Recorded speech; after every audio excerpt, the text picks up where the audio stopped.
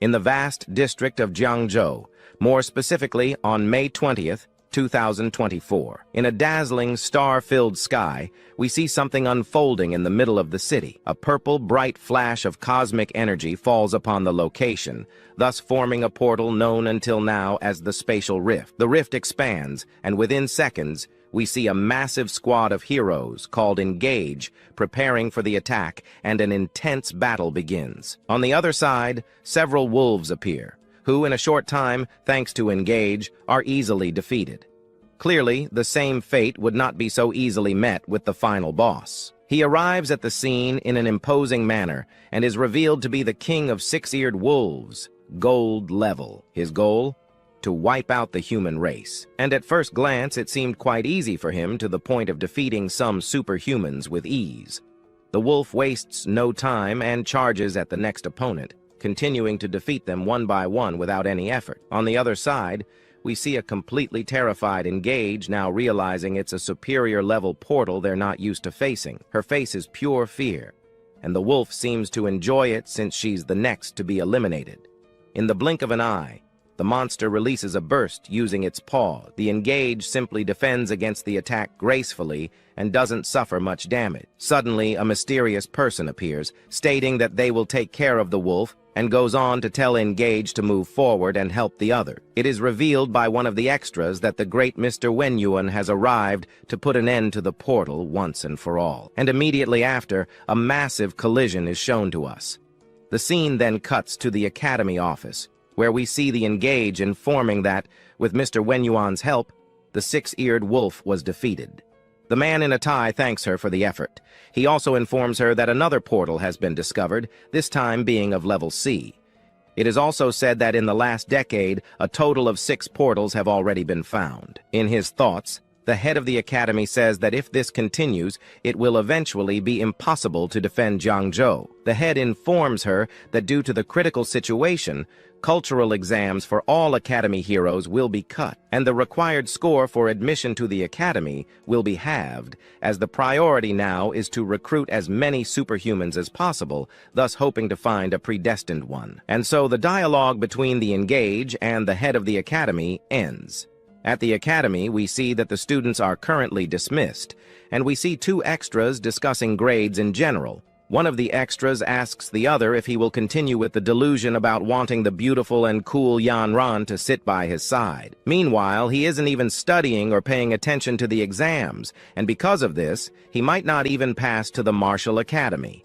In the end, both are lost. The scene cuts to Lin Yanran, a beautiful girl with red hair and blue eyes, everyone's dream.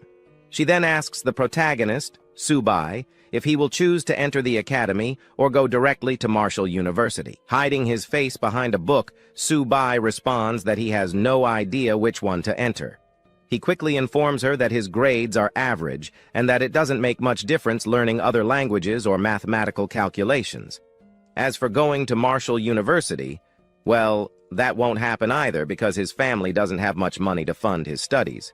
Besides, he also doesn't have any special abilities. Confused, Subai wonders which path he should take. It is soon revealed that he came from another world, and for some reason hasn't had any awakening of a special ability or the famous system. Still confused, he wonders if he truly came from another world or not. Since he hasn't had any abilities until now, why am I still here? Well, his thoughts are interrupted when Lin calls his name, telling him to go with her to the academy. Subai gets curious and decides to look in her direction. Lin reveals that there's a way for Subai to pass directly without worrying about exams and everything else. He then feels surprised and doesn't understand anything, to the point of shouting. Lin calls his attention, telling him to keep quiet. And after the protagonist's outburst, suddenly, a huge system appears in front of him, full of information about the protagonist.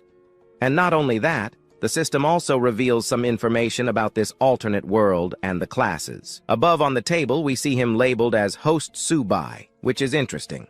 Right below, we are presented with his age, 18 years. Constitution 4, Agility 5, Intelligence 5. Then the system continues. Beast Tamer trait. The host can make a contract with any life form as his domesticated beast. The system will automatically detect suitable beasts for contracting. Current domestication limit, 1. Evolution of talent. Contracted beasts can evolve infinitely. Their levels can surpass god-level limits. The beast's attributes and skills will be proportionally transferred to the host, with higher-level beasts providing a greater return. Then we are presented with the levels in prompt format. Prompt 1, Invasion of Countless Races, Global Crisis. Prompt 2, the levels currently known are Bronze, Silver, Gold, Common, Platinum, Diamond, Lord level, King level, and God. Each level has the beginner, intermediate, and advanced stages. And after an extensive presentation about the basic workings of magic and hierarchy, Subai is left confused and wonders if that vast vision on two fronts would be his system. On the other hand, it seems Subai got lost in his thoughts, since Lin is left not understanding anything and asks what happened and why he is sweating so much. If everything is okay. As usual, the system is unique, meaning only our protagonist can see it. Returning to reality, Subai says everything is fine, and holding Lin's hand makes all the other Academy bystanders jealous. And among them appears a bully who tells Subai that, besides sitting close to Lin, he still dares to touch her, and even praises her by calling her a goddess. And irritated, he lunges at the protagonist to give him a beating. However, the bystander didn't expect the presence of the class teacher, who immediately stopped his movement. Walking, she announces that she has good news to share. Zhangzhou's Martial University has updated its website, and starting this year, all superhumans will not need to take exams. They will now go directly to Martial University. Furthermore, students with an enhanced physique will have their course scores halved. Obviously, the students are almost speechless upon hearing such an announcement. But soon after, they all shout in excitement, as such news doesn't come every day. However, the protagonist and Lin remain indifferent. And before the teacher leaves the class, she informs that all who have awakened any ability or a martial foundation need to accompany her to her office to proceed with the process. Subai, lost in his thoughts, says that the opportunity seems interesting and came at the right moment, as he awakened his abilities just a short time ago, and thanks to that, it will greatly facilitate his progress. Lin, however, questions in his thoughts if the protagonist really intends to go to the Martial University. The scene cuts to our protagonist walking through the city of Jiangzhou. Subai is his name, and he has been in this parallel universe for 17 years. Subai reveals that in mid-1906, on September 18th, a massive rift opened above the city. We see several frightened people filming with a cell phone camera and wondering what that might be in the skies. However, what no one expected was that enormous and dangerous beasts would emerge from the spatial rift, destroying everything in their path, including humans. Obviously, humans wouldn't let the beasts do whatever they wanted. And shortly after, a military battle began, bringing together all the nations of the world against the monsters. 3 months later, almost everything returned to normal, with the rift beasts defeated. However, with the relentless appearance of spatial rifts, the battles would be endless and futile. Then, the army launched suicide squads to investigate the rifts. Through the expeditions, they discovered a vast and endless land on the other side. Thus, the nations decided to create military bases within the rifts to prevent the monsters from coming through. And so began the new era of the community. Now, with the coexistence of the rifts, it was only a matter of time until a second rift appeared, a third, a fourth, and so on. Over the last 100 years, the number of rifts has more than doubled to the point where the entire world is covered by them. Each portal connects to a different race of beasts. Thus, scientists had to name each battlefield, such as the battlefield of ancestral creatures. But at the same time that creatures tormented humanity, the spiritual energy of the world also increased, to the point where superhumans with special abilities emerged. And as conventional military weapons deteriorated, superhumans excelled and proved more capable and stronger. Eventually, superhumans replaced firearms. The scene returns to our protagonist, who, in his thoughts, says that the war among the myriad races continues to this day.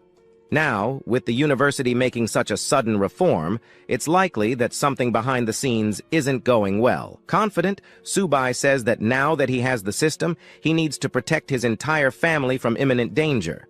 And for that, he needs to become stronger and go to the Martial University to join the military. With a glimpse of the university entrance, our protagonist says that now that he is a beast tamer, he only needs a familiar, and everything will be set. His first step is to go to the Martial University, no matter what. Looking at his cell phone, he hopes that the 2,000 yen will be enough to enroll in the university. Subai returns to his dormitory, and at the entrance he tells himself that the system will automatically detect a suitable beast. He still wonders why he hasn't been alerted yet. Cutting off his thoughts, the girl at the counter welcomes him and asks if he needs anything. Subai responds that he came to tame a beast and asks which ones she has available. She promptly points in the direction of a glass window with various races displayed. The first one is a black cat with a high cost for an ordinary beast, but it has the blood of a nether black cat, and it can easily rise to the silver level. Subai, on the other hand, was left speechless by the high cost of the familiar. The girl continues, now presenting the six-eared wolf, a wolf from the lineage of 6 ears. And as soon as she finishes and asks which one the protagonist liked, Subai simply disappears, leaving the girl without understanding anything. The scene cuts again, and we see the protagonist walking in an alley, wondering what's wrong with the prices of the beasts, and if he was almost being ripped off due to the exorbitant price of the creatures. And even though they have the blood of monsters, the price is not justified. Subai also finds it strange that once again the system has not found a suitable familiar. Arriving at his house, Subai throws his backpack down and is suddenly interrupted by the system. He is surprised that, out of nowhere, the screen appeared in front of him informing him that a small turtle has appeared, and it is possible to tame it. The system gives the option to accept or refuse the familiar. Not fully understanding what's happening, Subai looks towards the aquarium, where his father's little turtle is. He even questions the system. Looking into the aquarium, we see the turtle upside down. Meanwhile, the protagonist says in a monotone manner that his first gift will be a small turtle, and because it's so small, he doesn't know what to do. With little choice and unable to tame a better familiar in a battlefield setting, he simply accepts the small turtle as his first familiar, and later, he intends to get a better one. And so it is done. The turtle is now part of the protagonist's power. However, its characteristics are still inferior, but create room to become infinitely strong. Its main information is small turtle level, common beginner, contains traces of the sacred lineage of the black turtle, can grow infinitely, and eventually defeat gods. Constitution, 1 defense, 3 mentality, 11 speed, 1 skill, turtle shell, defense, evolution method, feeding. Obviously, all this information left the protagonist surprised and not understanding anything at all. On the other hand, it's as if he had received a great gift, so he accepts it gladly. The most interesting thing is that his familiar is from the black turtle lineage, and he wouldn't trade it for anything in this world. While Subai exults with happiness, in the background, a mysterious person appears and yells, asking what the protagonist is doing with Xiaoba, adding that the turtle already has an owner. And here the story introduces Su Xiaomei, the protagonist's sister. Subai replies that he was not doing anything, and suddenly the turtle escapes from his hand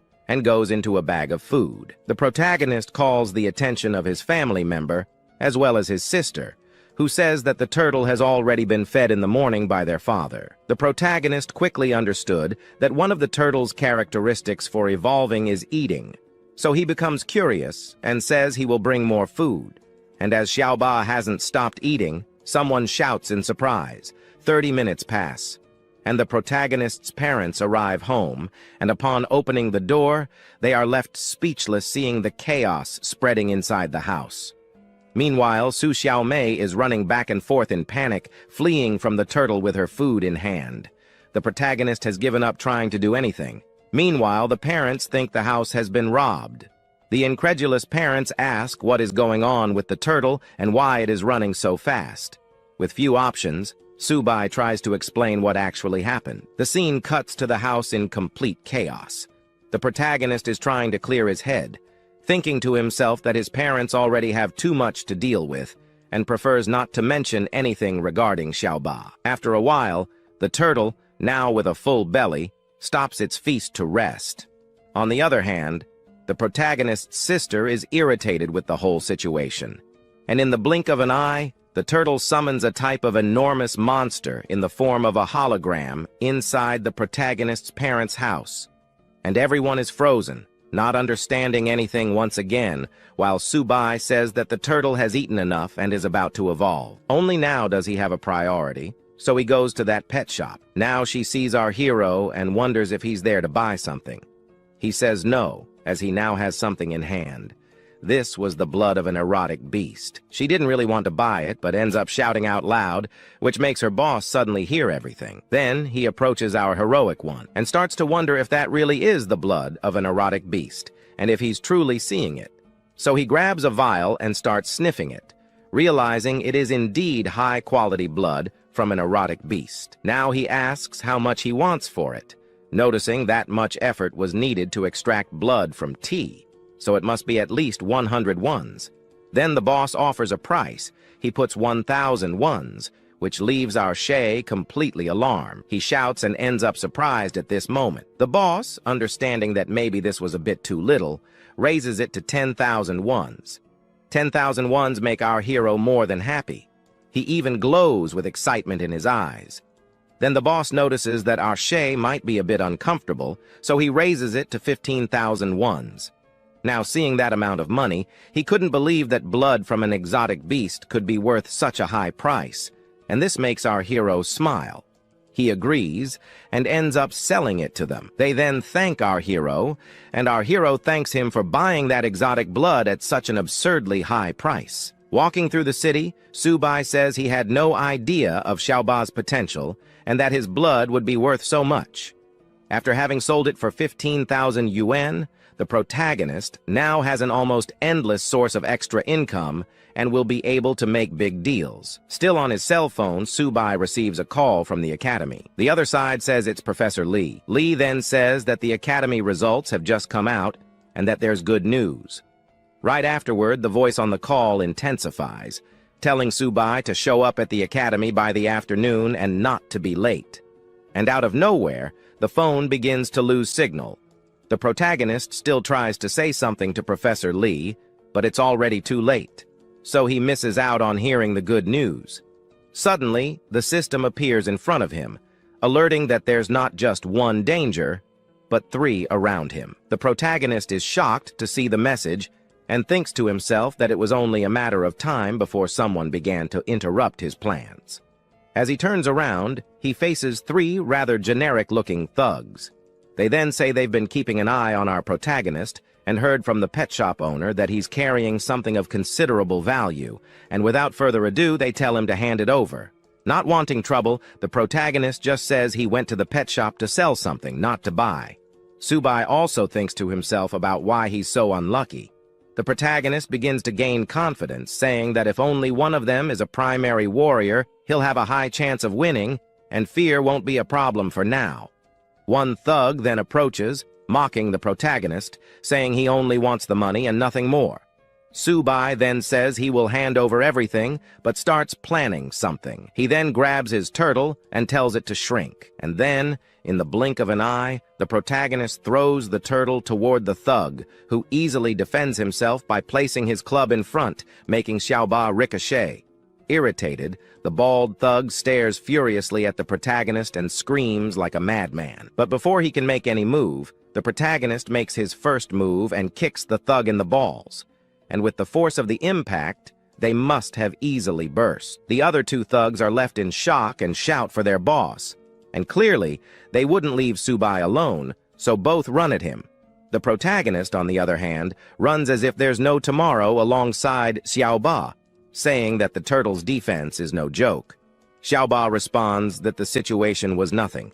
Both bad guys catch up to the protagonist, and when they're about to deliver the final blow, Subai tells the turtle to grab onto his wrist, and so it is done. The protagonist then slides and turns toward the thugs and, with all his strength, lands a solid hit on one of their chins. The other simply slips and falls to the ground. After finishing off the thug with the club, Subai then drives the other's face into the ground. The scene cuts to the boss waking up from the impact, saying he will finish off the protagonist, but it was better for him to have stayed unconscious. Subai, seeing the big guy awake, grabs Xiaoba by the hand and throws him with all his strength toward the extra, who hits him square in the face. This not only breaks some teeth, but also knocks him out cold. Now, with everyone on the ground, the protagonist says that those who seek trouble find it, and they definitely didn't get along. While Subai is distracted organizing his things, he notices that the turtle is messing with something on the boss's body. Desperate, Subai runs towards his familiar, asking what he is doing, and what he found that is so good. And before the turtle finishes the drink, the protagonist grabs it, revealing then that it is a potion of chi and blood. Subai says that the potion is worth a good amount of money and is enough for a warrior to consume for an entire month. When he realizes, he sees that Xiaoba drank the entire potion and wonders if the turtle will withstand all the pressure.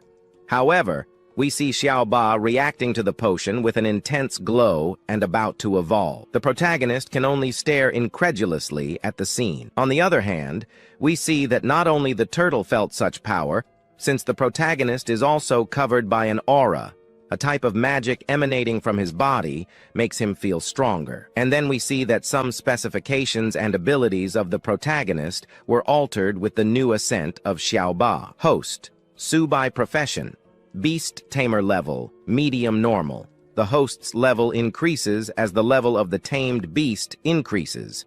Age, 18. Physique, 16. Basic attribute, 10 points. Inherited from tamed beast, 6 points. Agility, 12. Spirit, 22. Tamed beast, small turtle. Can visualize detailed attributes. Talent 1. Evolution.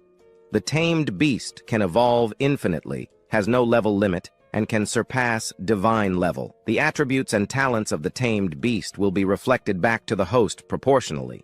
The higher the level, the greater the proportion. Talent 2. Turtle Shell Defense. Consumes a bit of resistance to activate. When activated, the outer skin of the host is covered by turtle skin, providing excellent defense. Subai is impressed with the potion of chi and blood, as it not only increases his abilities, but also gave him a new talent. And the best part is right now, because the abilities of the small turtle now evolved, increased drastically after consuming the potion. Tamed beast. Small turtle level, medium. Normal, the lineage of the black turtle has not yet been activated. The bronze level activates part of the lineage, and the attributes will increase drastically. Physique, 32. Defense, 38 talent. 2. Turtle shell. Defense. Consumes a bit of stamina, increasing defense by 50% to 100%. After seeing that not only the statistics increased but also its size, the protagonist is impressed. And looking at the system screen, Subai remembers that he learned something related to familiar evolution in some class. And even an exotic creature has an evolution cap, being level 30. In the background, we see Xiaoba all happy, while the protagonist asks if without activation the turtle is already extremely strong. He then wonders what would happen if he activated it. Well, anyway, the protagonist's day so far has been full of problems, but is far from being the last, so he concludes by telling Xiaoba that for today that's all, and that he has already eaten too much. The scene then cuts to the classroom of the academy, where we see the teacher saying that the results have been published, and the remaining students need to submit their applications. It is also mentioned that on a later day, another professor from the Marshall University will come to the school to administer the skill test to the students. The teacher also emphasizes that there are only 2 spots available. The scene cuts to Lin asking our protagonist if he has made up his mind, if he will apply for humanities or go straight to the Marshall University. With a determined expression, Subai replies that he will definitely go to the Marshall University and that he will do everything to secure the spot. Worried, Lin tells Subai to go with her to the Humanities Institute, adding that the Marshall University is dangerous because they take students to a real and dangerous battlefield. She concludes by saying that the protagonist's grades are still not the best. On the other hand, Subai says that if it is not him who goes to the front line in the battlefield, no one else will. so he has to do this. Making a funny face, he stares at Lin and sincerely says that he will go to the battlefield to protect a certain someone. Lin, on the other hand, doubts and in her thoughts questions whether the protagonist refers to her when he says that he has someone to protect. The professor soon arrives at Lin and asks which one she will apply to, and with a gloomy expression of indifference, she just stays quiet for a moment. Meanwhile, Subai thinks that all this time, Lin has not trained her body for the frantic battlefield, nor even awakened a skill, so he assumes that she will choose the Humanities University. In the end, Lin only tells the professor that she will think a little more. The teacher concludes the class by saying that each of the students is now one step away from making an important choice for the future, then tells everyone to take their applications and go home to talk with their parents, as it is mandatory to show up the next day with the completed application. And so, the day's class ends. The scene then cuts to a dressing room where we see someone changing. It is soon revealed to be Lin, who is in her perfumed water bathtub. Ahead, we see her maid pouring water into the bathtub. Meanwhile, she is on the phone talking to Subai, now revealing that she has decided to go to the Marshall University as well. With a flushed face, she says that she still has another surprise to give to the protagonist. On the other side of the call, we see Subai in trouble and with his nose covered collecting Xiaoba's feces that are all over the house. The protagonist is surprised to receive the news that Lin also decided to go to the Marshall University instead of the Humanities one. Sometime later, Subai says he cannot give attention to Lin because he is having problems. In the background, we see him coming in with grandeur to capture his familiar while he tries to hide inside a bag. And the chapter ends with the protagonist shouting that he can't stand seeing Xiaoba eating all the time and making a mess everywhere, and that at some point, he will lose his head over this whole situation. In another scene, we see the teacher addressing hundreds of students, welcoming them and adding that an instructor from the Marshall University has come from afar to share his wisdom. His name is Zhang Kai. The teacher continues, saying that he is one of the great martial artists and also once trained at the same school as the students present. Kai soon introduces himself, saying that exactly 1 year ago, about 126 students graduated from the Marshall University, and that now, of those 126, 65 are still alive, and the scale continues. 2 years ago, 98 students graduated, and today only 32 are alive. 3 years ago, 86 managed to graduate, and of those 86, only 11 are still alive. The scene cuts, and we see that Kai's statement was not well received by the students, who are now afraid. On the other hand, the martial arts teacher continues, saying that he didn't say this just to scare the students, but so that they understand that after being admitted to the Marshall University, the students will gain nothing. Their only function will be to protect the country, bear responsibilities, face dangers, and complete tasks. As the instructor says this, we see the protagonist seriously listening, while Lin watches him with concern from behind. Kai continues, fervently saying that from now on, only the best will enter the Marshall University, and asks if the students want to become strong. This is warmly received by the students, who shout in unanimous agreement. And so, the instructor finishes by saying he will be waiting for each of the students at the final exam. Still in the same place, we see the protagonist about to leave when the teacher catches his attention. Without understanding much, Subai just stands still. Instructor Kai then asks if the boy is really Subai, to which he replies that yes, he is. The protagonist then asks what the instructor wants with him. Then, without much talk or delay, Kai simply says that the protagonist has already been selected for direct admission to the Marshall University, without needing to take any kind of exam. And finally, he asked the protagonist to go to the entrance to wait, as he will soon be selected for the practical test. Clearly, the protagonist and the other students present were surprised by the news, making the scene somewhat humorous. The director confirms, telling Subai to go ahead as the bus is already waiting for him. On the other hand, some students were still confused, wondering what just happened, while another says that Subai must have some kind of connection with the university teachers. And in the background, a girl feels envious.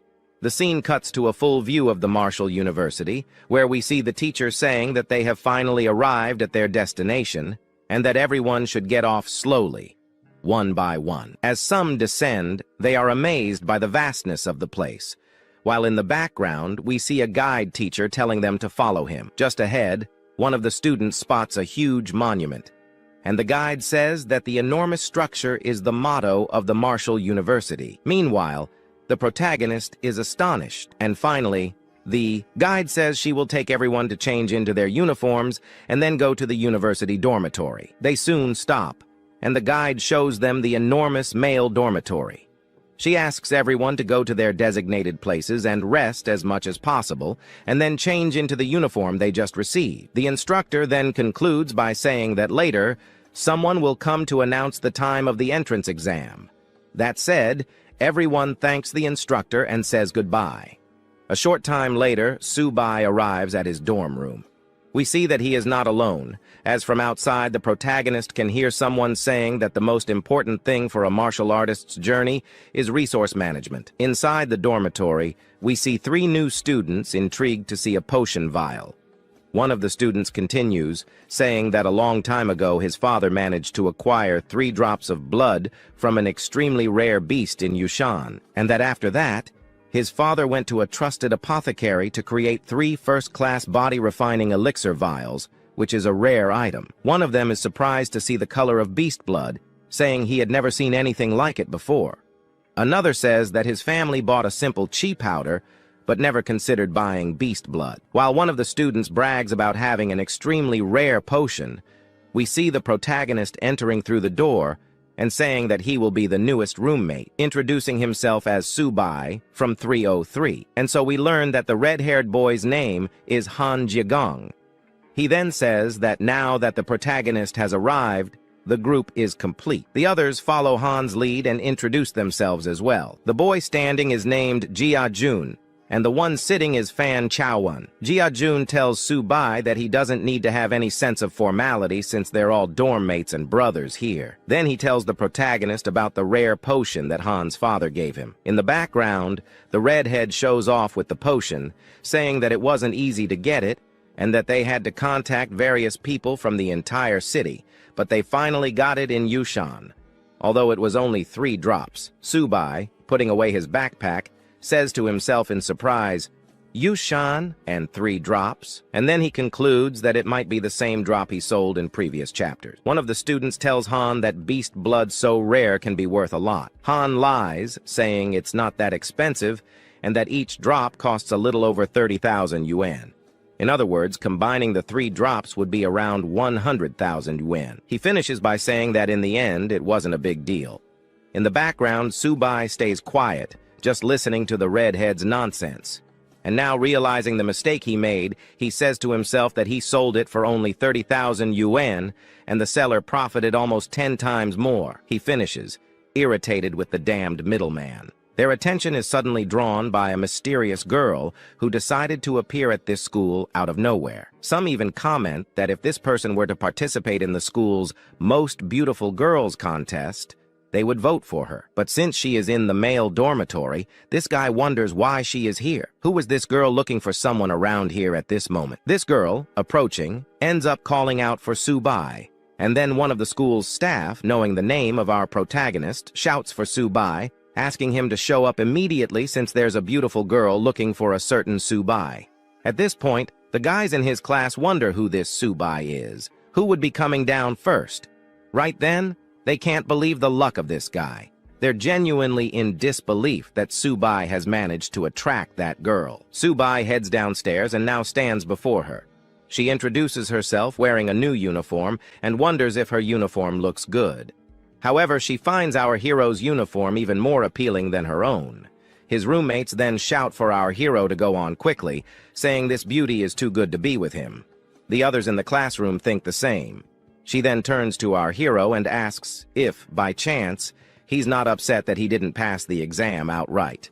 He replies that he's not, since in any case, he would still have to take the exam from another angle. He's aware that she did all of this for him, and he thanks her. However, she already knew that a new event would take place the next day, so she prepared a cultivation elixir for him. He thanks her once again for doing so much for him, even asking if she could keep it for herself. But she ignores this request. and as she leaves, asks Subai to meet her there the next day, as she wanted to see him again. After she leaves, we see his roommates wondering who that guy is. He managed to win over the most beautiful girl at school. They wanted to have a personal chat with our hero, so they ask him to sit down for a bit since they wanted to learn more about that girl. Sitting down, he's asked who that girl really was. He introduces her as just a classmate, nothing more. But the guy, seeing he wasn't interested in her, asks him to introduce her to his friends, considering our hero as a little brother now. After some time, they retreat, and he approaches his turtle, wondering what kind of elixir she had given him. He then thinks about going out for some air first. Meanwhile, elsewhere, we see our turtle, ready to take that portion. Our protagonist notices that it's a blood potion, which means he knows what needs to be done after drinking it. One thing is certain. After he takes this potion, he'll end up making a fair bit of money. Later that afternoon, his roommates take him to a very fancy restaurant. He wonders what this is all for, but they ignore his question, now considering him their brother. They intend to have a celebration as a way of thanking him for enrolling in this school. However, he mentions that, subject of anus since he could be presenting, that our Yahanra law to them, since presenting it to them, wouldn't be a problem at all. However, now he wonders if Jang could basically help him with something more than specific. Now, as a brother, he ends up affirming that, yes, he could help. So while they're eating, he ends up seeing in front of him a portion of extremely rare blood. For him, it wasn't much, but he just wanted to sell it for a pretty good price. At this moment, taking it, they realize that the blood from his beast there was a little more substantial, with a much higher quality than what he had there before. At this moment, he ends up affirming to our hero a rather good contact and wanted to be inviting some important people from his family to be able to buy it, since even he doesn't know the price he could put on that portion. Our hero, however, as soon as he calls his father starts scolding him, saying that he ended up spending all the money he gave him so he could get strong in this academy.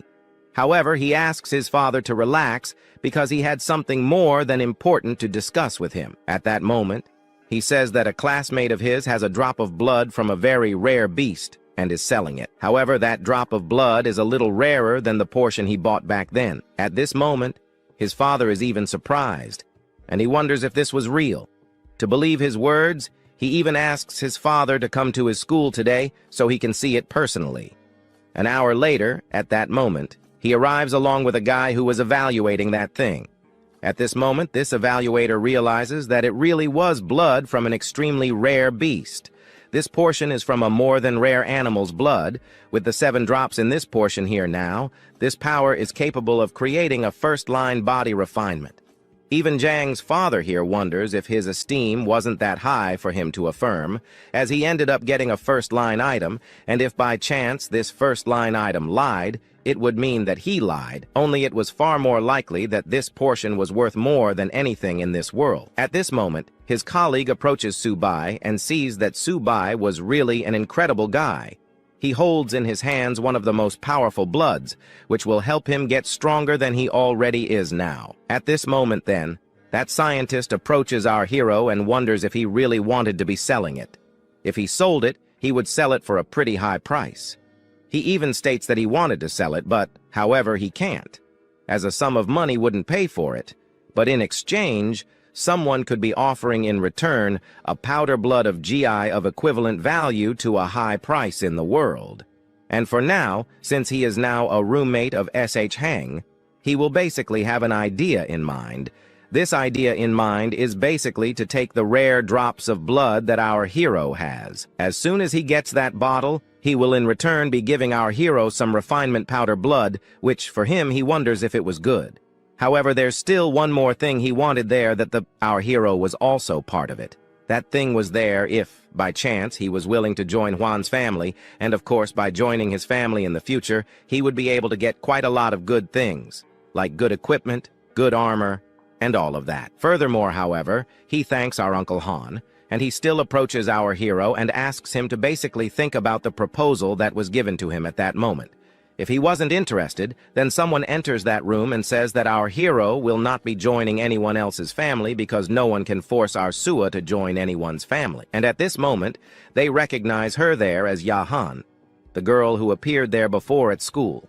However, he wonders why she was here. She then ends up saying that she had to do some things, important things here in the city, and for some reason, she managed to pass by this 5-star restaurant and for some reason found our hero here out of nowhere. At this moment, this high-quality gentleman then turns to that guy who was checking that thing of our hero, that portion. He wonders who this girl was, and so after introducing her, he then, in a more gentle way, starts to say that he's just a guy there who was a classmate of our hero, and he asks for her not to misunderstand things a bit. However, now that he's finished his important things here, she then invites our protagonist to go back with her to the school. Now he ends up saying goodbye to this wealthy family and thanks them for having purchased his resources. Just as he was about to leave, our gang calls out to our hero and asks him to wait since Kriya is going along until his father stops him, as he asks him to wait. Moreover, he asks him to make a rather good friendship with his father, as in the future, their family will depend a lot on him. Additionally, he asks one more thing, that he starts to do something a little more politely around that girl named Yahan. Now, because he said this, he becomes more than surprised to see that those two guys there are quite interesting allies to have.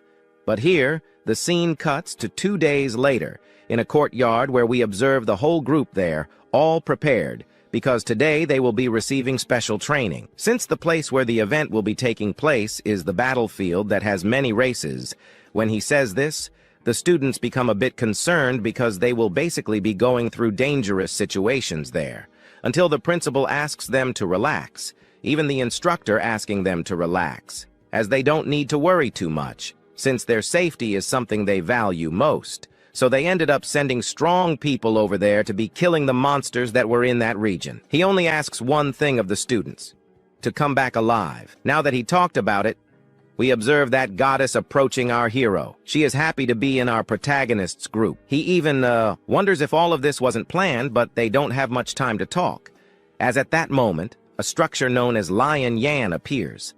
At this moment, the guys kind of understand that this teacher will be an excellent teacher, if you know what I mean. At this moment, she will be giving these new students their first mission. Their first mission was simple. This first task was to be writing a will. Now, at that moment, they will only have 8 hours to hand it to her. Some didn't even want to deliver it, as if they handed it in, they would most likely lose the first name of their family. However, our girl approaches Chai and wonders if he had any plans.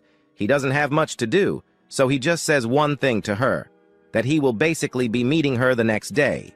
So then, everyone ends up returning to their dormitory. At this moment, in the dormitory, his roommates invite our protagonist to go out a bit, as tonight would be a fun night. However, he has some important things to do, so he declines their proposal. And if he needs anything, it's just to call his brothers, as they would be coming back here. However, he approaches our turtle, and as he approaches, he sees that this turtle had a rather hard shell.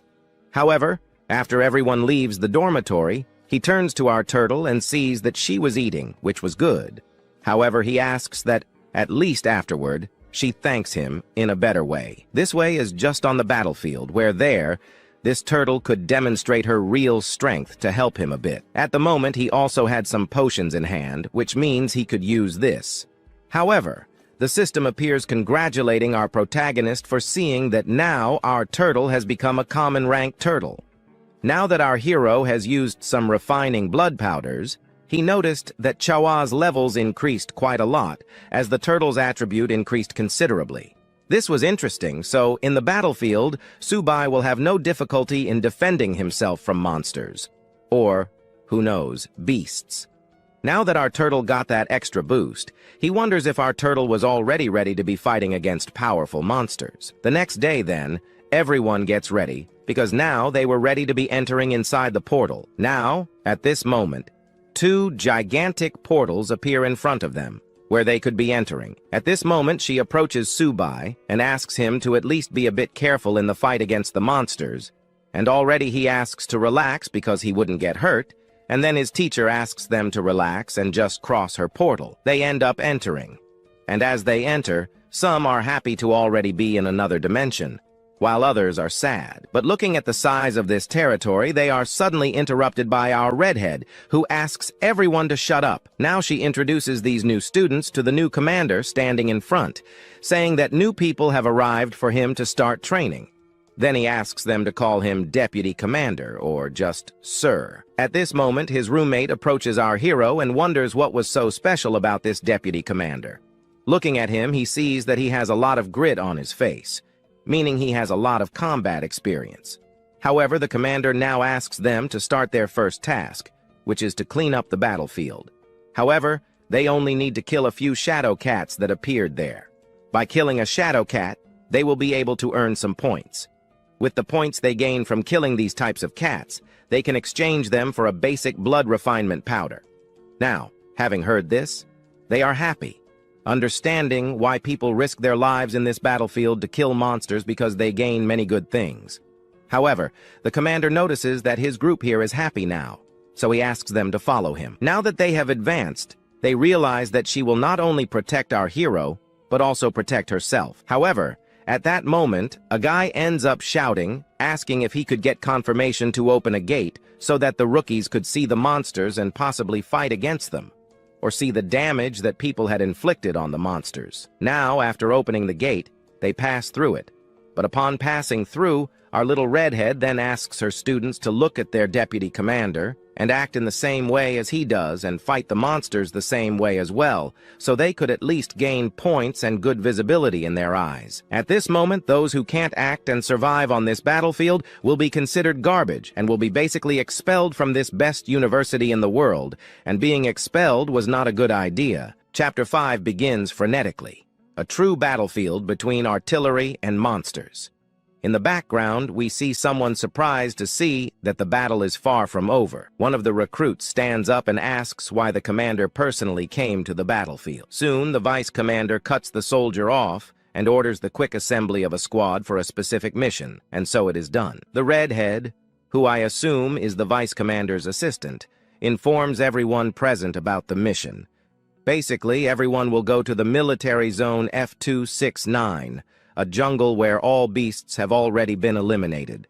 The mission for the squad is to go to the battlefield to extract the core of the shadow cat beast. The vice commander then finishes by asking if all recruits are prepared, to which they all respond vibrantly, yes. Next, we see one of the soldiers giving the starting command, instructing the assault squad to provide protection. The scene then shifts back to the vice commander and Professor Liao. One of the soldiers tells the professor not to worry, as it will be easy and quick to clear the battlefield. But sending new recruits to the battlefield is like bringing walking meals to the enemy. The soldier does not want that to happen. He then finishes by asking the vice commander why he personally came to command the protection team. Not satisfied with the question and the idle chatter, the commander silences the soldier, saying he talks too much and should not ask unnecessary questions. In the background, he merely obeys.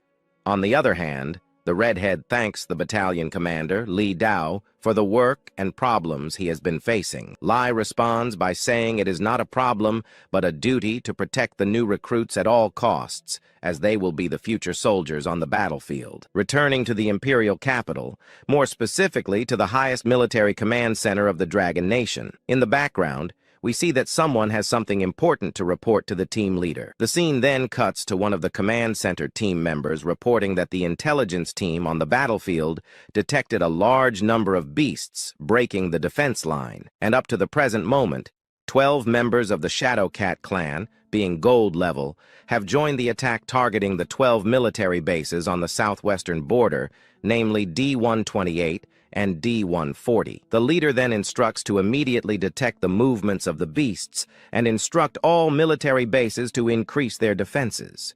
He then finishes by saying that the first-year students from various universities are currently training on the battlefield. The new students are the nation's future, and under no circumstances should they suffer losses, and thus the dialogue for a quick and drastic measure against the beasts at the command base of the Dragon Nation comes to an end. The scene then returns to the military zone, F269. In the background, we see several soldiers and monsters scattered on the ground. The vice commander then reiterates that everyone needs to clean the battlefield as quickly as possible, as every extra minute in the area can bring enormous danger to everyone. The scene shifts back to Lin, who tells the protagonist that the meat and claws of shadow cats can be used as materials to make weapons and medicines. Subai, on the other hand, wasn't even surprised, as many risk themselves on the battlefield to acquire rare materials. He concludes by saying that Xiaoba will have a feast today, meaning there will be enough food for the rest of the day. In the background, we see an extra celebrating for finding a beast core, exclaiming that he will become rich with the discovery. The scene then returns to the protagonist, who has the system screen open, and in the inventory, we can see some basic materials he collected on the battlefield.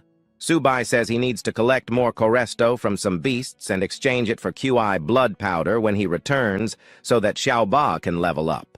Suddenly, the protagonist's system emits an alert. Extreme danger. 164 shadow cats are rapidly approaching with clear hostility. Threat detected 3 kilometers to the southwest in the forest. Host, stay alert. Threat level high. 5 stars, extreme danger. Lethal threat level.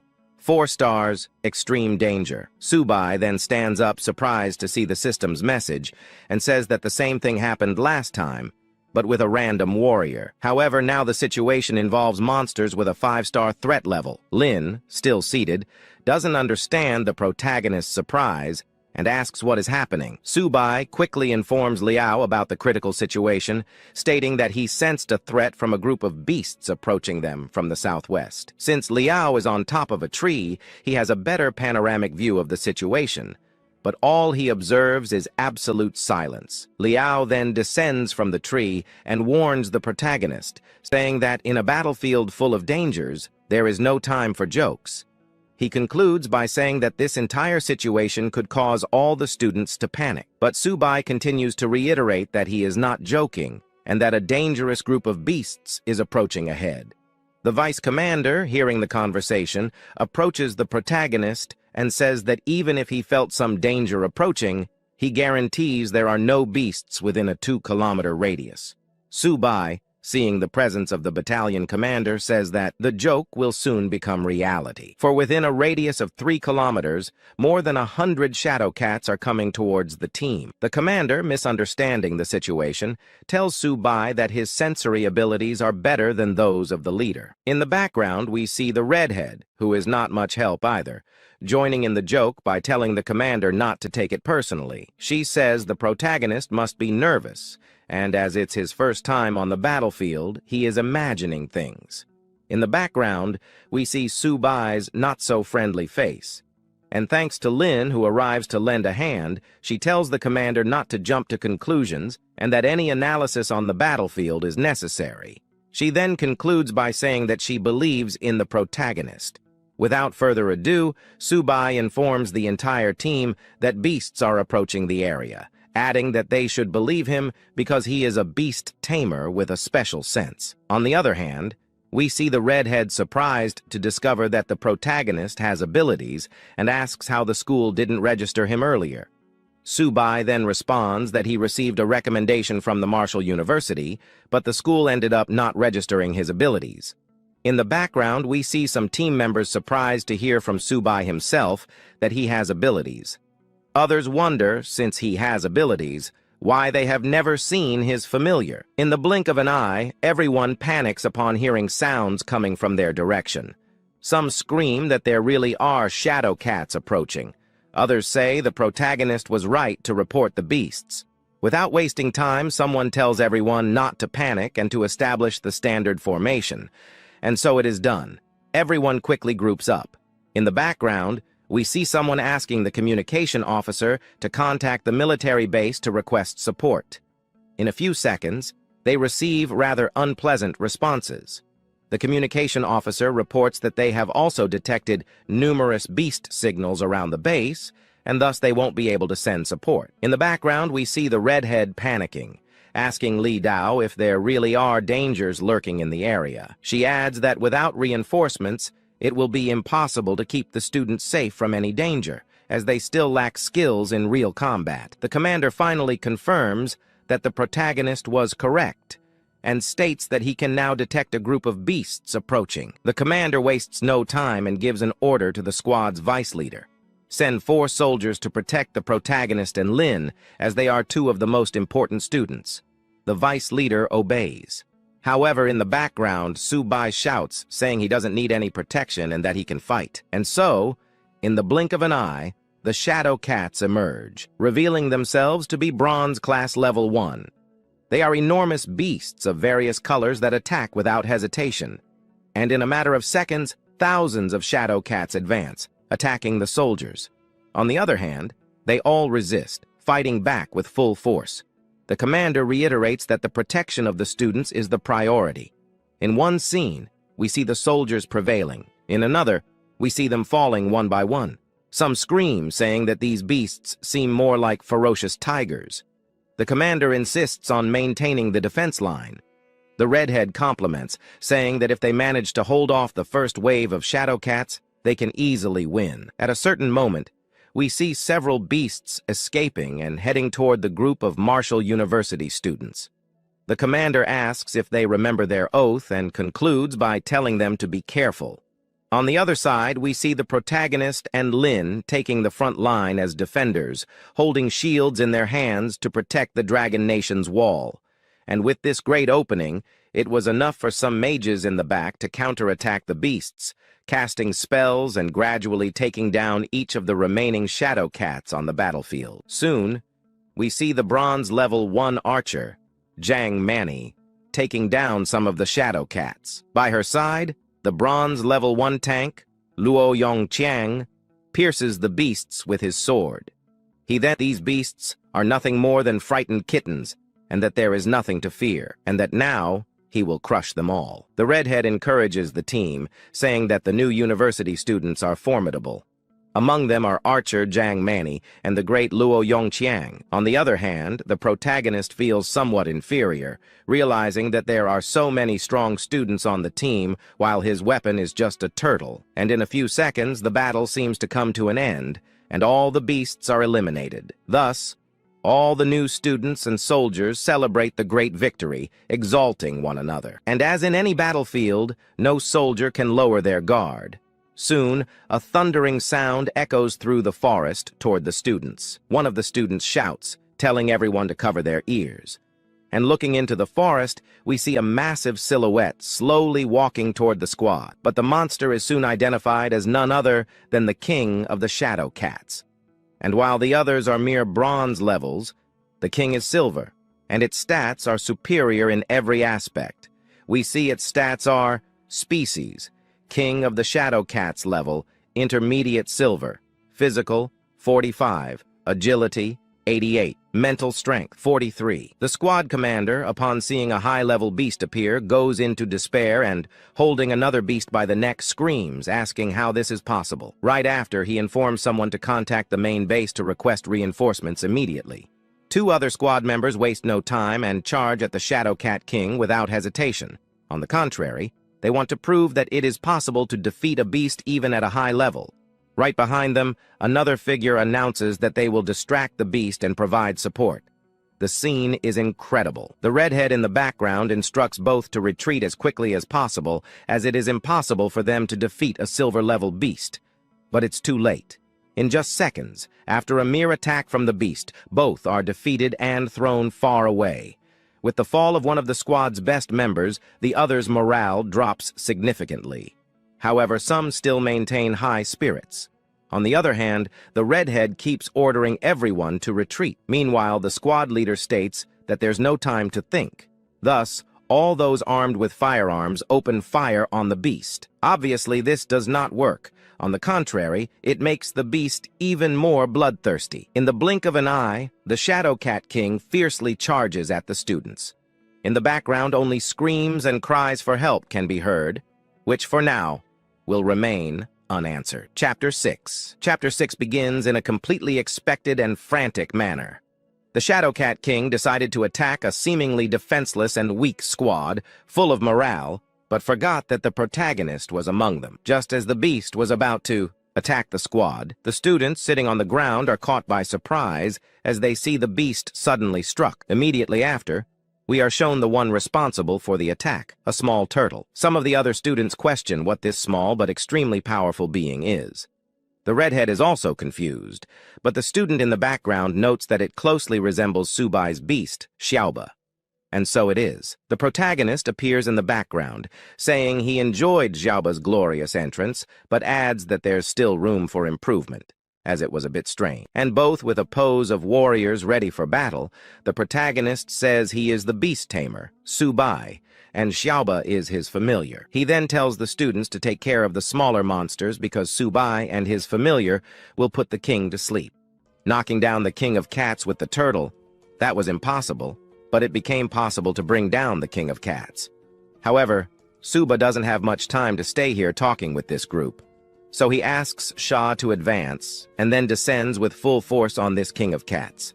Nevertheless, no one is surprised as our protagonist has a turtle, and on top of that, the turtle is very fast. Meanwhile, the commander is surprised to see that our hero's turtle is facing a beast like that head-on. Suba's display of animals was indeed a bit different, so the commander turns to his group and asks everyone to attack the Cat King, since Suba had done the main job of distracting the Cat King. Thus, the group ends up obeying the order, attacking all the monsters around them. But at that moment, the King of Cats ends up grabbing our turtle. By capturing the turtle, he then comes up with the brilliant idea of scratching, destroying, and tearing apart Suba. However, when the Cat King thinks about doing this, his claws end up completely breaking. Shawa, on the ground, feels delighted and starts laughing at the Cat King's face. Meanwhile, the commander from afar widens his eyes in surprise, seeing that a creature of such an abnormal level managed to defend against one of the most powerful attacks of this Cat King. But the commander doesn't have time to stay shocked. He asks his group to protect him while he also deals with that Cat King. With that said, he advances toward the Cat King with the sword in his hand, heading directly for the Cat King's abdomen, as he knew that this might be its weak spot. Thus he prepares and asks for the Cat King to fall from the strike, hitting its back squarely. But even that wasn't enough to destroy or even injure the Cat King.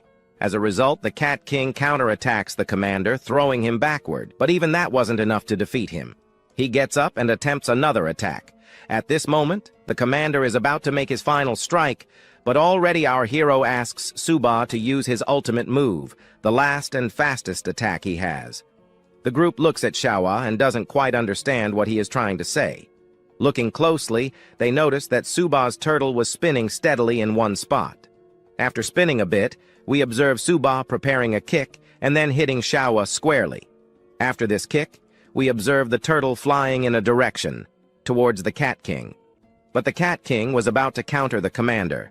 However, before the Cat King could do anything, the turtle hits the Cat King squarely, delivering a great blow, breaking half of its face, and sending it flying backward. Now that this happened, the commander says that he struck the weak point of this Cat King. They ask if the Cat King will still survive. Survive? I don't even know, as the Cat King spits out some blood, unable to even move properly on the ground. Then the rest of the students and the turtle advance a little further. At that moment, we observe that the turtle managed to defeat the Cat King. Everyone in the group finally jumps with joy now that they've killed it. Finally, everyone could be happy. Then we observe our hero's friend, who jumps into his arms, delighted to see he had enough strength to defeat a Cat King. Now that it's over, everyone approaches our hero and asks where he got a turtle like that, and if he knows where they can find one, as they want one too.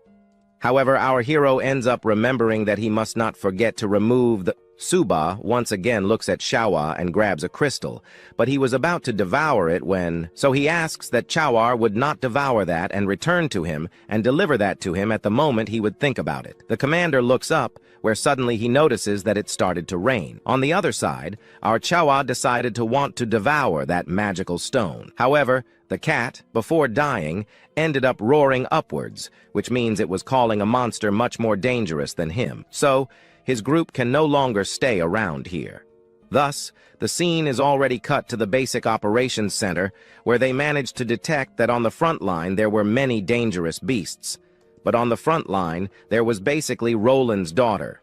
So he asks to protect at least his daughter. He said he would do this. However, to have more precise help, he would basically call for more support. He said it was unnecessary since he alone could handle any monster in this universe by himself. But there are those weak beasts. So he asks for 20 minutes. 20 minutes for his men to go there and deal with the rest of the weak beasts. Then he ends up choking and feeling nervous, thinking this was terrible. If Roland went mad, yangs of the dangerous monsters, he wouldn't even be able to handle it or find anyone in the world who could face a monster like that. On the battlefield, we then observe a dark cloud. Within that cloud, we then observe the monster saying that they were very stupid. Some do not understand why a beast like this had the possibility to speak like a human. So, this group asks their entire group to form protection and thus protect themselves from such danger that is advancing. Now that this monster has appeared, it approaches the creek. At this moment, it gets irritated to see that an inferior species was devouring and destroying this superior species. Out of nowhere, we then observe that this monster was actually devouring that king of cats. However, this beast that just appeared ends up being dangerous because even the system appeared, saying that this beast is another 5-star beast, so he must be careful. But now he discovers what beast this was. This was a golden-level beast. Being an extremely powerful beast, it possesses a specific ability called Baker, which, when injured, enters this mode. Then it uses all its power and attacks anyone and anything in its path. The students now give up on life. They see that not even the most powerful teacher in their classroom could stand against this monster. But at this moment, the commander asks them to run and seek help as quickly as possible and take the wounded along with them, as he will deal with this beast from here. However, he didn't have much time with it, as we observe that the golden-level beast quickly destroyed and knocked down that commander. Thus, we observe there that the beast was attacking the commander again. Sua, seeing this, asks Shupa to take care of protection. Then the turtle goes there, and at the moment that golden-level monster attacks the commander, the turtle steps in to protect the commander. However, it ended up pulling its paw back. Yet this time, the turtle could not defend itself so well since the claws of this monster were not broken like those of the Cat King. However, the turtle's defense was extremely high, but not enough to defend against this monster's claw, as minutes later, we observed that the turtle ended up being cut by the claw of this golden-level monster. The fallen commander shouts for Shalar to hold on a bit longer and wonders if he was really okay now, if he was really going to be okay. As soon as the turtle was wounded, at that moment, our hero also ends up being injured. Subai, hurt. We can only see her reaction to the injury. Our hero, the other one, the teacher, wonders how he managed to get hurt. For that, the commander ends up answering that he is a tamer, and it is very likely that he made a direct connection with the turtle. But now that she approached, the teacher did not see any deep wounds or anything of the sort, but the system screen appeared to us, saying that our pet's current condition was critical, and for that, he needed to activate the tamer's talent. At that moment, he also informs his group that he was fine. As soon as he said he was fine, the teacher stands up since Supai was suffering at the hands of that supreme cat in front of her. So, for this, he asks everyone to help, to provide support. The other one said yes. Since Suai was giving her best, he also had to give his best. But it was a mistake to do this, as the cat even asks them to come forward. The request was made. They advance, the whole group. But at the moment, some shadows cross and run toward our hero's group. So Supai wouldn't be hurt even more. She jumps in front of the attack. With this, she wanted to take the entire attack. At that moment, something strange was about to happen. An odd aura appears. She is even surprised. The damage that our turtle had received just now had already been healed. At this moment, the turtle not only recovered from that damage, but also managed to reach bronze level. From this, the turtle gains new abilities. One of these is the Turtle Barrier, which can gather a good amount of aura for defense. Another is H, which can cover her entire body, increasing her attack by 100%, and both defense and damage increase by 200%. At this moment, a giant H emerges from our turtle. That aura was so immense it left everyone at the sight stunned. Even the teacher could not believe that his beast ended up making those super upgrades. The other one, the commander, only sees now that our Subai has an epic-level beast. Subai at the moment then stands up, but she asks him to rest a little longer, since his previous wounds had not even recovered yet. However, Subai was fine. Then he points toward the monsters and asks Subai to do a great job. At this moment, the turtle advances, rushing forward, pushing that somewhat fierce kitten aside with small attacks. Like this, our Subar with Suba Beast managed to expel such a powerful beast with such ease. But not only did they do this, but now they also obtained an extremely good lineage for Suba's turtle. In addition to having the bronze level in their beast, Suba also managed to defeat the Regato. This was surprising, but that little shove our turtle gave was not enough, as she stopped with her sharp claws on the ground. At the moment, while she was about to do something, we observed that the monster started to become somewhat enraged. It only wanted everyone here to die. Everyone asks them to gather in one corner only, as the beast now became dangerous. The groups only thought of escaping, but the beast would not allow this. For this, it ends up multiplying. Several different kittens then head in all directions. However, the group asks each of them to stop these monsters, but nothing happens. So for this, Suba asks XAOBA to take care of these monsters. Said this, then the turtle ends up activating a gloomy aura. At this moment, this aura ends up echoing in all directions.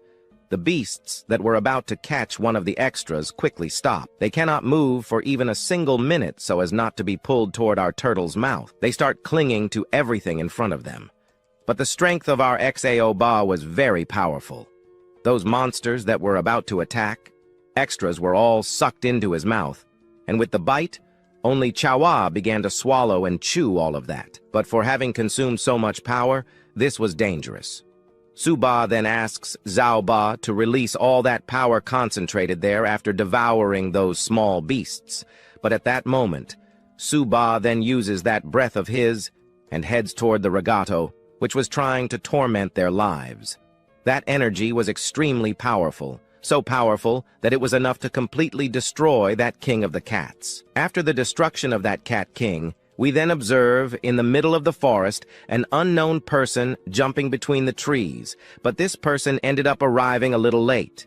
This is the same guard who was hired to protect that future wife, or rather girlfriend, of our protagonist. While staying in the background, just observing, they only watch the extras below pointing directions, asking to take care of the wounded, and also clean up the entire area to remove all the dangerous monsters that were around. At this moment, he advances and gets closer to the lady he was supposed to protect and asks if she is okay. She, completely safe and well, says she is fine. The guard is even curious about why she is here, but at the moment, the commander appears and ends up saying that his group had a tough battle against some monsters, and his squad cooperated only to make sure that the cats heading their way were defeated. But they managed to kill 800 cats from Neor, including several bronze-level monsters, one silver level, and another one of gold level. At the moment, some of the wounded were basically in danger, and now that it was all over, they were just taking care of the injured.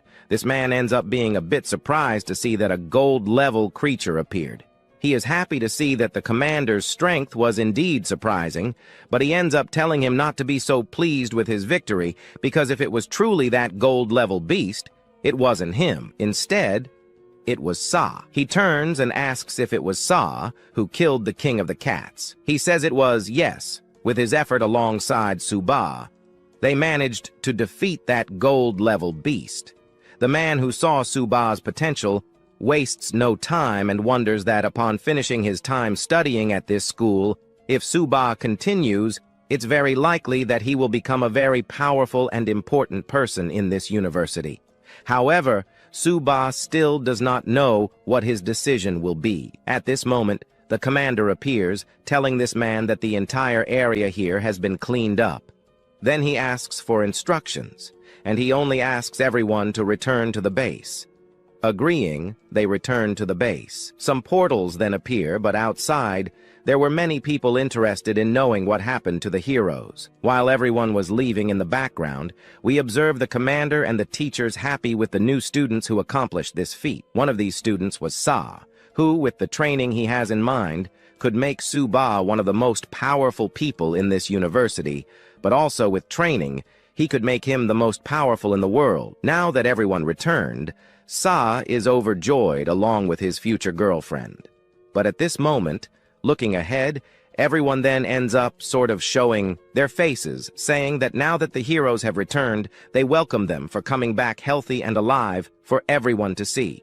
However, the one who ended up considering himself the hero ends up placing his hand on his head and says, "Hero? Me? Not no. Who is a true hero was Su-ba, because without Su-ba in this fight, it is very likely that they would not have returned alive. Some are even happy to see that they still returned, but returned alive. Now that they are back, one of the teachers approaches our hero and sees that he was literally a hero and perhaps will become the most powerful hero of this university. And besides that, he may not only become the strongest, but also might be entering history. However, our protagonist is not interested in that. He is interested in going back home, taking that cold shower and sleeping a little. So, we return to the dormitory, where we see his colleagues chatting, saying that today the bed feels a bit softer, as if it were giving them VIP treatment. They even think it might be because of his hard-working day, but another says no, as his small tasks wouldn't be exchanged for something as valuable as what they are experiencing here now. Then he gets up and asks Su-ba if, by any chance, he knows where he bought a turtle like that. He might be interested in buying one, seeing as our Su-ba was so solitary. It was also cute to see a little creature like him. However, Su-ba, on the other hand, only saw this new thing he was about to buy as an achievement. Perhaps this would be like conquering a 10 out of 10. But at this moment, while sleeping, they end up hearing someone knocking on the door. Our little red one then gets up and wonders who was knocking on the door at this hour. Opening the door, he is surprised. They had only come here to deliver some important things for a certain person, as this was made specifically for a special person. This was our Sunday. They had just come to deliver some impressive things for him. Opening the door, they enter. As they enter, the interested parties, I mean the girls, end up wondering who Su-ba was. But at this moment, looking fixedly at a bed, another from the back explains that this was Su-ba's bed, but he wasn't here at the moment.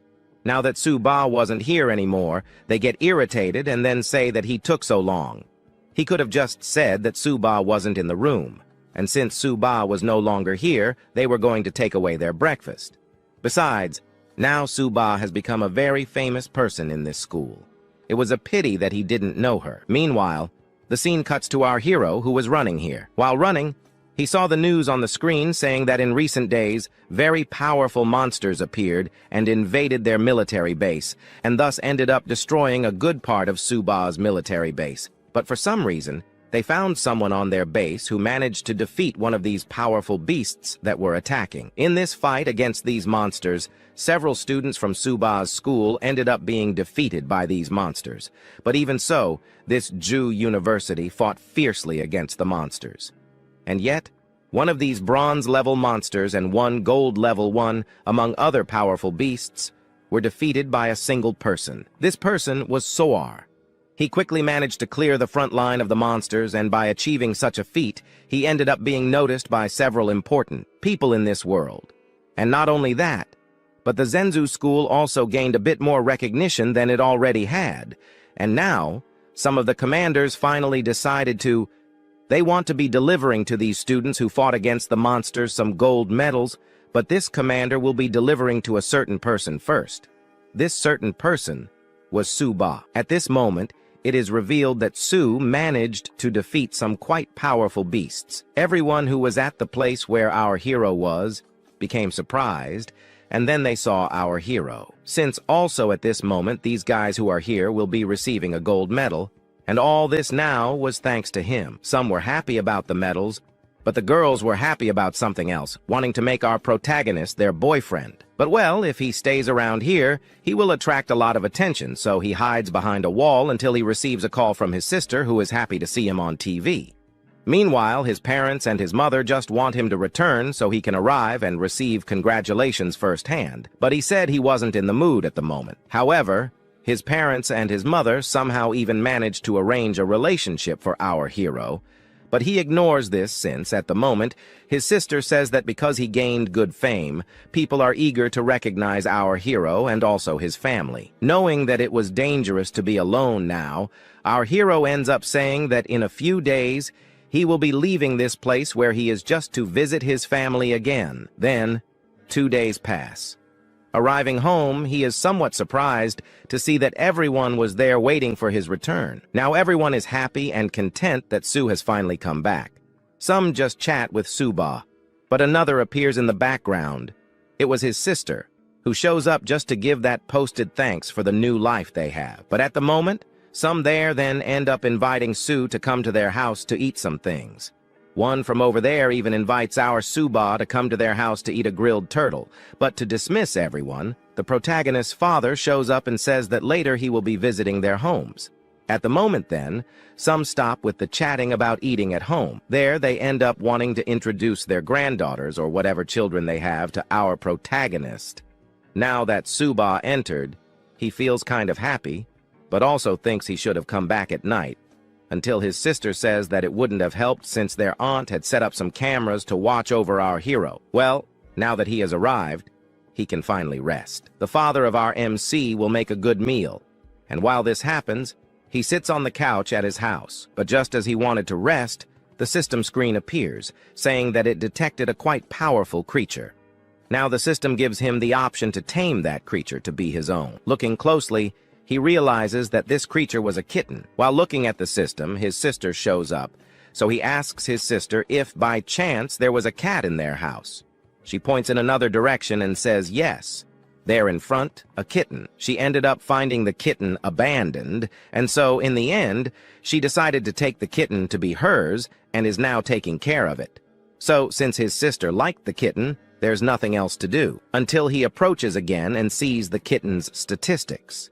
This kitten had a quite peculiar talent, as its talent gives 100% attack speed to its host, and also increases its attack power by 100%. Knowing that this beast staying with him would allow him to defeat many powerful monsters, he ends up approaching his sister and but Light interrupted his words, ending up saying that if this was widely used, all its advantages could be improved. Angelo then placed his hand on his tank and asked not to worry about it, as it wasn't something that could be mass-produced.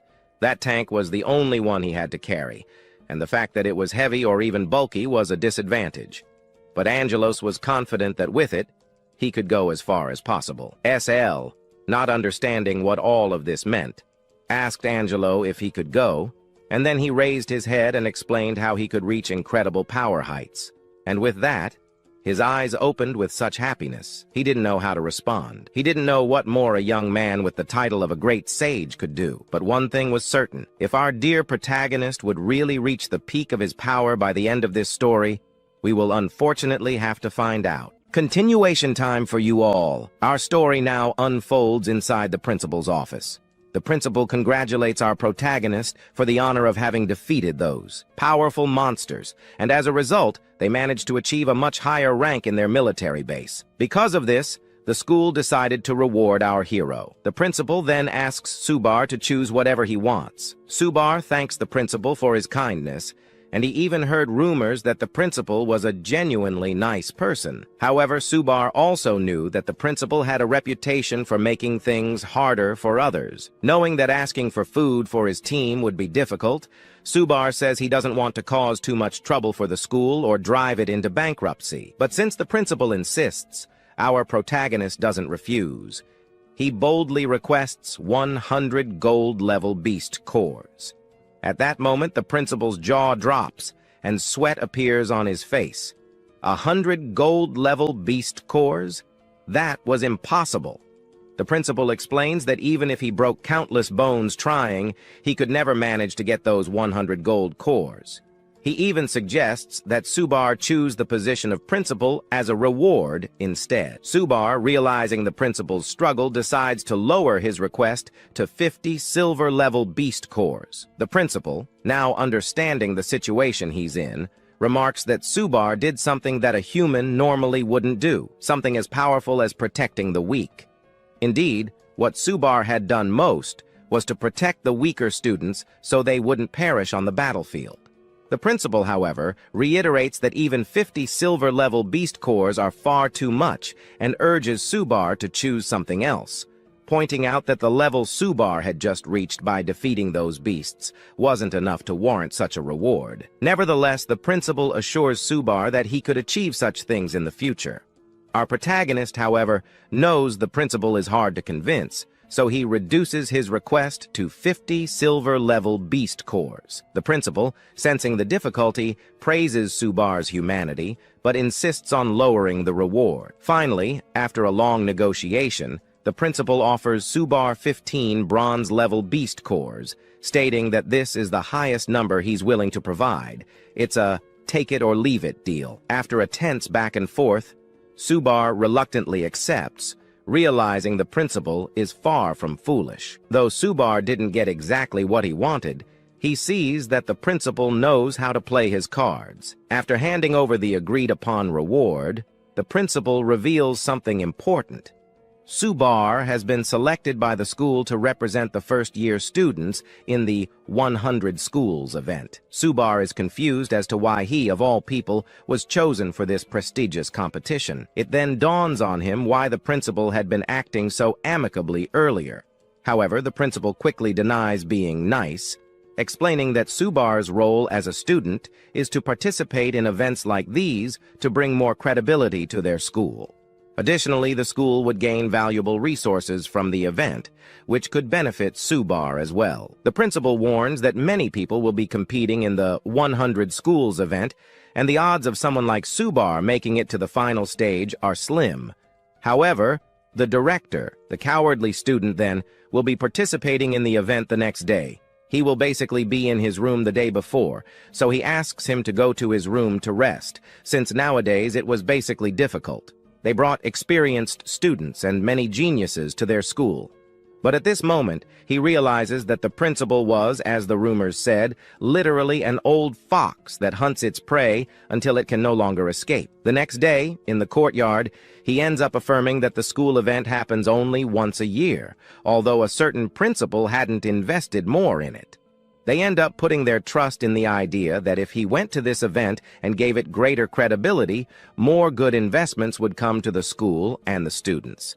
Meanwhile, they make a roll call, but we don't care much about the roll call. After that, someone comments that they are basically being wronged because we notice that they were one of the first schools.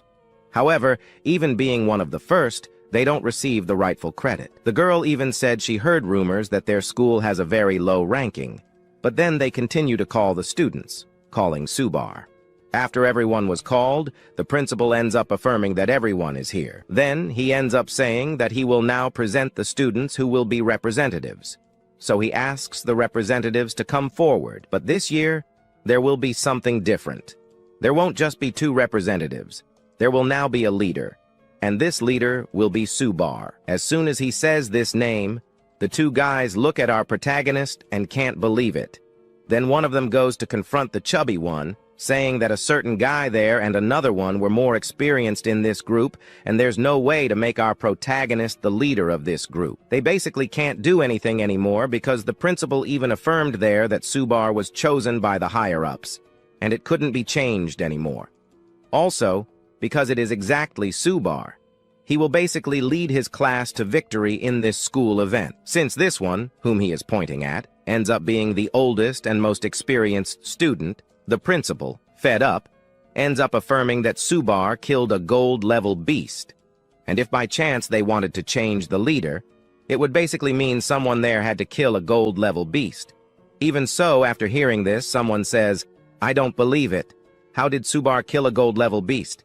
This could be a trap he set up." Another one who ends up overhearing the conversation steps in, saying that it's true, there's no way Subar could have defeated such a powerful beast. Then he challenges our protagonist to a fight, but to satisfy these guys' thirst for a fight, he ends up affirming that they were right. Maybe the old man up front is crazy for having chosen him as the team leader. Meanwhile, the old man kept moving forward, while Subar wondered if the old man was trying to make him the target of the entire school. In the meantime, he affirms that 20 days will be enough for him to rest and prepare. While Subar was running, seeing that he couldn't Stay there." The guys were surprised by his speed. After escaping completely and successfully, they couldn't believe how Subar managed to defeat a gold-level beast. "You're such a coward." But the one who saw all this ends up affirming that sooner or later he will be calling him for a fight. Meanwhile, elsewhere, already at the university, he ends up taking those 15 bronze-level beast cores out of his bag.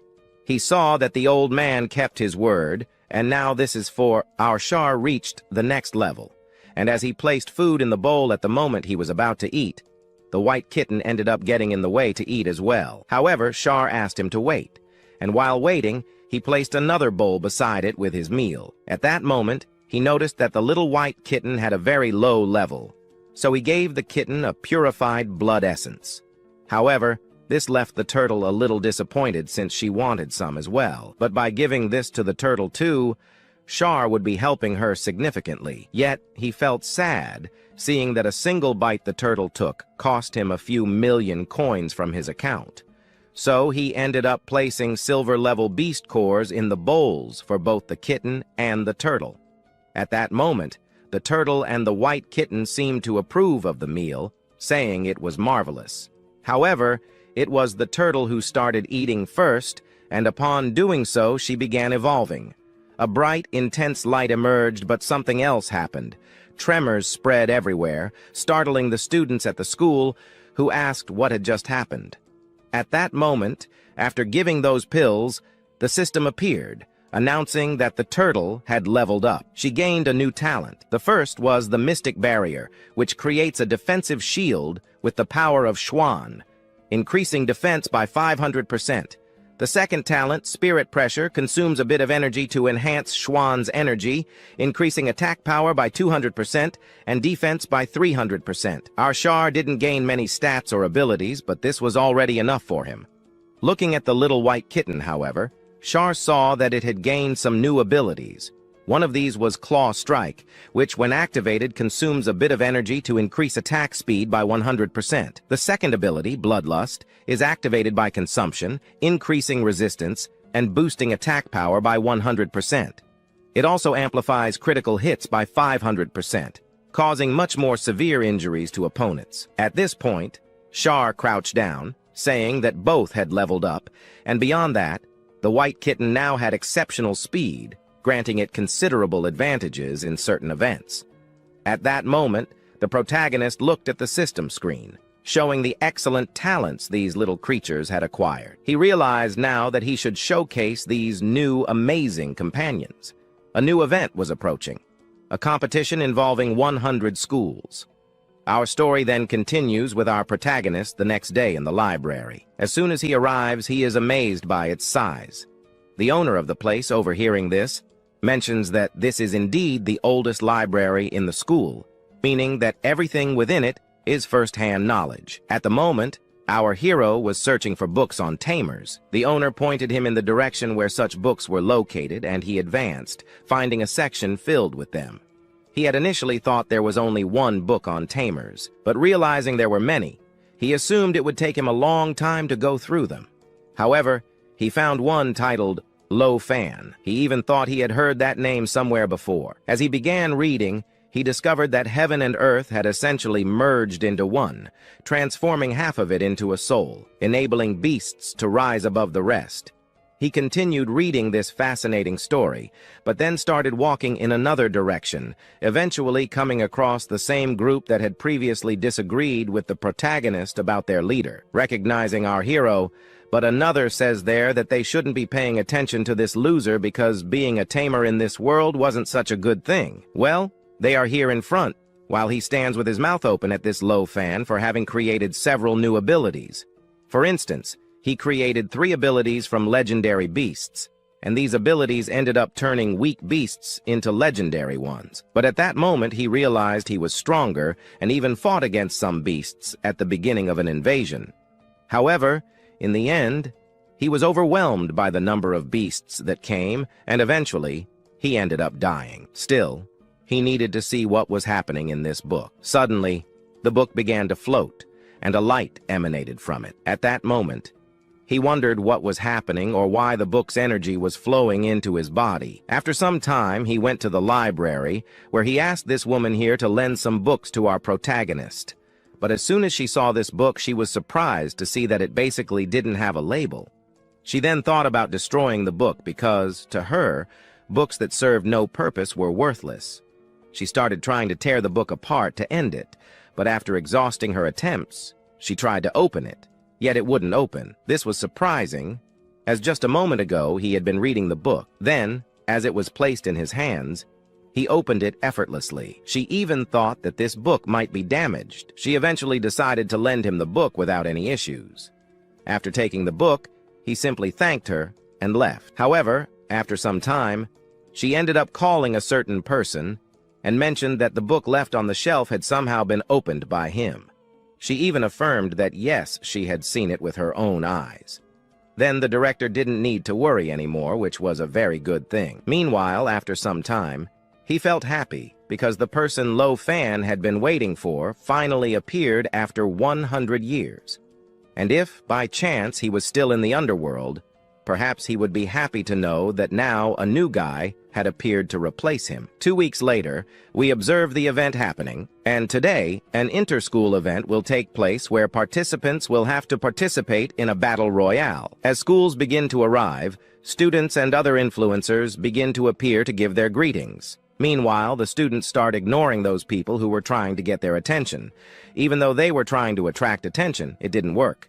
They simply ignored them. After that, in good time, we observe the scene cutting to another location, already at the main event, where many people were basically looking at an empty field. Then we cut to another scene, where we find the group of our hero. They were worried because Subar hadn't appeared. Some even said he had given up, but not really, as he appeared at the last minute. Right then, the teacher, looking at him, already noticed that something had changed in our protagonist, even in such a short time. So the teacher approached him and said she would start organizing some things, otherwise the event would happen, and they would be unprepared. But he told her not to worry so much about it. Meanwhile, on the screen, a guy commented that these days, some powerful beasts appeared which took several students from his school or nearby universities, either drying up or even dying. Thus, in the end, they gathered the best school to try and discover which school was the strongest, designed so that later they can be putting these better guys out on the battlefield to get revenge on those beasts, as soon as the entire population watching gives up. It's madness. But today, a different event will be happening compared to the others. Today, there will be a team event where 5 people from your team can be chosen. There will be fights in rounds, the loser is eliminated, and the winner will continue in the event. Now that the basic information has been given to start participating in the events, they just ask for everyone to show up. Meanwhile, the director approaches the group of our hero, asking if he has already planned his strategy. He says yes, he will be the first to participate, while the rest will join on their own. However, his group disagrees, saying they basically needed to organize a better strategy, because if he goes first and loses, it will be a huge embarrassment for their university. He says he won't disappoint them, while the director notices his level has increased significantly. Still, he approaches our hero, asking him to at least be a little smarter and not act the way he is, or it's very likely this group in front of him will start to resent him even more. But here the scene cuts to a university where a guy kicked another out of the ring. Meanwhile, the teacher warns our hero that the Shinin University is quite strong, so they need to defeat Elgin University first, which will give them a significant advantage. Our hero tells them not to worry again, and so he moves forward. His girlfriend, our redhead, ends up giving him extra motivation in the ring. Now he ends up kind of recognizing our protagonist. He was the guy who killed some gold-level beasts. He then says he admires him, but our protagonist already knows his potential, so he says yes, it was him. And today, from here, we continue, and our story begins with this guy approaching our hero with the aim of showing the true power of a pet tamer, known more as Captain King Wan. Having the bronze class, he would try his luck. Meanwhile, on the other side, our protagonist ends up pulling out his chua from his backpack. Right after taking it out, we observe him with no reaction. Well, he said this was his pet, and seconds later, he starts laughing. like laughing until he can't anymore. But our hero ends up telling the turtle to hurry up today because today our protagonist hasn't even had breakfast yet, and if our turtle also wanted to have breakfast, it had to win faster. But also, the spectators watching the fight observe that turtle and then realize that the university our hero is part of is no longer the same as it used to be. While others mocked him, our professor wondered why our protagonist had a bag of peanuts in one hand and a Coca-Cola in the other, but others were wondering what he was doing down there. Meanwhile, his opponent, now a bronze-level guy, watched our hero eating, and he kept talking about how Shar ate plenty of beast cores. So now he asks that this Shar of his not embarrass him. Then it was said, and the turtle begins to emit a slightly stronger glow. The guy notices that this glow came from a dreadful aura and wonders how a human could tame something like that. However, the turtle then begins to transform into a slightly larger turtle. Now facing this giant turtle, he freezes completely. How is it possible for a weak, small turtle to transform into this primordial beast here? And those in the audience, seeing this new transformation, can't believe it. Some even stand up, others just watch as the turtle stopped playing and now wanted to fight a little more seriously. Others just see the turtle's shell, which to them looked more like a tank's armor or something like that. Now, seeing this beast, they believe that our T-Bar did indeed manage to kill a gold-level beast. Meanwhile, here, our hero's future wife just watches their strength, and his roommate ends up saying, "How did Suba get so big in minutes?" But our hero was tired of just watching, so he asks Suba to make the first move. Thus, it ends up being done. The guy then doesn't notice anything. What he does notice is the paw of our turtle hitting him. He's thrown backward, but after being thrown back and falling to the ground, he saw that the turtle was too fast. But before he was defeated, our hero asks him to hold on a bit longer because he hasn't drunk his cold Coke yet. He wants to savor it well, and then, irritated by what was just said, he gets up again. At that moment, thinking only of a strategy to catch the turtle by surprise, he realized he needed to become a bit stronger. For that, the thing he was holding in his hand begins to merge with his entire body. At that moment, now he transformed. In something extremely resistant, he wanted to find out who was more resistant, him or the turtle. But at that moment, he jumped. Minutes later, he was now more in front of the turtle. The people watching even thought it was the end of our Zhao Ba. However, what were they thinking? Because our Zhao Ba, with a simple movement, managed to throw that opponent out of the ring. At this moment, he was simply defeated with just one paw strike. Defeated. His group then remained confused. One stood with their mouth wide open, another just noticed that the fight was over. Well, it ended rather quickly.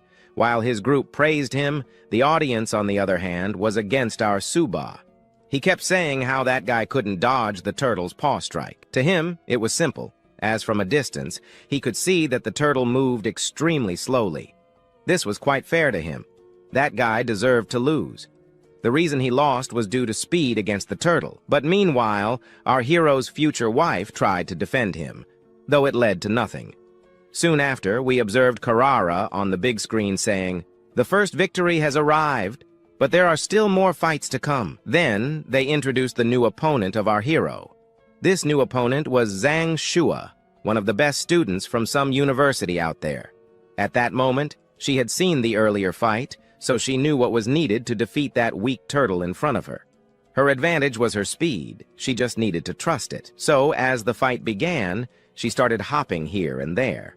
But our Zhao began to notice what she was doing, looking from one side to the other. Suddenly, we saw our turtle getting confused while the crowd went wild, realizing there might now be a worthy opponent for this turtle. She, however, saw that she only needed to find a way, just one way, to attack the turtle. If she managed to do that, she would easily win. For that entire time, Zhang Shua used her speed advantage to fool the turtle a bit.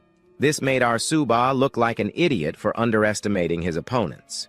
But as this was being said, we observed the face of our protagonist ignoring everything they were saying. While the turtle gave it their all, our protagonist was eating. At that moment, when the turtle saw that woman, it raised its paw and almost stomped on her. But she easily dodged that paw strike from our Zhao. Now she saw that after thinking so much, she had found the turtle's weakness. She then jumped to the side, aiming directly at our Suba. Her goal was to defeat Suba, because if he were defeated, the turtle would be defeated too. By now, it was too late. There was no way this slow turtle could make a defense to protect its tamer. At that moment, his teacher, our hero's future girlfriend or wife, was in disbelief, begging him to at least protect himself. Meanwhile, the girl only asked him to pay attention to her, but it was no use. The sword approached him, but that sword easily ended up being...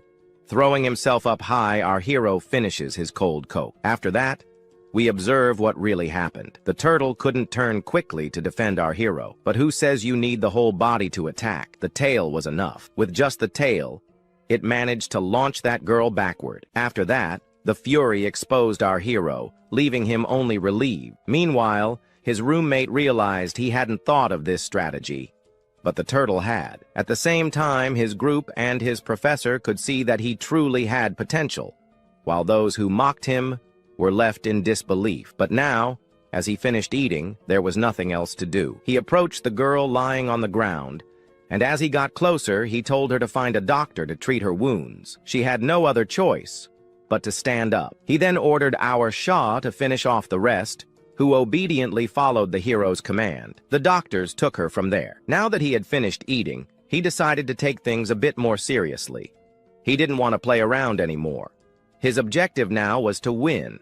So, he called out to the next fighters, who were somewhere in the audience, mocking him just moments ago, to step into the ring. Their goal, to try to defeat our hero. But neither the girl nor the guy before her had managed to win against him. Now, who would be able to send our protagonist to the stands so he could at least rest? Minutes later, we saw the girl entering the ring. But Shah, in just a matter of minutes or even seconds, managed to defeat her, sending her to the ground. Now that he had defeated the girl, our protagonist called for the next challenger to step into the arena. At that moment, another entered. But once again, our Shah easily managed to throw the player who had stepped into the ring backward. Meanwhile, our hero took selfies with the defeated fighters he had just vanquished. Half an hour later, we saw the guy from the big screen appear, announcing that this guy from the University of Suba had become the champion of this fight. While he explained all of this in the background, we saw our Shah claiming his final victory. He devoured an entire man in one bite without even choking. Now that the first person who won this championship had been announced, the audience was in disbelief. The very same person who had been eating peanuts and drinking Coke up until now had won this match. Another person noticed this, but our Suba was a bit arrogant, which somehow made her like our hero even more. Meanwhile, the audience was happy. Everyone was celebrating our protagonist. The scene shifts to him descending from the ring, listening to the crowd cheering. He had fought 5 people and defeated every one of them. Now that he had emerged victorious as he descended, he looked like a bastard for having won this championship without losing a single time. Now that he had finally defeated that group of people, or extras, in the background, he approached his group. The professor congratulated him. Those who, up until recently, had been restless seemed speechless. Our protagonist left them without words. They could say nothing more. Knowing that now he was the strongest in the group, our hero, meanwhile, said that only he had been lucky. However, here the teacher then ends up saying that now they could be going back to rest. Or rather, only our hero, because now they could be going to the hotel cafeteria where they could fill their stomachs as much as they wanted, since today, basically, the rank was paid by him. His group, knowing it was free, was already happy. But at this moment, the scene cuts to University F, where at that moment their coach appears, saying that Zanzu University at this moment was more problematic for them. So they should be a little more careful, because if there is a fight, it's very likely that the other side will send Suba to join the game. Their problem wasn't even the other extras, but Suba himself, because he knew that Suba had that legendary beast, so there was no way to face Suba at the moment. Because of this, he ends up saying that to beat Zanzu University, Makai, Suba's next opponent, would basically have a bigger challenge. But at this moment, he ends up pointing in his direction and asks that when F fights, it is necessary to use some long-range defenses, but if he isn't winning, he should use a powerful poison. Meanwhile, at Shimu University, we then observe their coach there, saying for people not to get discouraged since Suba was the strongest. Meanwhile, Others thought they were dealing with our hero a little later. But another one ends up appearing, saying that Zangu's objective, that girl from before, was very good. Like her speed, yes, it was great. Basically a weapon to defeat Suba's turtle. But her speed, let's say, wasn't one of the best. So someone faster is needed, and for that, he will be fighting against our Suba. His speed was very fast, so he could win like that. Then time passed a little later, and we observed that guy from before saying that the championship, a little earlier in the morning, was quite balanced. At one moment, our Lord commanded Chawa to hit, and another time he ordered them to beat the extra. And today, a slightly more random championship would be happening. But at this moment, the extras said that, well, the students from Zanzu University didn't even need to enter the ring because only Suba would be able to bring victory to this university. After a good time of conversation, we still observed on the big screen Carol choosing the schools that would be fighting against our Suba. And the first championship that would be happening would be against Zangu University and another X-Min. Well, the rest is the rest. But below, we then observed our hero in the ring. In the ring now, he begins to mock our hero's face, but also a little worried, already knowing that they sent the best from the group to fight him. He already knew he had to do his best, but on Suba's side, he just asked him not to get, I don't know, so worried about things. Oh, it could be such and such things. He asked Suba not to be thinking too much about it, but as Li Feng with the bronze rank at this moment, after warming up a little, he then starts running towards our protagonist. His speed managed to basically surpass that of the turtle. And so, after surpassing its speed, he then attacks some weak points of the turtle. His objective before was to hit its shell to see if he could break it, but nothing worked. At this moment, he knew he would be caught by the turtle's tail, so he jumps to the side. Now, to the side, the whole group starts to observe the moon. Some begin to say that Suba was no longer managing to be the strongest as before. Now, perhaps he would be defeated by this Lin Feng. And so, then thinking he had a chance to defeat Suba, the whole group of bystanders starts shouting for Lin Feng to finish Suba. At this moment, he starts running in his direction, but meanwhile, we observe the group of our hero, who merely notices that for some reason he was drawing the turtle a bit farther away. But our protagonist didn't even care about what was happening. He was looking for another cold soda. At the moment he searched and found it, he begins to drink it. Meanwhile, elsewhere, we observe Lin Feng dealing with the turtle, or trying to dodge its attacks. But now that he was a bit distracted, he starts looking in the direction of our hero. Upon looking, he notices that he basically doesn't have the turtle to protect him anymore. So he starts running in his direction, saying that Subai was being too arrogant and that Lin Feng would now end his arrogance. Then Lin Feng jumps, and now he was about to land a kick to his face. But at this moment, a yellowish wave begins to move in random directions. One of those lights hits this bystander, Lin Feng, who freezes midair and doesn't understand what was happening. But now that he looks back, he notices the turtle using its ancestry or something like that to paralyze its opponent. At this moment, the turtle starts to blow a puff of air in its direction. Lin Feng ends up sort of seeing all of this and starts pleading for him to give up, but now there was nothing else to be done. The turtle hits Liang squarely, throwing him into the middle of the audience. Now, among the crowd, some end up noticing that Suba was indeed being too arrogant. Even though he beats everyone, he still thinks it wouldn't compensate for being basically a fan of our protagonist. Meanwhile, the director in charge of this guy ends up realizing he made a pretty bad choice in picking him to go against Suba.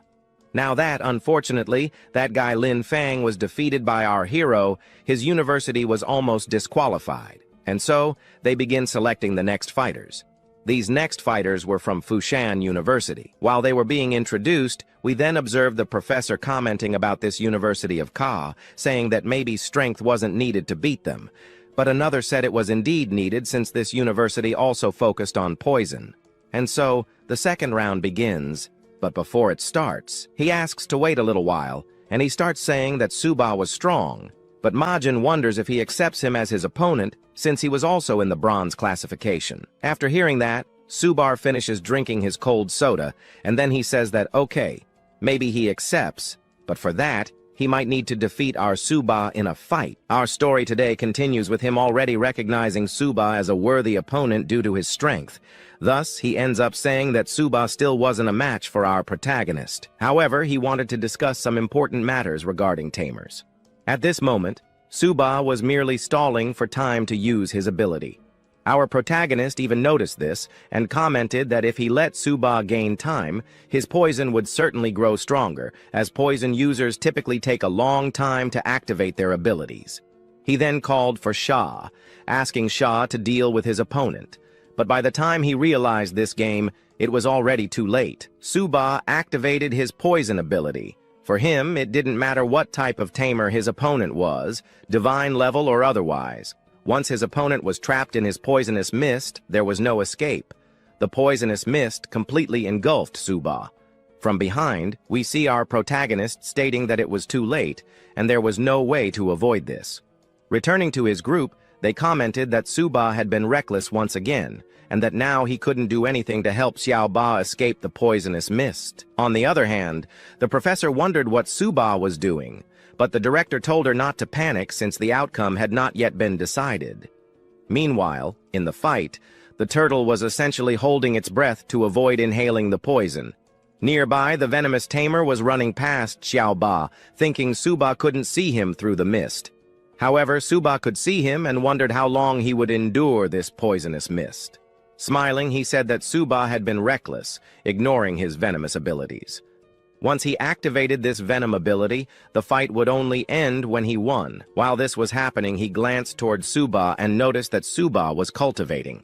He mocked him, saying that such cultivation was useless since he wasn't just facing a poisonous mist. He then demanded that Suba die already. Leaping at Suba with claws in hand, he prepared an attack. But just as he moved to strike, a shield appeared, defending Suba. The clever protagonist already knew that this guy was planning to attack him from behind, but it was all in vain. His opponent couldn't believe it. It was impossible. How could Suba defend himself so easily, even against his most powerful claw attack? At this point, he wondered how Suba managed to defend himself while in the poisonous mist. From a distance, the director explained that this was a confluence of origin. Not understanding, we watched as the director clarified. What Suba had just activated was essentially a high-level talent of an animal tamer. Only high-level tamers could do this. Suba had learned to transfer the defense of his domesticated pet to himself. Meanwhile, the protagonist was growing tired of being surrounded by the poisonous mist. It was greatly hindering his vision. At that moment, he called for Sha to appear. Looking up, he saw the mysterious shadow of Sha. Soon after, from afar, we observed someone flying. The screen showed who it was. It was the opponent of our protagonist. Seeing this, Suba's roommate realized how powerful Suba was since he managed to defeat a poison-type user of the venomous mist. Our future bride commented that Suba was incredibly strong, but to reach his level that to get a little stronger. Meanwhile, we observed then the people who previously did not believe in the potential of our little protagonist are happy for the victory. Meanwhile, we see everyone shouting the turtle's name, but on the screen that presenter appears again. He ends up saying that the school University City Marcel Fuchan can no longer participate in the fight. And it is decided that they will automatically be disqualified from this championship. So then, today, he announces the winner of this championship. He from the Zhangzhou School of Martial Arts Suba, the winner of this championship. Meanwhile, everyone is happy about this, and our protagonist said it was easy. Well, winning this was easy, but as soon as he won, he gets off the stage where he meets the director. The director congratulates our protagonist, saying he will bring glory to the Zhangzhou University. But our protagonist didn't care about happiness or fame for his school. Instead, he wanted to know about some pills to help him in his cultivation, to make his pet even more overpowered and powerful. When he says this, the director realizes that the MC wanted to trick him, but he wasn't easy to deceive. So then, he points in another direction and comments that for having managed to win, and for having made the Zhangzhou Martial Arts University win this championship, the military will basically grant them some military merit points. So, pointing, he says he could go to a certain wardrobe where he will be receiving what he could have earned for winning the championship. Meanwhile, his group feels sad seeing that only Suba managed to win the championship, and only he participated. They wonder if they will gain some merit too for basically watching and giving emotional support to him. But then the director shouts that now everything is over, and in any case, in 3 days, they will head to the city of Lal to participate in the regional league. Now the director wonders if everyone is confident about their victory. The protagonist with his turtle is more than confident about this. However then, he ends up kind of saying that now he would be leaving, so he asks all the students here to rest since in 3 days, they will have to prepare for the regional league. So, as he was about to leave before he could do anything, our protagonist stops him and ends up kind of saying, "And the matter of the resources?" Our protagonist didn't care about training or resting. He wanted good resources.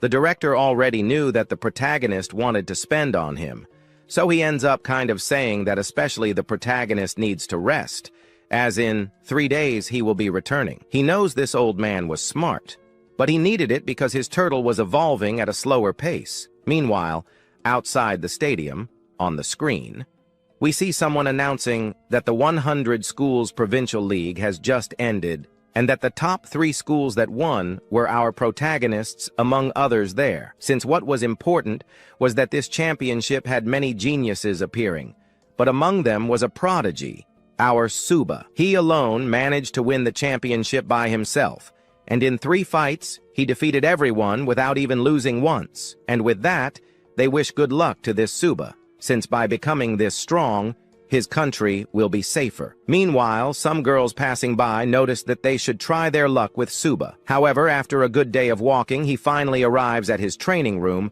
where he realizes that his parents are finally here. Then he takes out of his backpack our little cat, and at the same time, shbad, there he ends up saying he couldn't make the little cat climb the stick in the previous fights. But today, he will have to climb the stick. He ended up in the end earning some military merits, and with that, he exchanged them for some beast cores. However, he asks our little cat, he took it, where by taking it, he could evolve into a more powerful form, and at that moment, he grabs one of the pills he had in hand. As soon as he grabs that pill, he ends up placing it on the ground, where, minutes later, the little cat appears and bites it. But upon biting it, a bright and extremely strong light emerges from the little cat, startling our protagonist. A minute later, the system screen appears, saying that Hitten was a bronze-level monster, but he had evolved into a sharp golden white tiger. The bloodline of the white tiger of the sacred abyss is activated, which ends up granting a strong sacred wind. However, realizing that the evolution had occurred, he is happy to see that it also activated its sacred bloodline. Knowing that this evolution was still not its maximum, he places some of the remaining pills on the ground. As soon as the little cat sees it on the ground, it runs to eat it. He ends up asking it to eat it calmly. Now that it has eaten, he wonders if it will be able to evolve once again. But after a long time, he realized that no reaction occurred. However, something was supposed to happen since the pills were high-level silver beast core pills. At this moment, thinking that nothing was going to happen, a bright and strong light appears in front of him. He gets startled by it, but as soon as he looks ahead, he is shocked to see an extremely large beast in front of him. Realizing how incredible the beast had transformed, we see him already saying that this transformation was better than the previous one, also gaining a new title. The system appears, stating that he ended up gaining some talents. The first talent is the Sharp Golden Claws, which consumes a certain amount of energy, delivering 100% attack on a single enemy. And if by chance, the little cat attacks several opponents at once, its attacks end up increasing its strength by 2%. The second talent is basically the Sharp Golden Spirit, which consumes a certain amount of energy. However, now each attack carries a 200% tier effect, which can be enhanced with the Sharp Golden Claws to significantly increase the damage inflicted on its opponent. Finally, the third talent is the Golden Phantom Shadow, which drastically increases movement and attack speed by 300%. It can be used in combination with the Sharp Golden Claws. Looking at the little cat's system now, he realized it was worth giving it those pills. At this moment, he approaches Zai and says that he is a good boy. The league will now depend on our little cat's performance. Meanwhile, the scene is cut to the imperial capital, where we see that Suba was basically drawing the attention of other people. And then he asks his servant to investigate this. He realizes that it is possible that this turtle of Suba was likely stronger and more scandalous than a certain Fandaloo from a certain time. After hearing this from his boss, he ended up obeying. But here, 3 days later, we see them participating in the regional league. This time, a certain university more powerful than the others will pose a slightly greater challenge this month, as a certain prodigy student appeared this year. Meanwhile, Subar looked around and noticed the championship was too big. Meanwhile, we observe our director saying they were trying to intimidate Lu, but our protagonist didn't care about that. He looked to a corner and noticed that a certain part of the stadium was empty. The director ends up saying that that certain area of the stands was reserved for some of the students from a certain university who decided to attend only as spectators. Since they also won this championship through brute strength, the director said they would be losing some military points. Our hero ends up saying he will not win through brute force since he doesn't want to lose some military points. With military points, he can buy beast cores. While that was happening, we observed one of his colleagues not really believing that Su-ba was basically focusing on that, since this time everyone here participating in this field would basically have the opportunity to take part in the championship. Unlike last time, now they will have to wait a little, because they will need to wait for a draw. The boy ends up saying that they will draw lots for the universities that will be participating. Thus, the first draw revealed that it would be Low Marshall against University Versus and Futian Marshall against University Lin Vers. And so, the participants could start climbing into the ring, as the winners would have to fight against the University of Zhangzhou. Our protagonist would have to fight in the second round, which ends up catching his attention, knowing that he would have to wait a certain amount of time to finally participate in the championship. He feels sad about it, while the teachers tease him. However, they continue the test where the first university, Fukchan, is the first participant, defeating the other university, Lua Martial. The fight begins and takes several hours. 3 hours later, we then observe a girl announcing that the quarterfinals of the first round were completed, and now they were going to announce the results of the second round draw. The University of Zhangzhou was once again left out. Hearing this, everyone watching the championship became basically frustrated to see that the University of Zhangzhou had been left out of 2 fights, and they came here just to watch this fight. Some ended up pointing out that our protagonist wasn't doing anything, just sitting in the corner while eating peanuts and drinking that cold Coca-Cola. Then someone appears saying that perhaps the Lu University is afraid of facing our protagonist's university. It was very likely since everyone was avoiding him. At this moment, one of the directors appears, commenting that the University of Zhangzhou wasn't being completely excluded and that they would participate in the championships at some point. He asks them to continue. Meanwhile, the director and teacher were already happy because if this continued, they would reach the third world, the final stage. If they got there, it would be easier than ever to win. While they were happy, the protagonist was sad because he saw the fights that would bring him many military merits passing by, and he hadn't participated in any so far. After an hour, we see everyone happy, saying that now the final match of the competition zone was about to begin. The next participants would now be from the University of Zhangzhou, our hero's team. Finally, it was their turn. Now it was time to use everything they had to win these championships. Although they were lucky, they couldn't rely 100% on luck. The director ends up pointing to Lo and another to Ning. These two would be the first to participate in the final test. The director continues to choose, and lastly, Su-ba would be the final participant. With the lineup chosen, we see Su-ba extremely sad, realizing that his plans had ultimately failed, and he wouldn't be able to earn any military merits. However, the first fight begins with Lu fighting against a bronze-level opponent. After a tough fight, he almost loses. The second to climb onto the stage is Baining, who starts fighting in a brutal style, causing his opponent to retreat significantly. Next is Huang Qing, one of the school's beauties, who demonstrates her skills in combat. Summing up, she uses a whip to lash her opponents. After a long fight, their university wins. With victory in sight, we see the happiness of everyone except Su-ba, who wonders when his turn will come. However, now the second-to-last participant takes the stage. Hu King. He ends up asking Su-Ba to hurry and get on stage because they were basically wasting time with this useless fight he was about to have. Saying this, the two climb onto the stage. At this moment, a girl announces that this championship allows two opponents to step onto the stage simultaneously, provided the opposing side agrees. With that, they could finally begin the fight. Meanwhile, in the background, we see Su-Ba wondering if his opponent would really give him a chance. Returning to the protagonist, he apologizes for taking so long. Then he activates his cultivation, showcasing his ability. His ability is a supernatural type, wood type. As he explains this, he begins moving his forces toward his opponents. He mentions that this type of ability won't last long, so he only needs to endure. Meanwhile, in the background, we see that the wood-type user's ability was something even he hadn't seen before. However, his ability allows him to defeat his opponents without much effort. The director in the background notices that his power had increased significantly. Meanwhile, the spectators also realize that he was a very promising individual from the University of Zhangzhou. However, they still believe that Su-Ba was stronger than this guy, but that wasn't the focus. Returning to the fight, we find the two cornered. They realize that after a long time they still couldn't find even a single weakness. But at this moment, he then used his leaves to put an end to this game once and for all, throwing both opponents out of the ring minutes later. Then, after winning, Robert Vamos appears on the big screen, saying that he was among the penultimate to win this championship. Then he ends up stepping out of the ring. Din congratulates him, but adds that the true hero of the group was still about to step into the ring.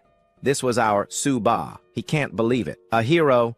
He became a hero. However, the director ignores this and ends up saying that thanks to our protagonist, they managed to reach the finals. Having fought, they are exhausted, so he asks his students to rest since they still have another fight ahead. Because of their participation, the military will grant him some very good rewards that will help them in their training. At this moment, Su-Ba realizes that he will have to return empty-handed. He will need to find a way to obtain resources. Meanwhile, at the Lin family mansion, we see the girl training, but he ends up appearing and telling her to stop training for a bit because it was time to eat. She tells her uncle to wait a little longer. After seeing Su-Ba participating in the championships, she started training a bit more herself. She didn't even take a single day off to rest. Meanwhile, there were some important things she could have been doing, but she only wanted to focus on activities that would help her training progress faster. Her uncle ends up feeling a bit sad because there were basically important matters for her to address.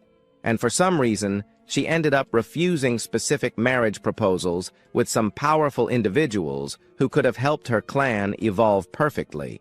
However, she declined them all with a single word. He doesn't really know what Su-Ba gave her to make her reach this situation. And today we bring you a new continuation of our story. So it continues the next day, or rather 7 days later. We see him arriving in the magical city. In this place, there were many people, including some very happy ones, surprised by the location they found themselves in. Some were even more astonished seeing this university up close than on the internet. While some found it luxurious, our protagonist, on the other hand, thought that whoever built it spent billions and billions of an. For him, it was a waste. More than just billions, the materials alone cost 1.8 billion.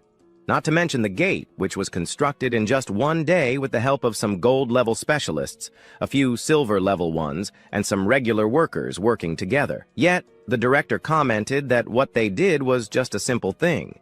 He recalled that Magic CS built this school gate to show everyone the spirit that only the strongest trainers could be here to protect the weaker ones. As he was walking, someone appeared at the gate and thanked him for coming to their university. He then introduced himself as Zhang Ming, the vice president of the student council, and welcomed them to the martial arts university. After giving his welcome, he asked them to follow him. That said, we then return to those two at the back, who commented that this university was mocking them for only sending a vice president to invite their school director to come and visit Magic Soar's university. This left him irritated since he bet that if it were someone from the Imperial Martial University, the director of that university would likely come personally to invite him. Ignoring these two completely, they entered, where we see our heroes surprised by the size of the construction. The director commented that this was the training field of this university. Soon, our protagonist pointed out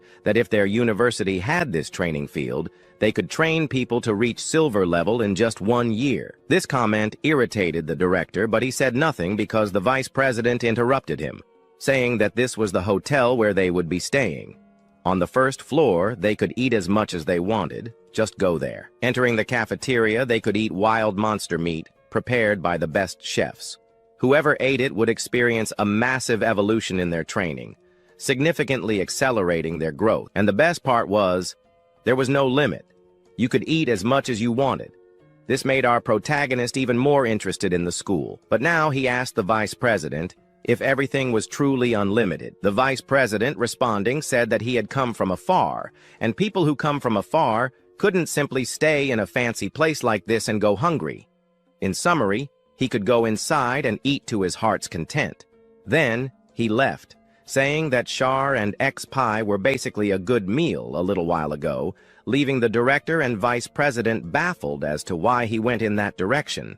Ignoring this, they wondered if this junior was starving for some reason. Another person revealed that he wasn't, but their turtle was the one who decided to eat and just wouldn't stop. In the end, seeing that Suba was indeed heading toward the food, they became interested too, deciding to make the most of it. Everyone rushed because they didn't want to go hungry that night, so they went there. But now the scene cuts to another day. We then find our protagonist entering the stadium. Looking around, he noticed the stadium was full. Personally, he never thought this would happen, as he had only ever seen this scene on television. But the director asked them to pay more attention, since they were about to witness something never seen before. The director began explaining the rules, as this competition would be the final one, where the best schools would compete. However, there was a certain university that received a free pass, which left everyone upset since they didn't even participate in any events. But the answer was simple. They were allied with important military figures, meaning there was something behind the scenes. This left the students suspicious. But the director explained that this academy was one where all students went to the front lines of combat to face monsters, since they also couldn't know one thing. This is the only university capable of fighting monsters. And since they stay on the front lines fighting monsters, this is nothing to them, as fighting powerful monsters was something they did as a warm-up in the morning. Hearing this, those two couldn't believe it. They stay on the front lines of combat, leaving everyone surprised and happy to know that a university of geniuses existed.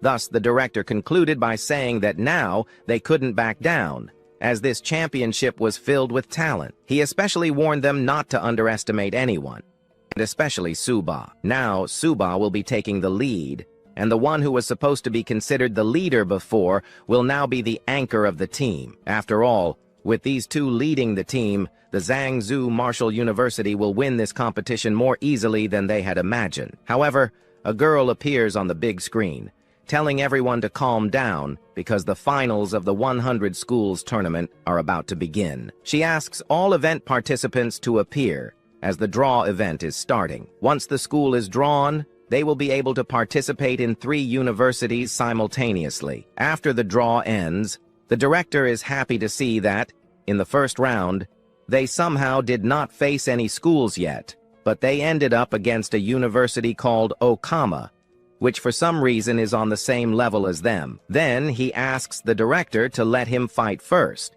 but our protagonist interrupts, saying he wants to be the first. At this moment, he wants to show everyone the power of Zhangzhou University. Everyone agrees, and the first match is about to begin. Suba steps onto the stage, and then a side character appears, saying he wanted to meet Suba, but it's no use. This university only managed to get here, but it will only go this far. Now, the strongest will defeat our protagonist. At the end, the opponent asks our hero to make the first move. Suba calls for Sha to appear and end it quickly. Taking out the Pokeball, Sha emerges, letting out a loud roar. When the turtle is revealed, the audience goes wild, seeing that Zhangzhou University sent a beast tamer to fight in this championship. Moreover, seeing that turtle up close, it looks slightly larger than they had seen before. While some find the creature cute, they wish Suba good luck. The opponent, who had been a bit arrogant until then, is left in disbelief. Now he realizes this monster is much bigger than he thought. Before, he thought it was small. Looking closer, it's a titan. But before the fight starts, our protagonist just wants to enjoy his peanuts and Coke. However, he doesn't get the chance. Sha throws the opponent out, and he screams that it was unfair. Meanwhile, our protagonist didn't even get to drink his Coke or eat his peanuts. Seeing his opponent defeated on the ground, the side character, who thought fighting a beast tamer would be easy, realizes it's not. The audience comments that Zhangzhou University brought a very interesting competitor this time. Maybe the championship won't be as boring as in previous years. Now looking at the turtle, they notice how massive it is. Its defense is probably enormous. Someone even remarks that having such a beast would likely crush bronze-level adventurers easily. Now, the next fight is about to begin. Upon entering the ring, the opponent comments that Zhangzhou University is humiliating them, but says they won't let it happen and will make them pay. However, the protagonist simply continues eating his peanuts and Coke while reading some new chapters of interesting mangas. Even so, there isn't time for much else. Sha breathes in the opponent's direction, easily defeating them. This time, the audience notices that not only did the protagonist bring peanuts and Coke, but also a stool. Perhaps Suba has reached another level, a level where he just watches the fights while humiliating his opponents. While the spectators find this a bit unfair, they let it slide. Meanwhile, the director is happy, but wonders how he will face the director of Yokohama Martial Arts University. Suddenly, the latter appears behind him and tells him not to celebrate too early. Looking toward another area where a fight is happening, we discover that Yokohama University also has a captain. This captain, however, is no ordinary weakling. In this fight, the man in red easily defeats his opponent without any difficulty.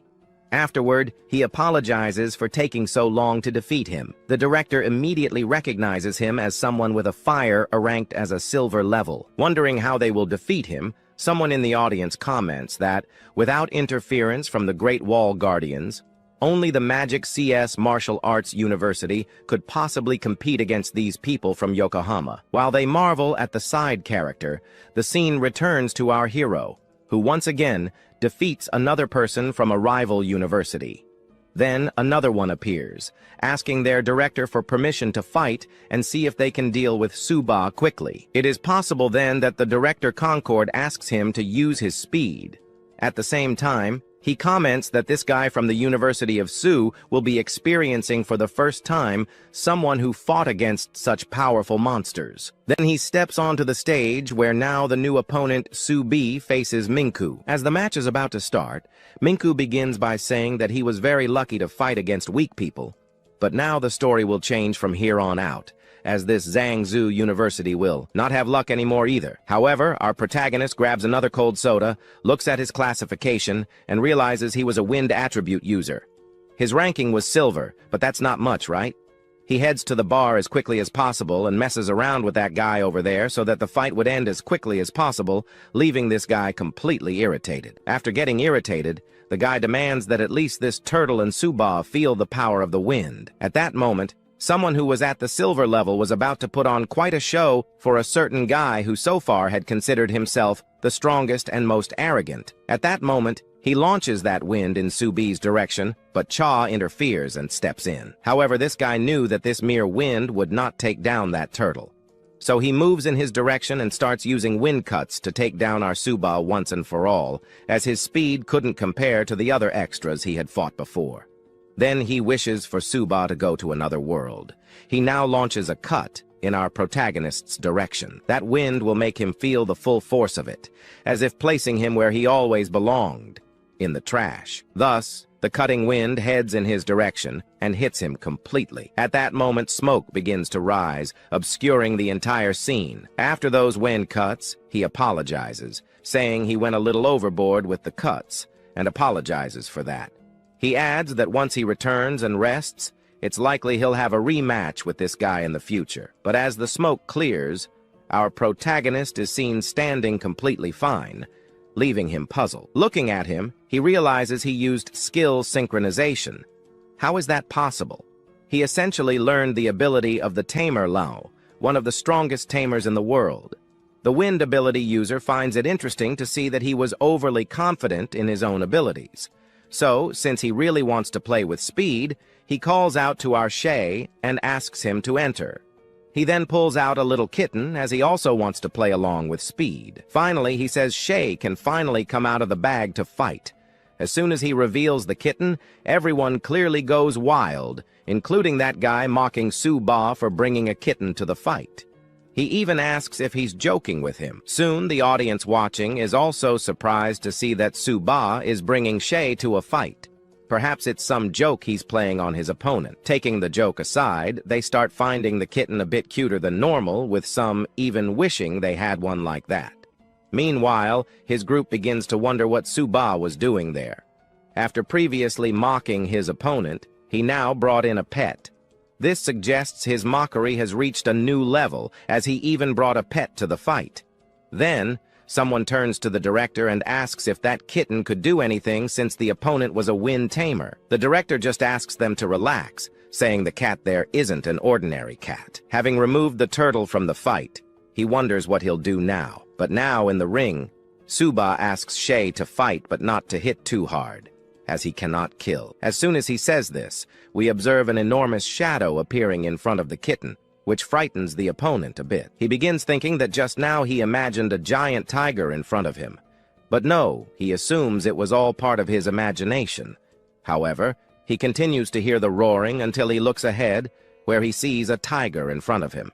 He is startled by this and shouts that there is a tiger in the ring. As the tiger faces this guy, they start to fight. In the background, we just see people watching the fight. Some realize that it's a white tiger, while others comment that they've only seen such a tiger at the zoo, but never one of this size. We then return to his group, where one of them can't believe it, a kitten turning into a tiger. What did Su-Ba do to make that happen? Soon, one of the smarter ones comments that Su-Ba must also have a second pet.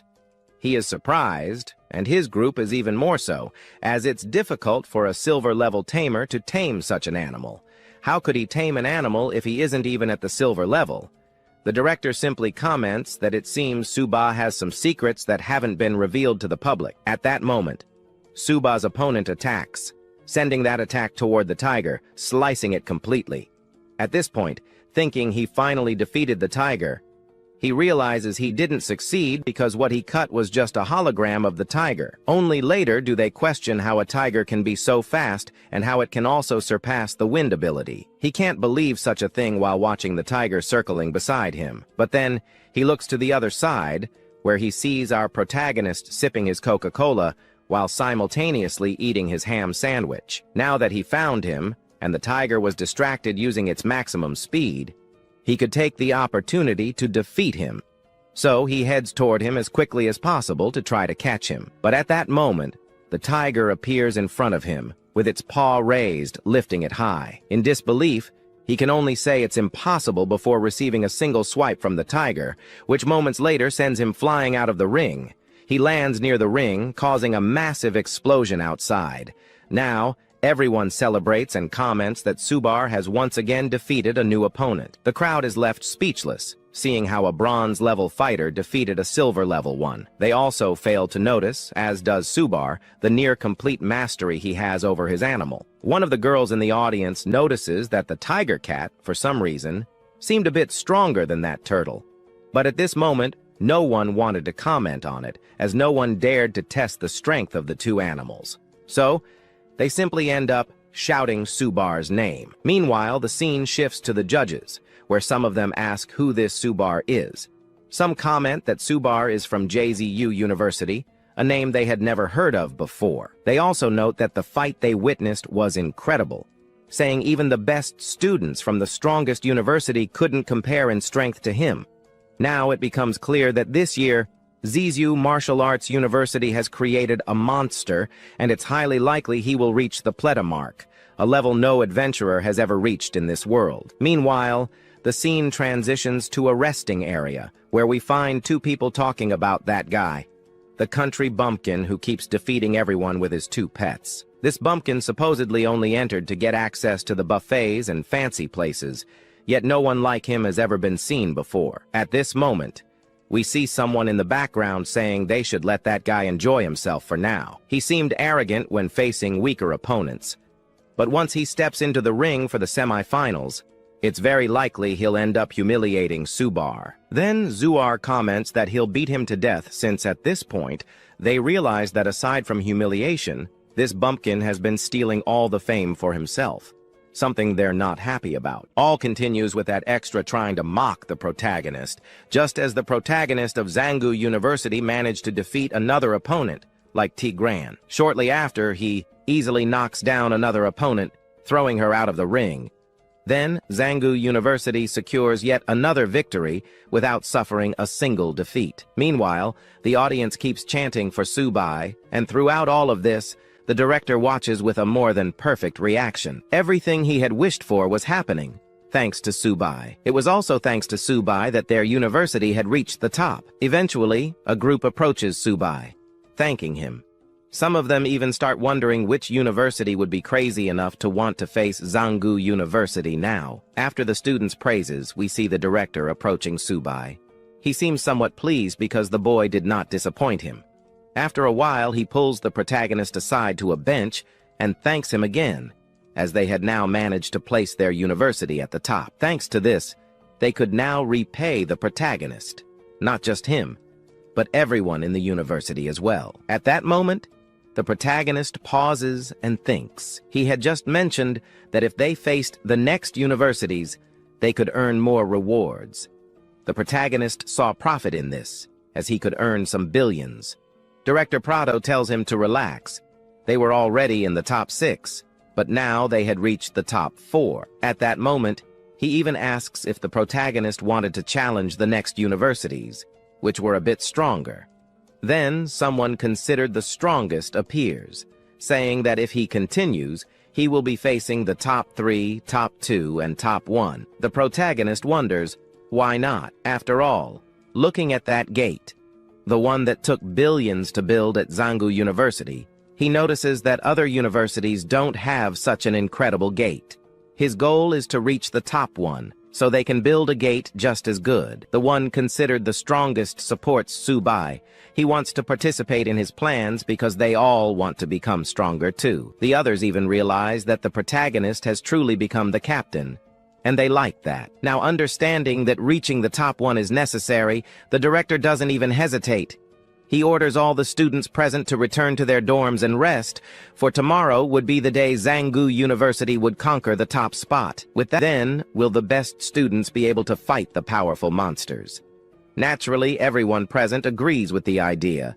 They will wait until the end of the championship. Then, they will see what happens. The scene changes to the next day at a hotel. Many people are there, but inside the hotel, we find the protagonist cultivating, while below him, his pets devour their food. After a good cultivation session, he opens his eyes and suddenly shouts to activate the sacred beast armament. Upon activating it, he ends up falling, face first into a plate where Xiaobai was eating his meal. After waking up in such a way, he gets up and wonders what just happened. He then looks at the system, where something new is displayed. He has unlocked the teleportation ability. This ability works in a simple way. He can swap places with his beast, no matter the location. Turning to the side, he notices Xiaobai on the couch. He doesn't fully understand, but he realizes that teleportation is instantaneous. However, he can't stay here any longer. This ability needs further development, as it is quite interesting. Now, he grabs his pets and leaves his room. The kid is determined to reach the top one. He won't leave this challenge until he does. After some time, the championship advances to the quarterfinals. A girl explains that, after a long wait, they will finally witness a real fight in the arena. Stepping up is the university that has held the front lines against the dangerous beasts. Since 1907, they were one of the first to establish a base in the beasts' territory. Rumors say that to this day, they have never lost a single time. Moreover, they have a clear mindset.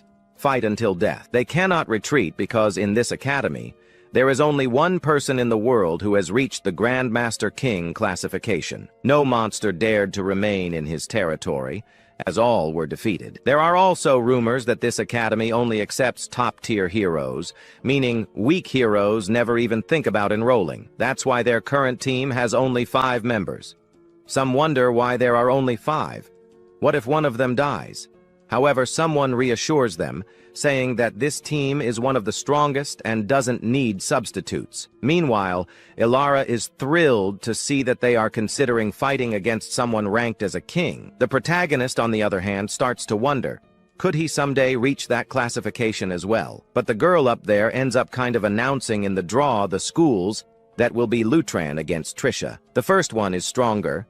The second will be another one fighting against the University of Zhangzuzu. This university is the same as that annoying guy, Rini. He feels sad to see that he will be fighting against a very weak university. The girls around start mocking. The fact that the Zhanzu University will fight against them might even be a regret or an insult, because fighting against them would be way too easy. While they keep talking and mocking, the scene shifts to the fight, where the first opponent is the one wearing purple armor. Everyone says he is very strong, and as soon as he steps onto the stage, he asks not to waste time since Huang didn't want to waste time there either. Here, he is introduced.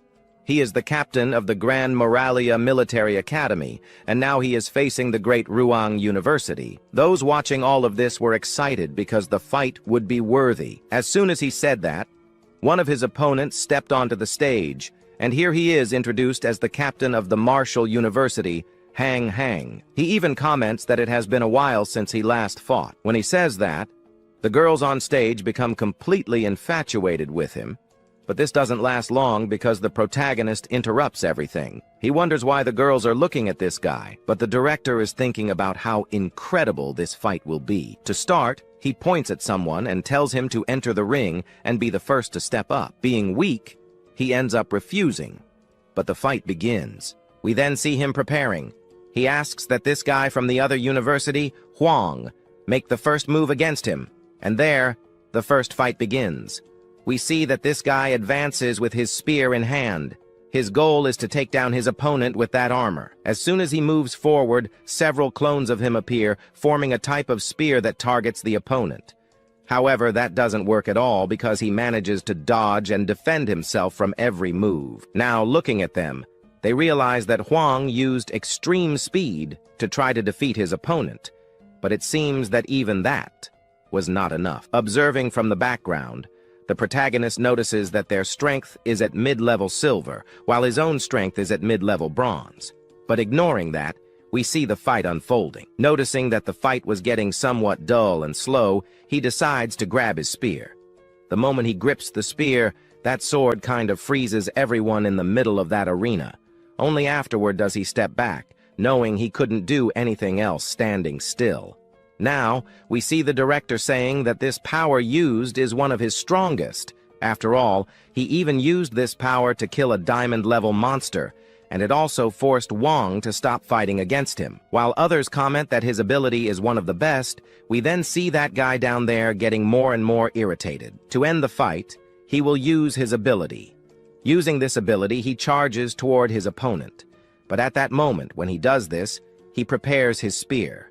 Now, up close, he realizes that his opponent wanted to have a direct confrontation. He now considers it certain that he will lose this fight. Then both of them seemingly agree. An explosion happens. What we see next is Wang being thrown into the air. He was easily knocked down. Looking at the scene, they now realize that the guy used the blade on the back of his sword. If he had used that other blade, most likely, Wang would now just be a corpse. As everyone comments that he just lost, we see him in the arena with his weapon all bent. Then, he stands up and admits that he really lost and cannot fight anymore. Thus, it is announced that the first fight had its first winner, and the winner was from the Martial Military School. But looking at him, it is clear that Huang's attack was not weak. He even trembled a little. Now that the fight is over, we see them commenting that the first battle has ended. However, the director interrupts them, saying that they will be next. He then asks Lu Hong to get ready because they are the next ones stepping onto the stage. As they step onto the stage, Rod comments that if he happens not to be able to defeat his opponent, it would be simple, just give up. After all, within the group, there were people eager to fight in this tournament. He then advances confidently. The second fight is about to begin. Looks at him, he knows this fight will be interesting. He even thinks about playing around with this guy a little. However, before he can say anything, the opponent states that this will be his end. He is going to lose right now. Then he charges forward with his sword. But before he could grab him, he dodged to the side, and as soon as he dodged, he managed to make several cuts.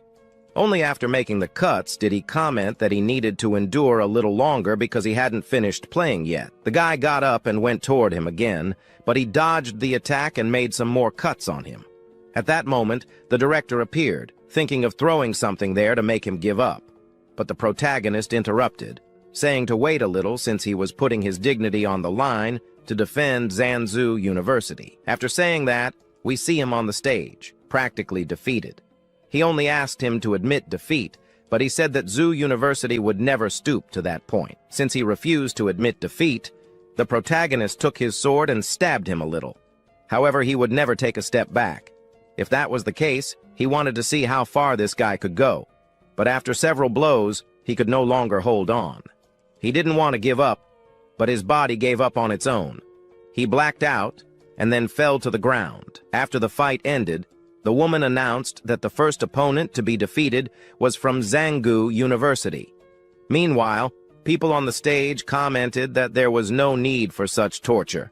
But ignoring that, the protagonist started preparing since the next fight was about to begin. The one stepping onto the stage now was Bain Ning. He wanted to avenge his companion, who had been humiliated in front of everyone. As soon as he stepped onto the stage, that guy started mocking him, saying he had found his next toy to play with, and so the second round began. The moment it started, he charged toward his opponent with his sword. He tried something, but once again his opponent dodged his attack with ease. Dodging the blow, he quickly stood up in a swift motion that almost got him, but he managed to defend himself for a few minutes. In the background, we see the fight unfolding. Both were practically on the same level, but from a distance it seemed like it would end in a draw. Meanwhile, some people commented that they smelled a strong scent of blood. The reason was simple. In the fight, both were cutting themselves to win. He started messing with his opponent's head, but it didn't do much.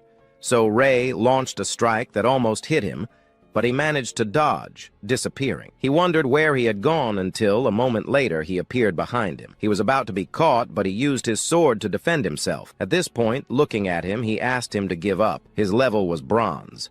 What was a guy like that doing in the ring? To be specific, he had already played around with him enough, but now it was time to end. He grabbed his sword for a powerful finishing strike. He told Zangu University to go back to where they came from. But to win, we see him taking his sword and moving slowly until he managed to pierce him. He had pierced him and also himself. His opponent, now in this situation, was surprised and wondered if he was trying to kill himself. On the other hand, he started laughing and then said that if he were really going to die, he wanted to take him down with him. After all, he was intimidating the weak. If he was really so afraid of the weak, then why now was he begging him not to do this? He then started shouting for someone to come and save him. At that moment, someone appeared from the background and interrupted the attack. He placed his hand there, signaling that the fight had been interrupted. After it was interrupted, Zangu Marshall University admitted defeat. On the big screen, they couldn't believe it. Seeing this, the director ran onto the stage and went toward Niang. After that, the director of Zangu University commented that the other university's director had made a stupid decision by allowing his fighter to risk his life like that. But as he was saying that, we see the director commenting that he had made it to the top 4. However, reaching the top 4 meant nothing. It wasn't a joke. After all, the top 3 and top 2 already belonged to specific universities. As they left, they commented that everyone inside Madur University was completely insane. Instead of resolving this fight here, he ends up commenting that it would be better to settle this fight in the arena. Knowing that none of his students are strong enough, he shouts for Subar. He asks for Subar to step onto the stage and only then wreak havoc on this university. He can, He can hit as much as he wants. If that's really what they want, then so be it. The protagonist claps his hands and says that, yes, he is doing them a favor by causing destruction in this other university. He is taken away to another location. Meanwhile, we see the directors commenting that he was a hero. He put his honor first, which means that everything was worth it. Elsewhere, he asks the director to let him step onto the stage because he wanted to take down those trash from that university. Zangu tells him to relax because his opponent is a little stronger. In the ring now, the protagonist shouts that Tsubai will win against that university. In the end, a very formal apology needed to be made to Zhangzhou University for what had been done to him. At the moment he says this, we see the people on the stage happy to know that now there was someone at the same level to face these kinds of people. Knowing that he was going to put him in his place, we see people commenting. Then suddenly, a guy appears saying that he could step onto the stage, that he could finish off that guy from Zhangzhou University. The director agrees, and so he steps onto the stage. On the stage, the protagonist asks if by any chance he came here to apologize, but he says no. The real apology he wants to make is with his fist in his face. However, the protagonist, on the other hand, ends up asking for someone stronger to be sent in. This guy isn't even worth the trouble. He wanted to play around a little more with his opponents, and he doesn't even know if this guy will last 2 seconds in the ring. The people watching all of this thought Tsubai was being a little arrogant for asking for a stronger opponent to enter the ring. After all, Madu University was one of the strongest, and there was no need to insist that stronger opponents should step in. However now, with the protagonist proving everyone wrong, we see the director feeling firsthand what it's like to be humiliated. He then points toward this guy and asks him to step into the ring and show his full power, the power of this university. Now, 2 from Madu University are facing him. After all, he had requested that Madu University send 2 of their own to fight the protagonist. Now, his end is near. He won't even be able to move after this fight. After saying this, he summons an aura so intense that we later discover it comes from his sword. This sword was built with some extremely rare equipment, making it incredibly powerful. Moreover, these weapons were among the most expensive. However, interrupting all of this, we see him asking the protagonist to prepare himself. He will give the protagonist time to bring out his beasts, otherwise, he won't be able to do anything.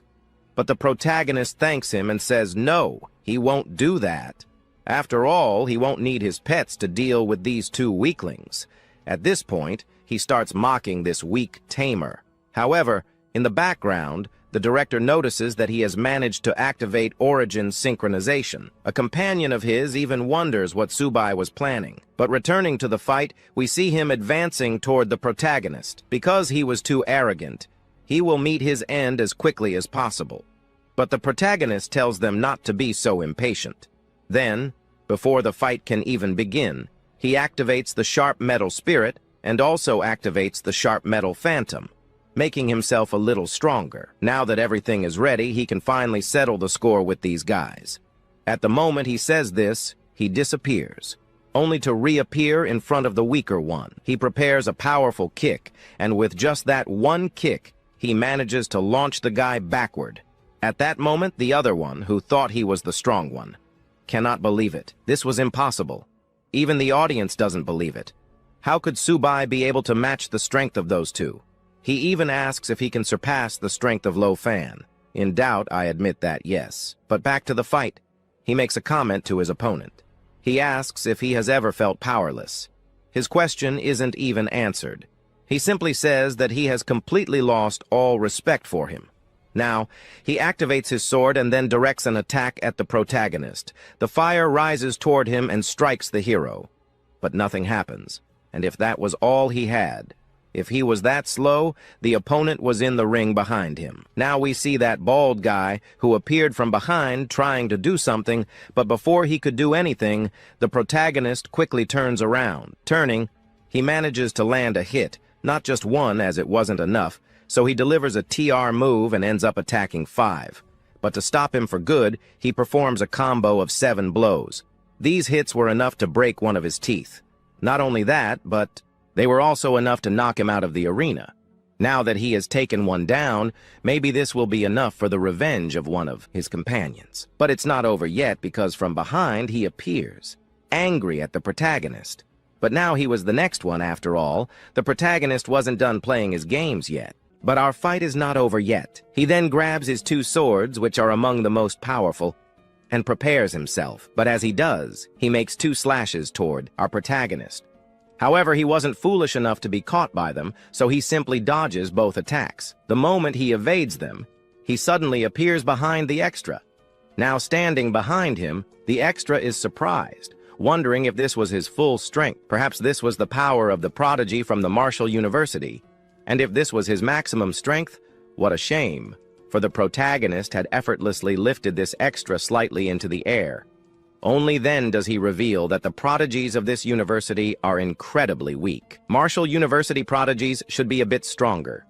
Because of this, he should have been retaliating by now. With his aura now activated, he simply decides to leap upward. As soon as he jumps, he prepares a punch to strike down. He descends as fast as possible, closing in on his opponent. Now he begins to speak, saying that until now, he has only taken blows and hasn't even landed a single hit. For our protagonist, this was beyond frustrating. His punch finally lands, but the opponent uses his two swords to defend himself, though ultimately it does no good. In the end, the protagonist hurls him with all his strength across the arena. To him, a so-called prodigy is nothing, but he enjoys defeating people who proclaim themselves prodigies. Now, with his foot pressed against the extra's face, he continues speaking, declaring that he will kill him. However, at that moment, he notices something happening.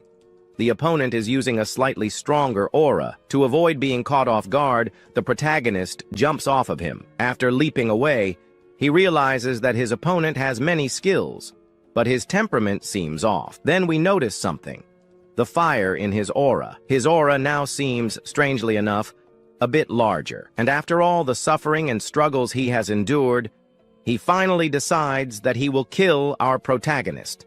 It seems that Xin Huan has finally chosen to use a killing move. Perhaps Subai went too far with his provocations. This looked dangerous, so much so that even the director realized that Xin Huan had lost control and was using everything he had to win. At that moment, Xin Huan charges at him with full force, declaring that he now wants our protagonist's life. Finally, the protagonist thinks things are about to get interesting. After Xin Huan jumps, he closes in on our protagonist.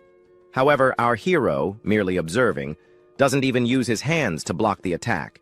Instead, he stops the opponent's sword strike with his face alone. Holding the attack back, the opponent begins to scream. This was impossible. There was no way someone could stop his twin swords like that. Perhaps he even thought that in his past life, our protagonist had been some kind of powerful turtle. But our protagonist simply questions what that even has to do with anything.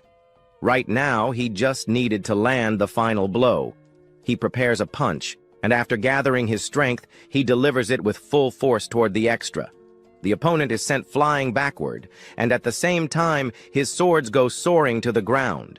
The swords land forward, and outside the arena, the so-called prodigy from Martial University, Xin Huan, falls. Now that the fight is over, we turn to the directors, who had been watching. They now understand that Subai is truly terrifying.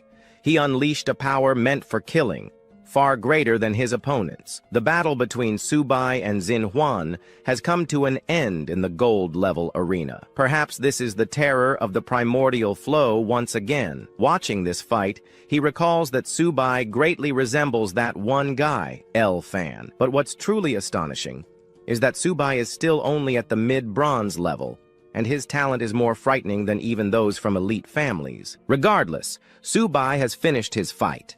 Now he intends to take the twin swords lying in the arena as compensation.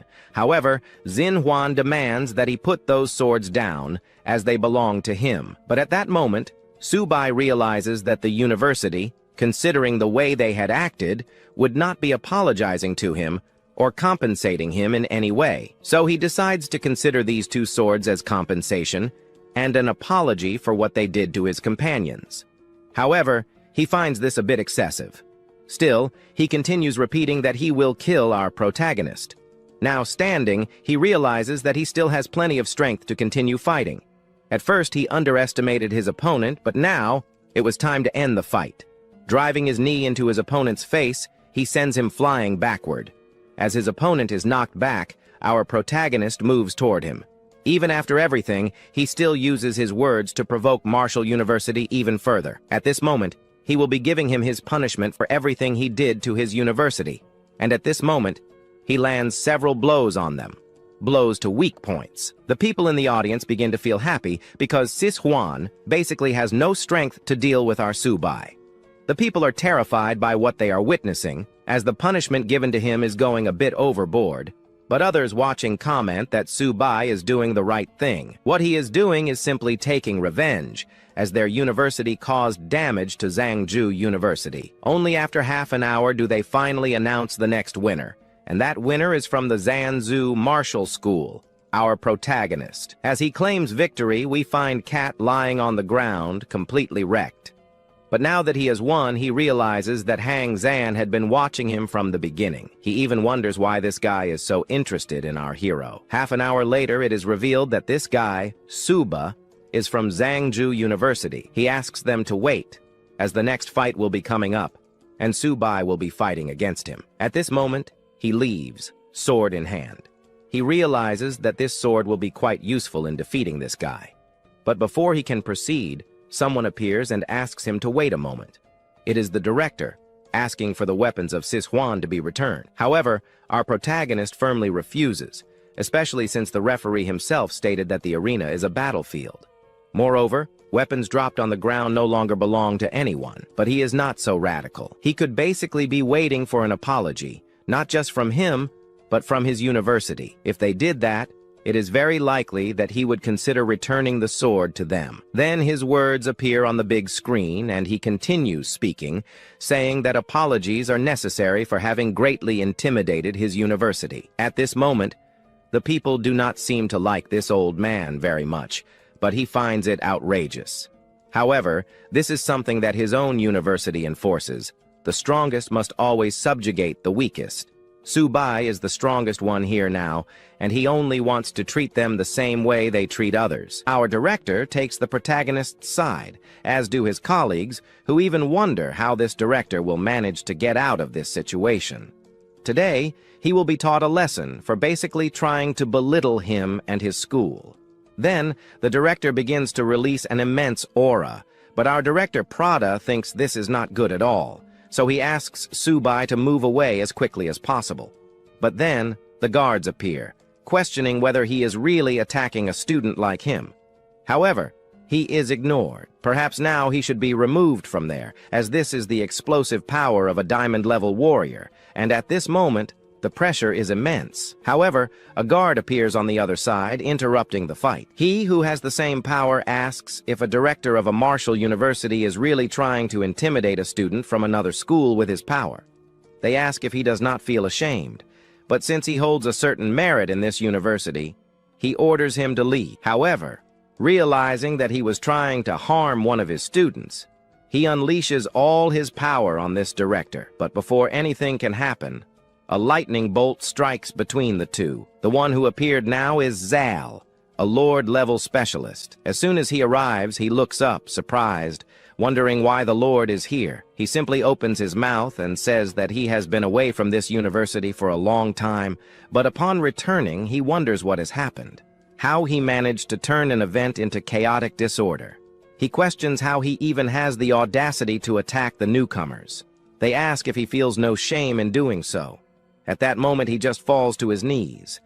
However, he had been watching our protagonists fight and realized that he was quite impressive. But in the name of the Martial University, he ends up apologizing for this warrior here. Those there did not want to apologize for this guy, but as for the other, they are surprised. However, they also comment that this was a motto of the university. The strongest remain at the top, and they are the ones who move the nation. But our protagonist has the same potential as Luo Fan, which means he is worth protecting and also possesses maximum strength. His strength is very likely capable of protecting a nation. Over the years, the Martial University has neglected its responsibility to protect the strongest, but to him, this is a grave mistake. Then, he withdraws. It ends by saying that the birthday boy, Zhang won this match, and also that those twin swords will be given to our protagonist. Our protagonist, on the other hand, ends up learning a lot from him, Guy, so he will be following his mottos from now on. He realizes that he was quite impatient to be a director, so he asks him to go to the Martial University and become an instructor for new students. But soon, the next events will take place here. A new championship will be happening, where the next universities will be stepping into the ring. The first one is Zanggu University. The next ones are also among the best. But now that the arenas will recover, they realize that Suba was one of the most interesting guys in this championship.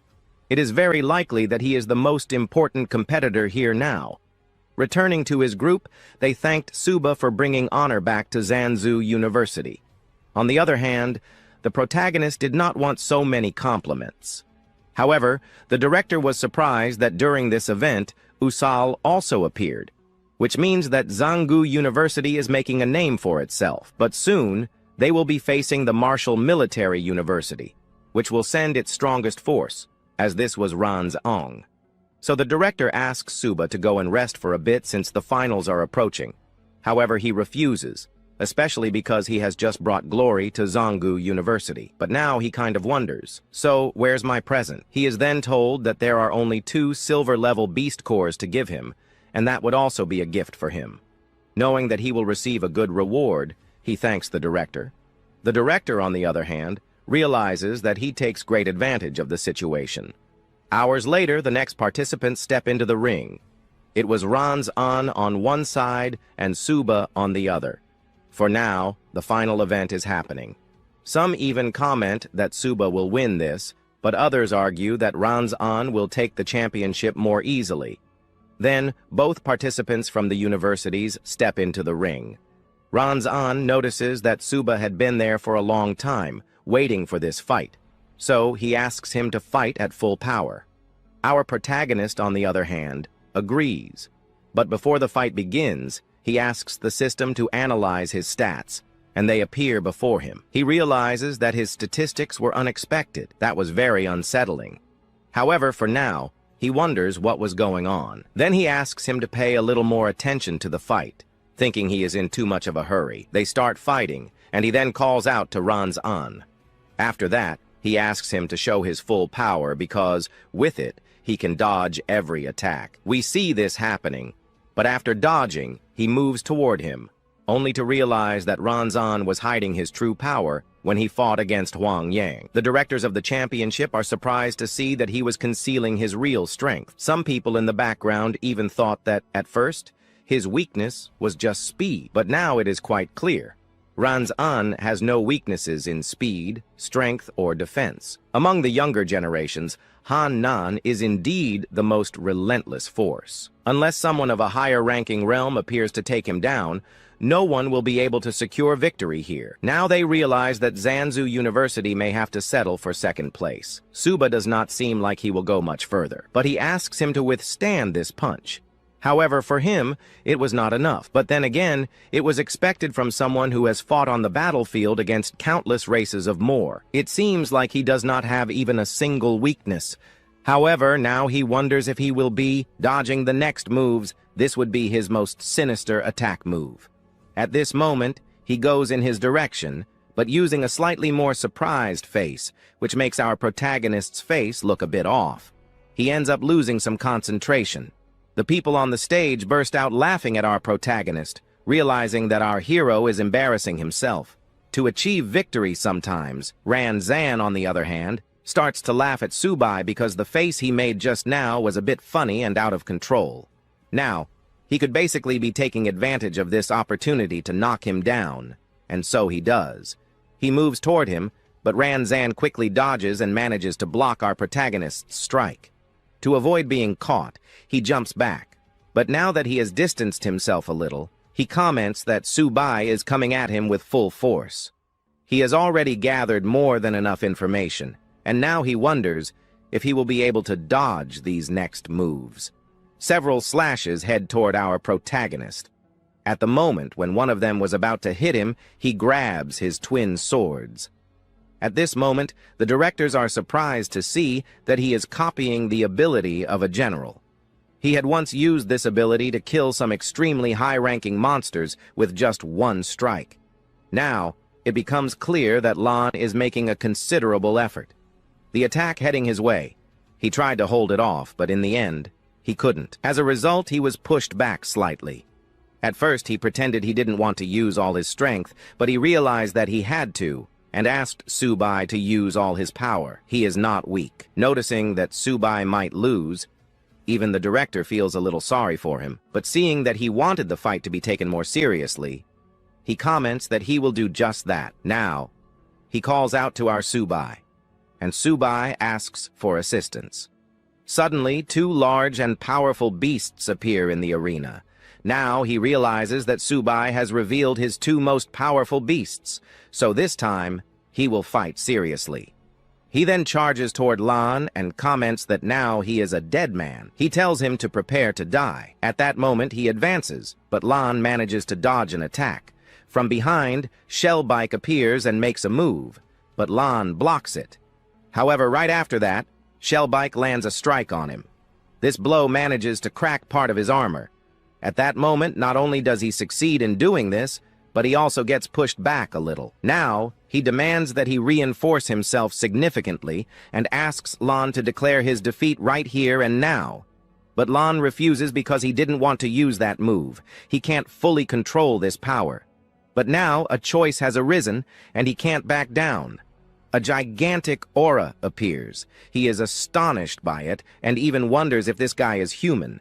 He questions whether this level of power is truly that of a gold-tier battle. But before he can do anything, his system appears, warning that the danger is enormous. The only thing to do is to dodge any strike that comes his way. However, he calls for Subai, and only then does he reveal that in this battle, his fate is simple: defeat. He will return to the top 2, rise back to the top 1, and regain all his power. And so, our story continues with the saying that anyone below the gold level is considered an ant. The gold level is the true dividing line for the strongest. That, Hanzangai is probably at the peak of gold, while on the other hand, Swai is at the peak of bronze. He's strong, but not as strong as that guy, and it's very likely that this was his final blow. And now, this move he's talking about is his final strike. He even doubts whether our protagonist could dodge it. A gigantic wave heads his way, growing significantly, and our protagonist's eyes widen in pure surprise. He knew that if he stayed there, he would either get caught or be defeated. So he shouts for Xiaoba to go forward and save him. As soon as Xiaoba is thrown forward, we see him appearing, and the blow coming his way as fast as possible ends up stopping. At the moment it stops, we can observe an explosion happening. Now, looking at Xiaoba, it's likely that after this blow, he must be exhausted, but others don't believe it. Perhaps everything he just used is a special power, and also our protagonist might be using the power of exchange. But what surprises everyone is that this ability is not unlocked at the bronze level. On the other hand, being at the bronze level, everyone starts to be surprised because this ability of his could be characterized as the ability of origin synchronization. This was impossible. The ability switching technique is considered a celestial ability, and for him, it's very likely that Xiaoba modified it, which left him quite surprised because he has an innate talent. It's as if Luan were in that boy's body. While some stared and were happy with such power from our protagonist, others were worried about his defense. Some even began to wonder if this would destroy the martial arts magic university. Meanwhile, in the arena, a shadow appears, and at this moment, the narrator comments that perhaps the result will be decided here and now. On the other hand, he realizes that this Lohan here was extremely strong. Strong he was, but not this time, because Xiaoba managed to defeat him. Yet, no one believes it. However, he ended up being happy because now the General League champion of this year's event was from Zanzhou Martial University. When this is announced, our protagonist and his entire group call out to him. Others even say that Xiaoba made the impossible happen. On the other hand, the director kneels and even begins to cry because he realized that from the beginning, Xiaoba was different. At this moment, He is the strongest among the new generations of the youngest. While everyone was impressed by this, we can see our hero's future spouse completely happy with our protagonist because he managed to win that fight, which seemed almost impossible to her. Meanwhile, at our protagonist's family home, we can see his sister completely happy to see that her brother managed to win that championship. His parents, on the other hand, are even happier now that he has won the champion title of the 100 Schools League. The journalist begins to ask our protagonist how he feels now and if he has any words for his opponent. However, the director appears and asks for space because he is currently exhausted. At this moment, he was carrying him on his shoulders, but he also comments that he will now take our hero to the hospital. Now that he has won this national championship, he will receive practically all the military rewards available. However, at this moment, our protagonist doesn't care about that. He wonders how much that will be, and someone says it will be 60 million. But to be specific, 600 million in total for all the items he will receive. When he hears 600 million, the guy even goes crazy and asks to be let go because he wanted to fight another round. While he is completely delighted with this, the TV announces that today's Marshall University has shown some new talents emerging from this event. It displays a military report from the Dragon Country. The 100 Schools League has finally ended, and the military has decided to award our hero the first-class merit medal, the Great Wall Honor, and a reward of 60,000. The journalist believes that Xiaoba has shown that his opponent is extremely strong, but he did not back down. She only thinks that new universities should consider how Xiaoba faced an extremely strong opponent without retreating. Below, a list shows the investments that the military makes in martial arts schools. The first place, Zanzhou, had an investment of 50 billion, the second place, also 50 billion, and the third the same, but the fourth had 10 billion. However, a genius of wisdom and courage has just emerged, as if he were the successor of Lo Fan. She even thinks that with these beast tamers emerging within this school, Zanzhou University could become the main military base, where new powerful students may appear in the future to contribute to the country's strength. May the school increase its merit more and more, becoming one of the best schools in the world. Among the newcomers, there is a rumor circulating on the internet that Suba is extremely skilled.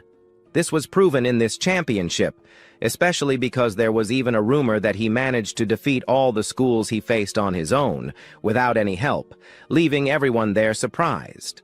However, during one of the fights he had, he ended up being seriously injured and almost fainted. After a long time, we return to our hero, who was now sleeping.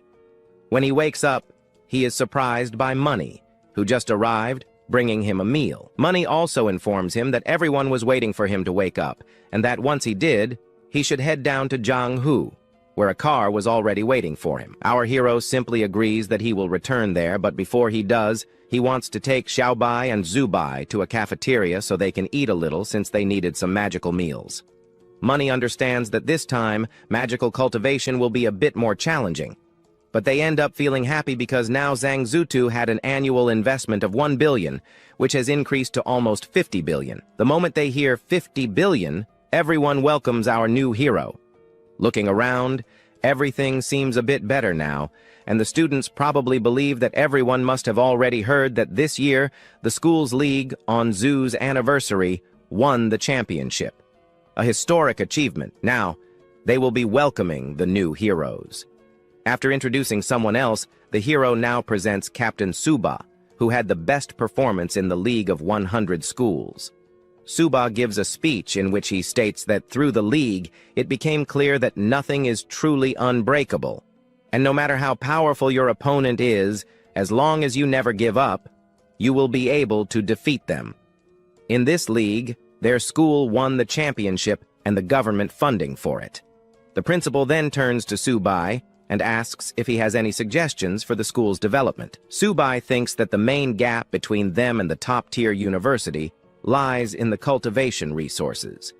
He suggests hiring some alchemists to refine potions, as this is the only way to bridge the gap in cultivation resources for the students. After finishing his speech, Subai goes to another corner where he meets with the principal again.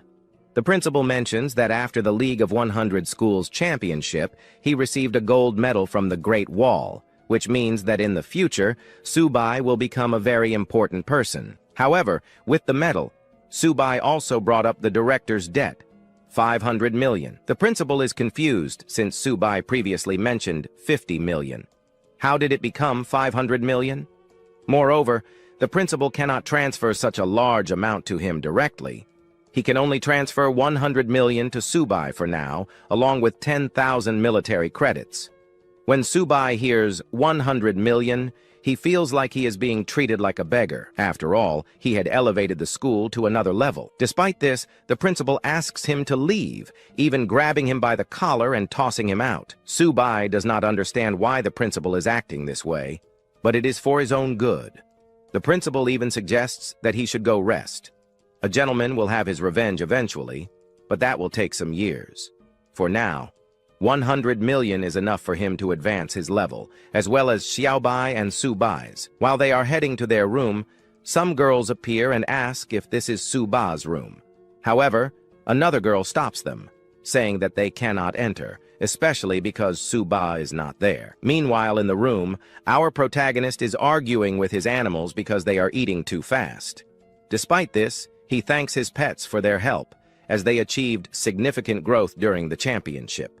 While eating, out of nowhere, our protagonist stands up because he suddenly sees a bright light coming toward him. Then a system screen appears, showing that he just leveled up a bit more. He steps down from the bed and realizes that his pet has reached silver level. This time he knows the money was not wasted in vain. He also understands that he needs to continue feeding Xiaobai and Subai. On the other hand, Han Zan, his opponent, worked hard cultivating for 20 years to finally reach the silver level. Looking at all this, our protagonist is surprised because he now has 2 silver-level pets.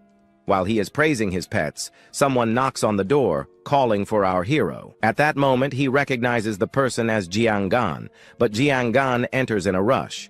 Our protagonist asks him to slow down, but as Jiangan speaks, he mentions that he has just awakened. A power of his also awakened, a power as if it were his own, a powerful beast tamer. Then he lifts something and asks Subai to look at it.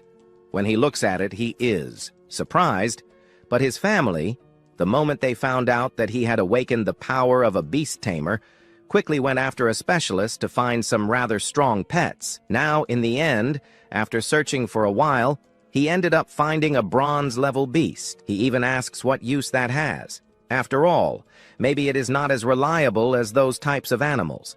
Perhaps the turtle is not what it seems, but he ignores that, saying that this turtle is what he wants, and he will be raising it forever. But our hero, on the other hand, ends up saying that in fact, he has to point out something. Not all turtles are the same. Curious to know what power he had, he activates the system screen. Upon activation, he realizes that his name was Hang and that he was also a beast tamer awakened by the essential blood of Xuan Huan. His tamed beasts can awaken up to 10% of the Xuan lineage. The host can control the power of life and love, and for that, he even wonders if he can help other tamers awaken their powers. Perhaps he could even become a descendant of a sacred beast. He thinks that's incredible. Sao Ba and Sha Bai may have to take on new disciples, or maybe even grandchildren. So he ends up commenting with him that, as he said before, he wanted to raise turtles forever and would not change his mind, that what he said before was entirely correct, because for him, it was actually better to do just that. Meanwhile, outside the university, we see everyone there. They only came here for the beast tamer training, and everyone ends up saying yes. Especially because now Zanju University was basically ready to begin the best training sessions. They then comment that they came here to train with our protagonist, the great Subai. She, realizing that everyone was excited, only asks him to relax because the door would be opening soon. But before it could open for them to enter, she asks them to release their pets so she could check a few things. So he takes out and shows the turtle. At that moment, she is surprised because she sees that he had a turtle. She even doubts him, wondering if he was really a pet tamer. But he ends up affirming that yes, he is a tamer, though perhaps the worst one. The turtle he was holding looked like an ordinary turtle, one sold in the market. However, She eventually realizes that he was not just a tamer, but a lightning ability user. But he says it doesn't matter because he is a tamer, and he wants to enter the animal training department and stay in the same class as our protagonist. But how would he enter? After all, suddenly their entire class would be filled with turtles. Nevertheless, they ignore that because they just wanted to stay in his department. However, meanwhile, a girl looks back. When she looks, she notices that the one standing there was Subai. She simply screams at that moment, alerting everyone. And as soon as everyone sees our protagonist, they all start running toward him, asking to be allowed into his class. But they do not get what they want. What they do get is to grab him and call out for the director. But our scene cuts to the front of the military conference room. According to the reconnaissance scout report, the side of the 10,000 races has already detected their movements and has sent the shadow cat, the six-eared wolf, and the slave bear, along with 3 other tribes to gather at their bases. Practically speaking, the specific situation is still not entirely clear. The movements of the 10,000 races are becoming increasingly greater, but for them, it does not matter what their purpose is. They should take the initiative before they can do anything. He already issued an order there. He ended up selecting 3 soldiers from the Decent League to head to the Bizhin Lake to complete a mission. Recognition, but the moment the topic of Lake Bichun is brought up, everyone is surprised, especially because that area was forbidden. To make matters worse, they sent some students who practically had no combat experience to enter that dangerous place. And as a warrior of the human races, he will undoubtedly be facing these first-rate monsters, since the 10,000 races believe he will be completing his mission by invading Earth. Moreover, just his presence in that kingdom among the 10,000 races means they are not acting rashly. They are entering his territory, and that reconnaissance was crucial for him. Meanwhile, our scene cuts to who ends up arriving in a room where several directors are present. He tells them everything that was happening, but they end up being happy to see that Suba really made it there. Now that he has arrived, they came personally to convince our protagonist to hand over the 2 weapons he took from that championship earlier.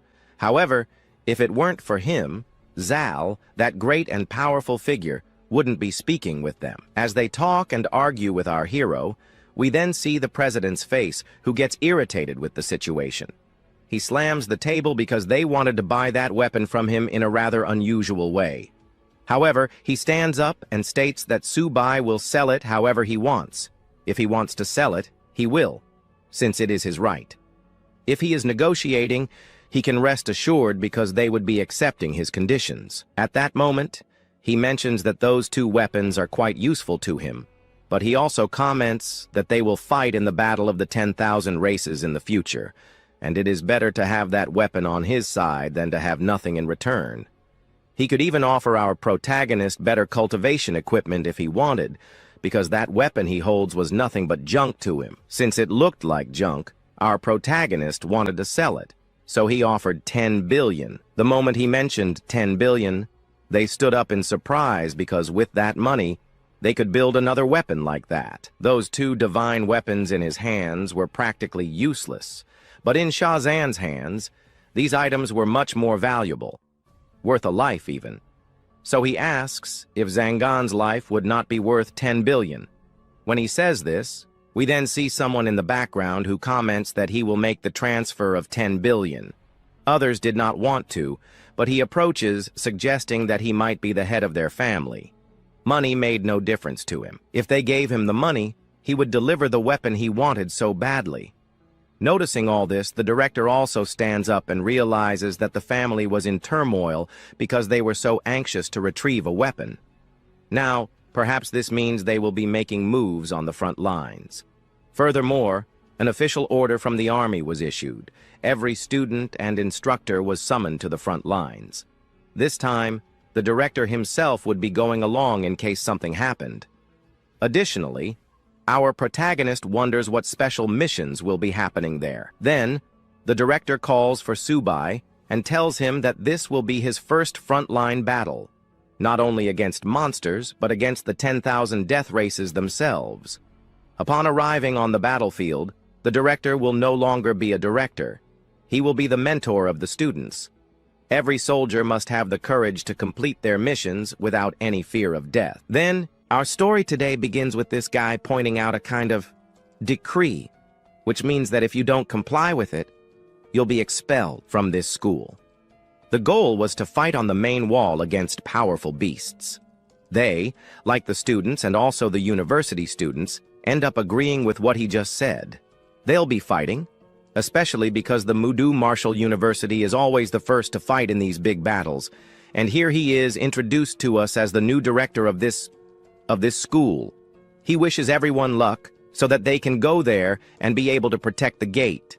Everyone then, hearing this, ends up being happy.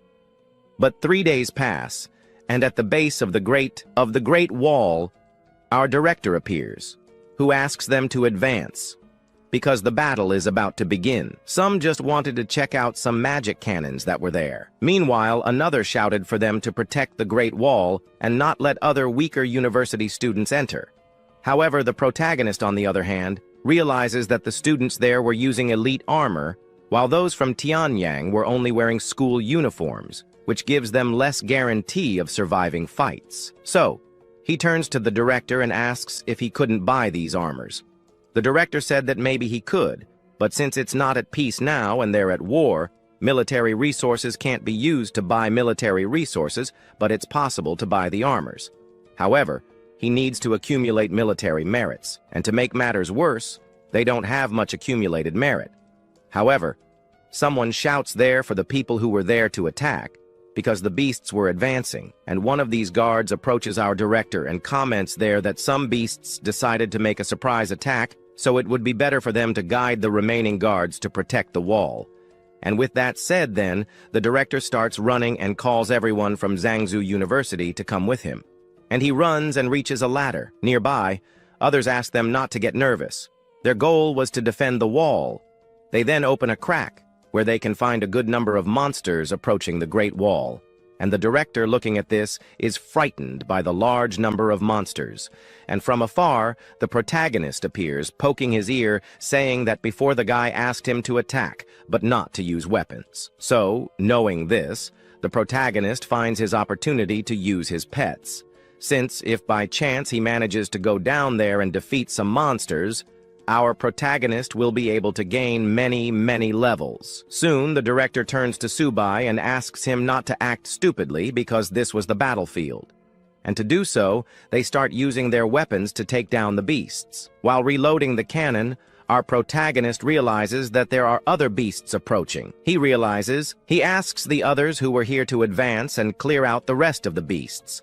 And at that moment, a group of people appeared, who began to use their cultivation methods there, and after using that, they began to get stronger, and with those simple powers that they used, they managed to cause some great destruction to the beasts down there, and a gold-level expert also appeared. After they appeared then, they ended up pointing towards that amount of monsters, since there was also their army of humans below, and the monsters, seeing the army, advanced towards them. So after a long time, they met. And after they met, they began to fight. One easily took down the wolf, and others began to take down other monsters back there. Meanwhile, we went back to the principal. Meanwhile, the principal was pressured by his students who wanted to be fighting, since they wanted to be helping them defeat those monsters. Only the principal, on the other hand, said that it wasn't a good idea. They were too weak. What would he do in there? They would only get in the way of the others fighting. So they ended up asking him to give them one last chance. While he was asking for this, the protagonist in the background was rummaging through his backpack. Only after he rummaged through it do we see the guys fighting in the background. But out of nowhere, a ray, like a Kamehameha, passes through them and goes towards a beast, which was quite powerful.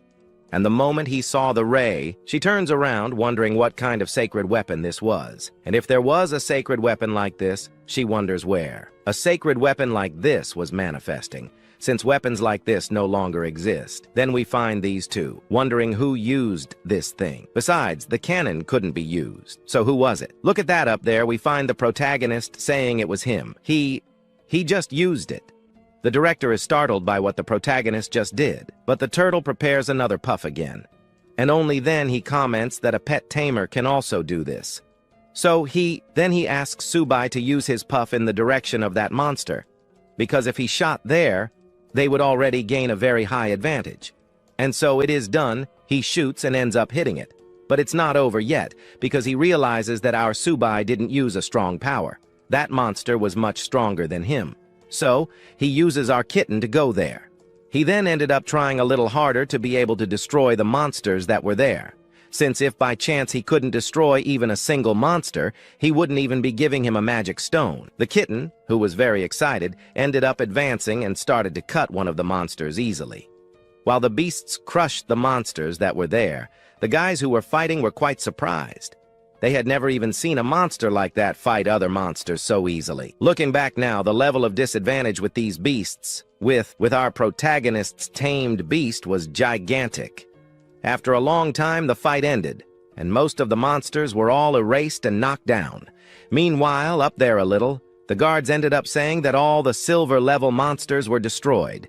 Then others approached Sue and realized that our protagonist had done something very good. Maybe what they were doing here was to extort a few billion from the director. However, on the other hand, they should be thanking our protagonist. Maybe this will be bringing him more resources. So, he turns to the director and wonders if this wasn't good. After all, with this, he could be gaining perhaps a lot more military support. The director agrees that perhaps he could be using it, but they didn't participate in the fight. Meanwhile, in the general's office, a guy appears, stating that the fight has just ended, but they lost 500 people. The crystal cannons were in the cooling and recharging stage. So it would take a few hours to recharge all of that. But in this battle, the troops managed to eliminate about 125,000 enemy beasts. It only took half an hour, and since it's over, then they could be resting. But nevertheless, he appears with a rather special video there that a certain student, Subai, ended up kind of joining in the fun. Even though he didn't go down to fight himself, his beasts went down there and ended up annihilating half of the monsters. And in return now, he only wants some military merits, which leaves this general surprised, seeing that he used his domestic beasts as if they were cannons. But already, at the base of the square, others commented that this wasn't unfair. They didn't even fight. And how could they be getting military merits? Those are those students from Ant, that arrogant guy. He can't believe it. How did Suba get it? Furthermore, he's a student, as if he were them. How did he manage to enter the battle and fight there too? But even so, he got some military merits. Looking at it, they realized that he earned 400,000 military merits, which would be 400 million yuan. Even a gold-level user would probably get something like that. What did Suba really do? He then recognizes him and ends up approaching. Here, he ended up kind of thanking him there for having lent him those double swords. But he didn't like it so much, so he returned it. However, now he ended up earning some merits thanks to a certain director there. But now, because they are good friends in the future, he could be paying all this back to him. He leaves, and also says that he is not our protagonist's friend, not at all. Furthermore, he realized that perhaps his swords are rusty. And for that, he spent some time reading and studying about how to forge good swords, and he could be fixing them for him. While he ignored everything and left that way, a stronger general appears. He comments there that humans have always just watched and never even attacked the monsters. However, today will be different. Today they will be fighting against very powerful monsters. So, for that, they need to be prepared, because today, they will be fighting against a few hundred or thousands of monsters. And the moment he talks about it, then everyone ends up happy about it, and they get ready, because he could already be fighting with them now. And so, they advance along with the general. And as they advance, the number of monsters also advances towards the group of humans. However, the students appear again, asking to be allowed to fight the monsters. They couldn't just stay here and watch, but the principal asks them to wait and observe everything happening there. However, a guard then appears up there saying that he will be using the cannons, and as he uses the cannons, below we find the people using their maximum cultivation to take down the beasts. Their effects end up happening. The monsters that were there are taken down. However, this wasn't enough, because more appeared. They advanced without even stopping once. By the way, some more powerful beasts appeared. They were quite resistant, and so the shield team advances towards the monsters. the monsters advance towards them without fear. Meanwhile, they advance as a group there. One group ends up kind of losing the shield. Others try their luck, but even so, it's not over yet. And from afar, we then found the leader of the monsters, who kept shouting at the bears to use their strength more. The protagonist's group is surprised to see that the monsters can also speak just like humans, which means that they have managed to have some kind of change, an ability to change their form. So, if by chance the monster's level reaches the diamond level, there is basically no difference from a human.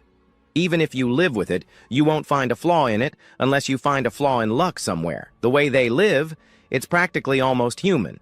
So, at this moment, another one appears, asking what missions their superiors will be giving them to do. The battlefield was quite fierce, which the director understands that their mission will arrive soon, very soon. And after a while, the mission actually arrives. So, all the reserve members were basically there to cooperate with the main rescue force. In small groups, they could be invading the battlefield to be able to pick up the wounded, while other groups will basically be receiving the mission of fighting the monsters. But one of them received another mission, like a non-obligatory mission. He could be doing whatever he wants. Subar. This one could be cleaning up the battlefield or going to the snowy mountain where he will find the main army. And so he talks about the other teams that could receive the same missions. However, after choosing the teams, he asks them to gather there in the field, at the entrance, so that he can start right away.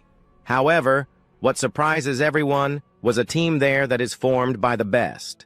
This one was Han and Subar, and the other, Kyung. Hanzan, on the other hand, ends up recognizing Subar and is happy to meet him. Again, close up now, he comments on what Subar will be doing. Besides, he is the leader. What will he basically be doing? The protagonist said that he received orders from the leader so that he could be making some arrangements. Then he asks if the protagonist understood. With a somewhat serious face, he said yes. Then he asks him to follow him. He even asks if the director wanted to go with him, but he said no. Furthermore, he asks him to pay attention. However, the protagonist only understands and goes down there. Hanzan, on the other hand, asks now, why will the protagonist do the mission first? But another understands that the protagonist all this time was holding back from moving forward. He moves forward, and inside the backpack we find the protagonist's pet, eager to get some things to evolve a little. Looking now at the combat field, we notice that there are several people fallen there, which means that most of them were knocked down. Fallen on the ground, they all make our protagonist sad. To do this, his group approaches him to comfort him a little. However, he turns to the other group and asks if he would be violating some rules if by chance Xiaobai, Subai, were devouring some more crystals. They reveal that number. They could be eating as many crystals as they wanted. While he was just staring at all this, we found a good number of monsters coming towards them. What we realized now was that it was not a good thing for Xiaoba and Xiaobai to be there eating those magic stones. So then, he asks the two of them to get into the backpack, which they do. Moving forward then, they wonder where our protagonist intended to be going. He comments that he will be heading towards the Dark Mountain. He can even go there, but he must be careful, because if he draws too much attention, it would not be good for them. While he was commenting on this, the scene changes to another location. The two of them were wondering what could be happening if Subar came to them. He responds that nothing could perhaps happen.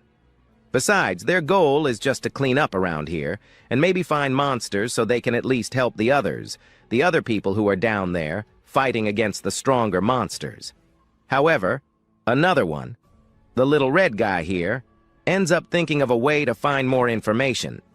If by chance whoever finds more information helps the stronger warriors find powerful monsters, they will be gaining a lot of military merits, which ends up triggering a rivalry between the two. Their goal is to advance to see who of the two would be the first to find some powerful monsters. Our story continues. After they stay there making up their minds, they really should be following that place. But our scene changes to another place, and here we find our protagonist and his group walking there. They saw that it would be difficult to get through here, so they changed their direction to another direction. Another commented that they shouldn't be going too far, But they realized that the visibility from here was very low, and the terrain is extremely complex, and it would be very easy to be ambushed by the monster race, and the monsters could easily catch the humans here. Here, however, our protagonist said that he was fine. And yes, he then said that the environment was still the most suitable for a fight, especially since they were in a small group. However, one interrupts everyone and asks them to look at his hand. He was holding a blood mushroom. This was a #1 grade spiritual medicine, and it was an ingredient, and it was a key ingredient for making such a powder refinement there. To make it better, the age of this mushroom must be more than 10 years. If it were at the material store, they could be selling it for over 10,000 yuan. And saying that, our protagonist already feels like it, and he asks them to go ahead. He will be grabbing his backpack there, and, together with Xiao Bai, they will be picking some mushrooms. However, he asks them to come along with them, especially since they have some missions that they must complete first.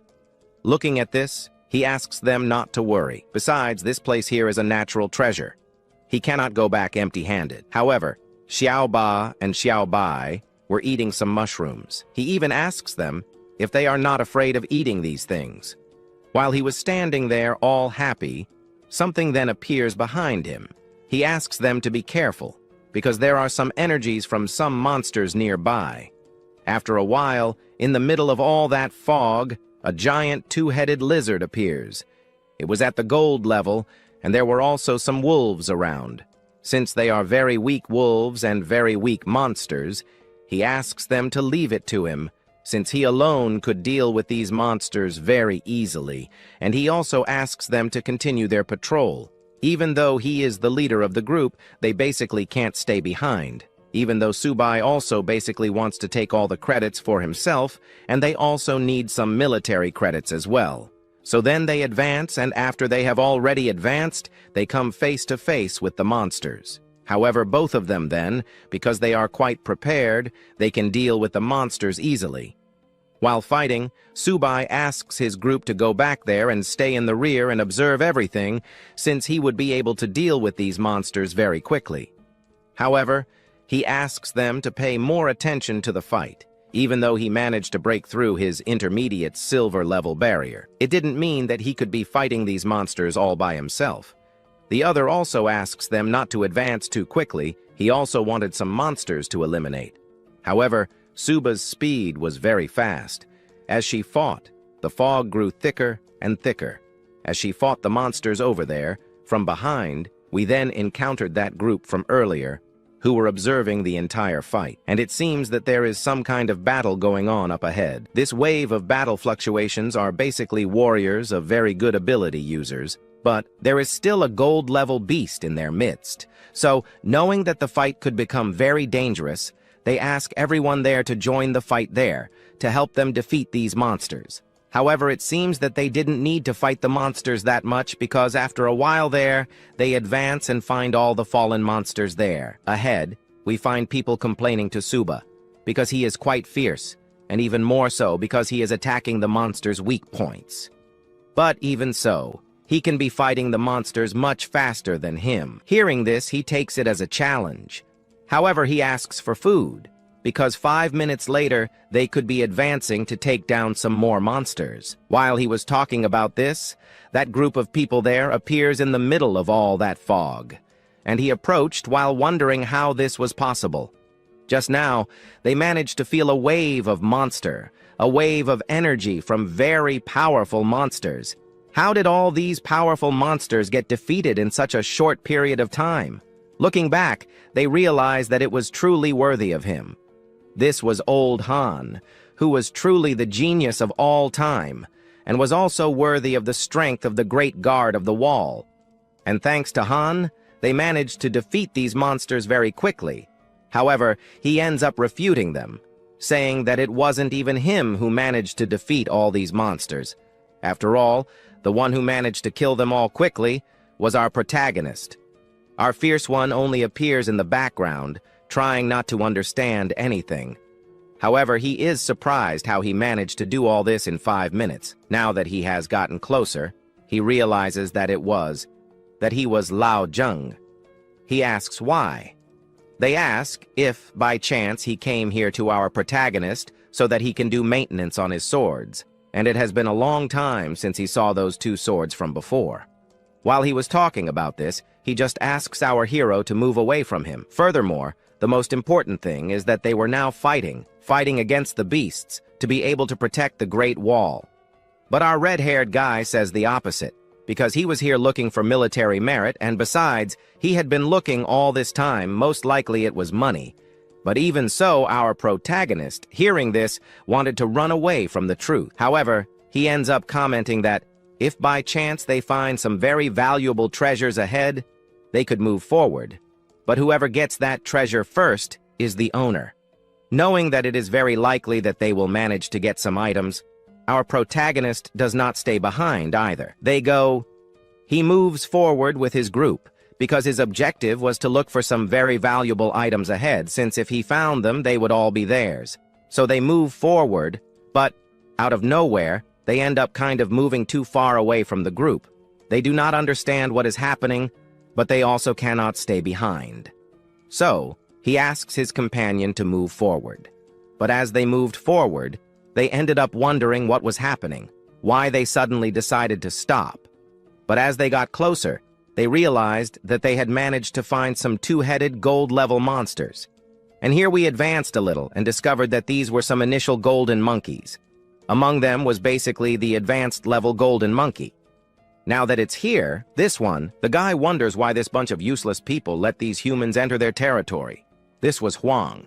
His level was intermediate gold. Although his strength was basically platinum, he had a human form. Now, looking closer, he realizes that this was from the Black Serpent clan of the Earth, and this is one of the 3 great races, the strongest subordinate races of the 9 shadows devouring heaven. The combat strength is much superior to their power, and it is very difficult to be dealing with monsters like this in this place here. But he asks his animals there to eliminate everyone who was here and not let even a single human who is there escape. And from the middle of that forest, we see several monsters appearing. He wonders how all this happened in a matter of minutes. Of all those who were here, Huang was the fastest of the group, so he asks them to go there and get reinforcements. In the meantime, Suba will be dealing with these monsters, and so it was done. He ends up going back. At the same time, one of the gorillas jumps back as well. He goes towards the guy who tried to run away to seek help. He wonders how it was possible this gorilla's speed surpassed his. Since he surpassed his speed, he really understood that this monster wants to fight him. While he was thinking about this, the fight was going on in front of him too. He wondered if Subai would be able to deal with some monsters in front of him. Subai reveals that he could deal with some powerful snakes, but dealing with many monsters like this would be quite difficult. So knowing this, he summons these 2 pets and asks them to use their full strength, and with that, they end up activating their strongest form, at this moment becoming more powerful than before. However, his opponent was really the strongest here.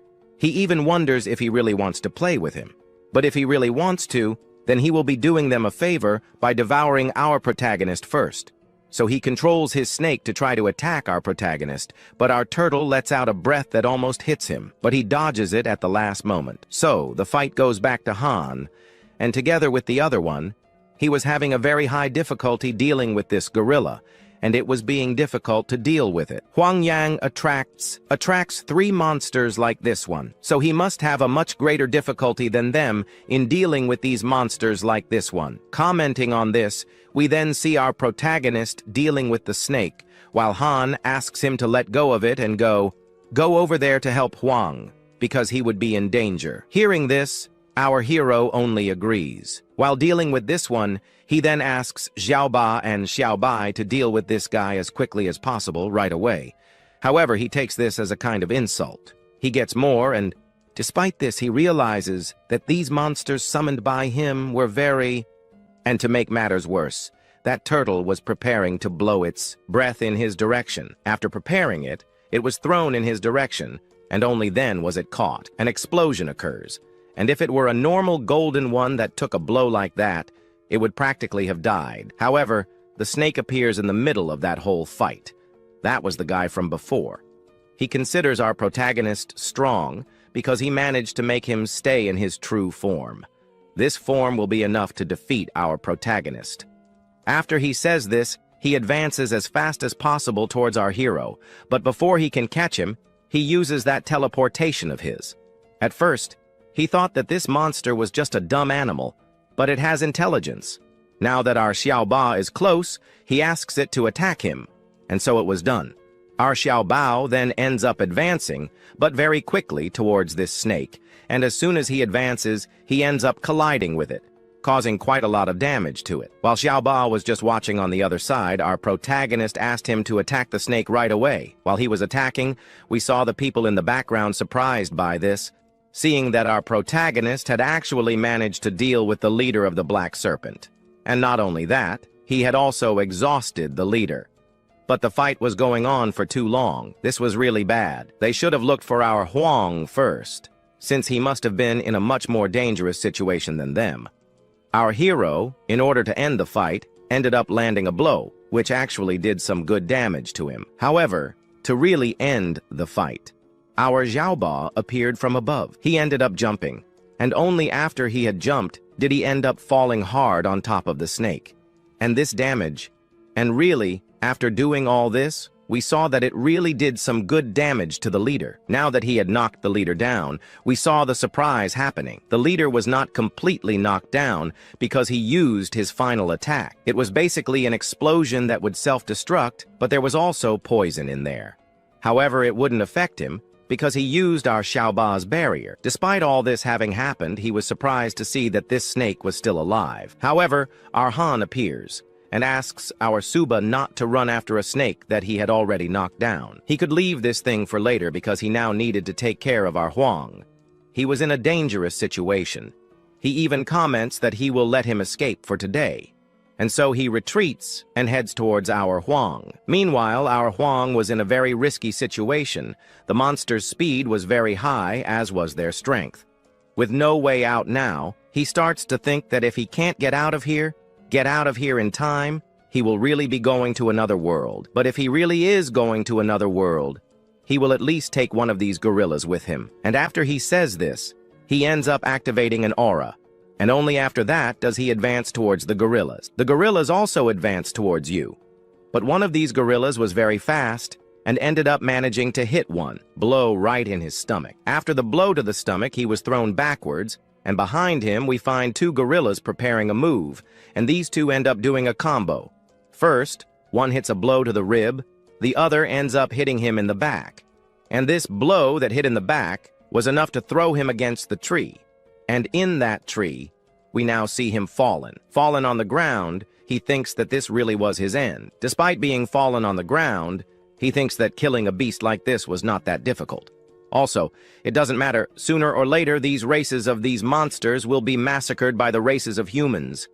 It seems that, in the end, he will no longer be able to compete against our protagonist. However, he prepares an attack and almost hits him, but our hero appears, who ends up worrying a little about him. However, now it was all over. Now that it was over, he asks that he at least take revenge on his companion, who was now just lying on the ground. As he fell to the ground, he asked not to sleep here.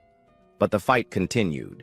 His beasts advanced towards the group of monsters. However, while he was playing around there, one of these monsters ended up advancing towards our protagonist. But he took the spear he had in his hand and ended up preparing a little move there. Although they managed to injure one of their wings, they really won't be able to deal with everyone from the human race. So he asked for this monster to disappear. So he managed to hit the gorilla with this spear, which made him be thrown back with all his force. In the end, he stopped on a tree, and we saw that with this simple blow, he managed to easily knock down one of these gorillas. And our Xiaobai also managed to finish knocking down one of his opponents. Now that it was all over, he approached our Huang, who was lying on the ground. Now on the ground, he asked him to rest in peace because he had already taken revenge on the one who knocked him down.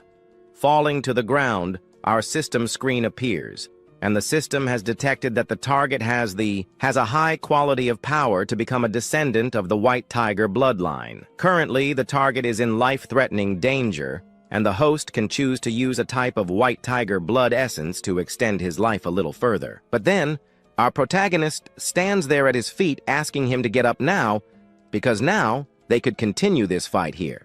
So he approaches him and comments there that he has a way to keep him alive, but from now on, he will have to follow our protagonist as a servant forever. He even asks if he would really accept, but at this moment, not knowing what he could do, he calls for our little white boy. He quickly gets close to our protagonist. He only asks for 3 drops of his blood, which he does by placing 3 drops in the palm of our hero's hand. While he was going to do this here, he asks our little white boy to protect him until he finishes taking care of our Wang. In the meantime, he asks Wang to hold on just a little bit tighter, and so, holding those 3 drops of blood, he places those drops of blood on the foot of our Wang's chest. And as soon as he places that, a flame enters him, and only then, when that enters him, we see that he received a good blow of pain. But that was part of it so that he could recover. After a while, everything he felt before disappeared, and he ended up opening his eyes. Now that he opened his eyes, he wonders how he feels now. At this moment, he even wonders how he did that. Maybe not even a king as powerful as this had this ability, and this ability is also an ability that no human has. However, he comments there that it is an ability that he is able to gain control over the thing he wants to control. And from now on, he will be under its control, and about this, he will be keeping it a secret. So he looks at our protagonist, but sees an extremely high pressure, saying that if by chance he reveals a secret of Suba, it is very likely that heaven and earth will destroy him and his soul. Looking at this, he simply stares. Then he says that he understood everything. Then he calls for our Wang. He comments there that he tried very hard to save his life, and his life is worth more to him than those 2 swords of Chaos Xuan.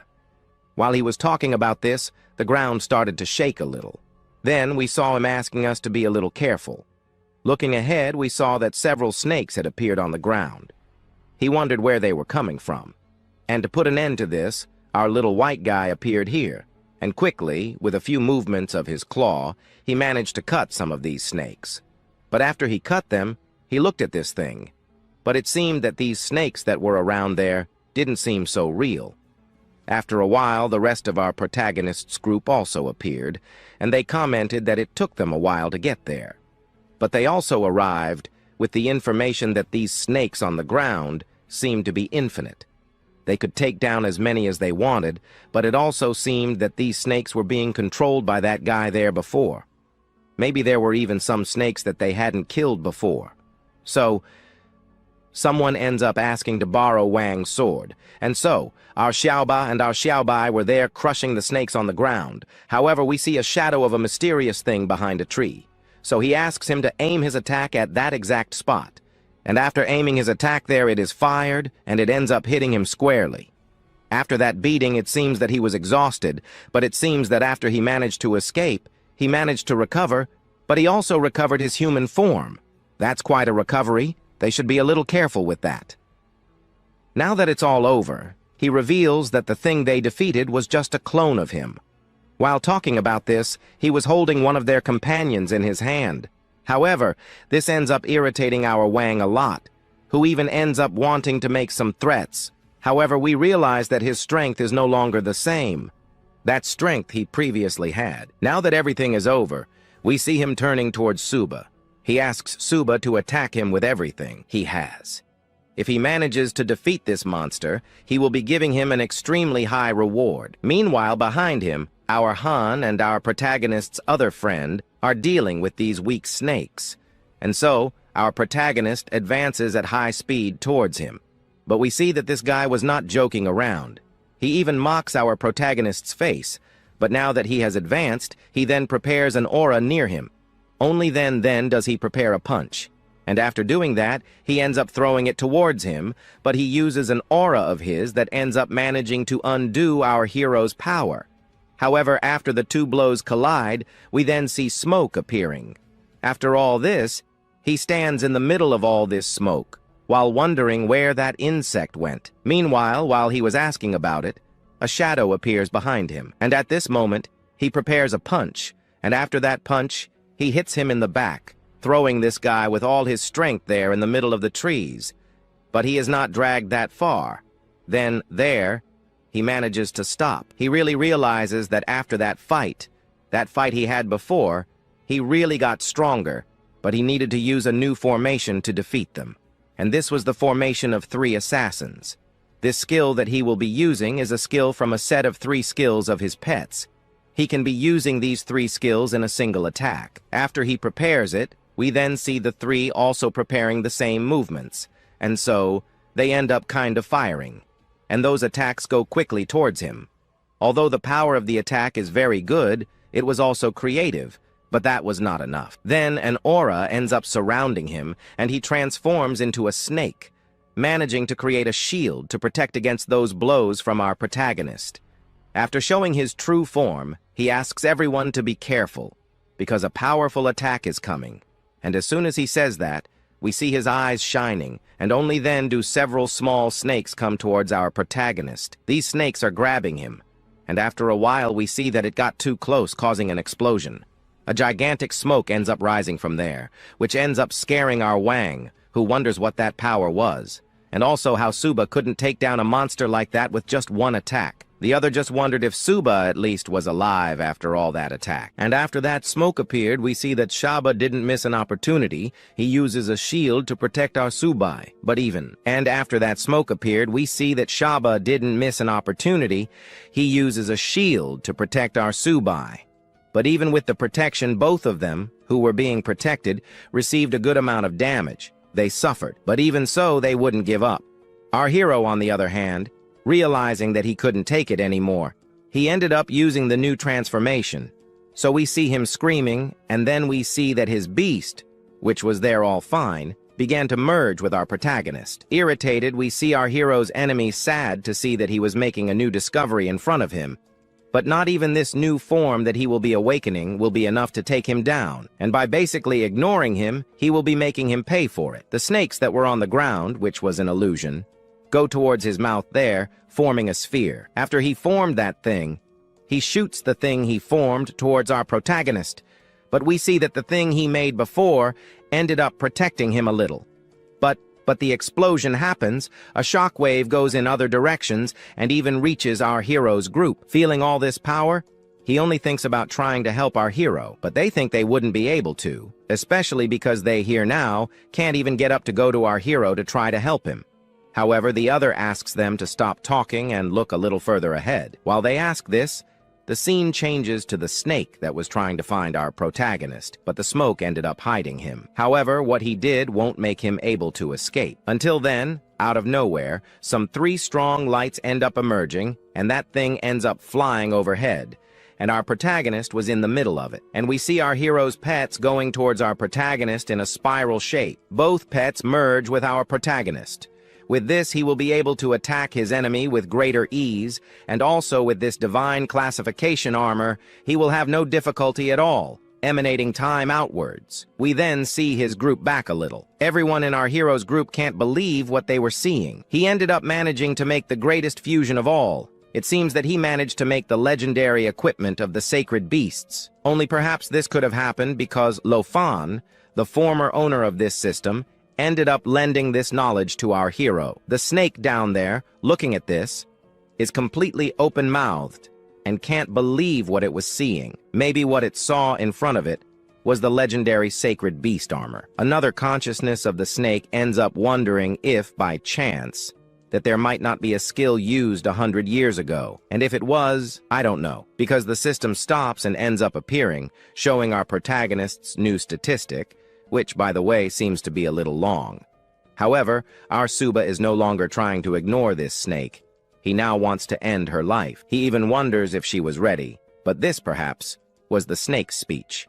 And after he spoke about it, we see her preparing her breath. Then we see that he fired it towards Suba, but our hero, with a small movement of his hand, managed to block it and also managed to make a counterattack. Therefore, he now cannot believe how it was possible to be caught by this human's ability. Knowing that he would be defeated, he asks the god of the abyss for help. But we see that the movement our hero made was enough to throw him against that mountain, and the ground also ends up being torn a little. While all this was happening, we return to the strong guard of the wall. We find this guy watching the entire fight. He realizes that the boy, in a short period of time, evolved a lot. Only later he ends up commenting on other things about the Nine, about the noble king of the snows there, from the depths. And he even thinks that that blow from that boy had defeated him, but that wasn't enough. But we see the guy pulling out the sword, a glow came from it, and after that appeared, we see the cut he fired going in another direction. And that direction was a direction that a cut was also coming towards him. The two cuts, in the end, collide. Then, like that, a fog, we see a shadow of an unknown thing. This guy below comments that his days are numbered because when the humans are overthrown by the beast races, they will suffer a lot, something he is anxiously awaiting because he wants to discover the real power of these beasts. While this guy was talking to this mysterious shadow, we then return to our protagonist. He was still using that form of his, however. Time ran out, and his two pets ended up spreading out from our protagonist. After the fusion was over, he ends up falling to the ground. His group appears, praising our protagonist for the evolution he has made. His evolution has allowed him to fight silver level, gold level, and even platinum level monsters, if you're joking.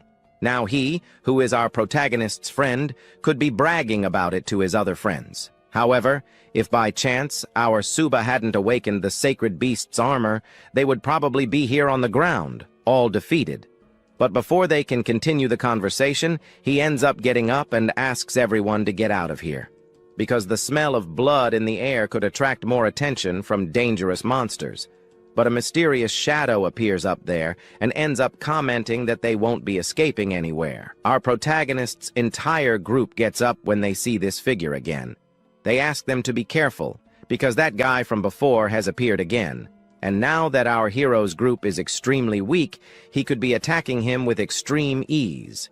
He uses his snake ability again, and with that we see the snake heading towards our hero's group. Knowing that there is nothing he can do, our protagonist just protects his face, but after a while, seeing that nothing happened, he opens his eyes. And in front of him appears a guy who is happy to have managed to get there in time, and then he turns to his opponent and wonders if, by chance, a guy with a lord rank wouldn't be ashamed to face children like him. He then ends up saying that he, of the 10,000 races, will not let even a single human escape alive. And what's more, a second Lofan, they don't even want to dream of having an opponent like that again. However, it is something they will have to dream of, because he will not let anything happen to our hero. If he really wants to survive, he wants to test his skills. To do so, he uses his snake skills again. And what's more, these snakes were more powerful than the others, because one of these snakes had an initial gold level. So how could they be facing a monster like this? But this guy, who was also here in the middle of the fight, simply ignores his opponent. And then he ends up turning around, irritating this guy, wondering where he was looking. So he uses his full strength in this attack. And we see that the thing he formed before was growing bigger and bigger. He realized that this was dangerous, and those snakes were coming, so his group asks them to prepare themselves. So, since this is a survival activity, they will survive, but this guy asks them to wait a bit. Then, after saying that, he ends up using his cultivation mode there, forming an extremely strong light, and, within that light, a gigantic tree appears. Everyone, finds this more than incredible, as this was Rutong's training method. In this situation, we see that his opponent has become stuck, and it also seems that his weak power of rules may be destroying his vitality from within. And even using defense, he cannot defend himself from this guy's attack. To do so, he opens a portal and calls for Juan. And then, he comments that today he was not his opponent, since in any case, he may be trying to protect him now, but in the future, he will be alone. And that will be the moment when he will use his strongest opponents to attack our hero's group. As soon as he says these things, they appear in the portal that was made by him. And at the moment they appear, we see Juan deactivating his ability. Looking now at this ability, Suba realizes that the earth and the sky and everything were merged into one place to be having a worthy fight like this. And at this moment, Suba even wonders when will be the day that he will have the same strength as this guy. Juan appears from the sky and ends up asking him not to become so strong in the future, because he could be the strongest in the world, because in the future opponents that even he himself cannot face may appear. And since he says this and everything is over, he asks him to come back. A teleportation symbol appears on the feet of our hero and his group, and everyone, in the end, was sent to the main base.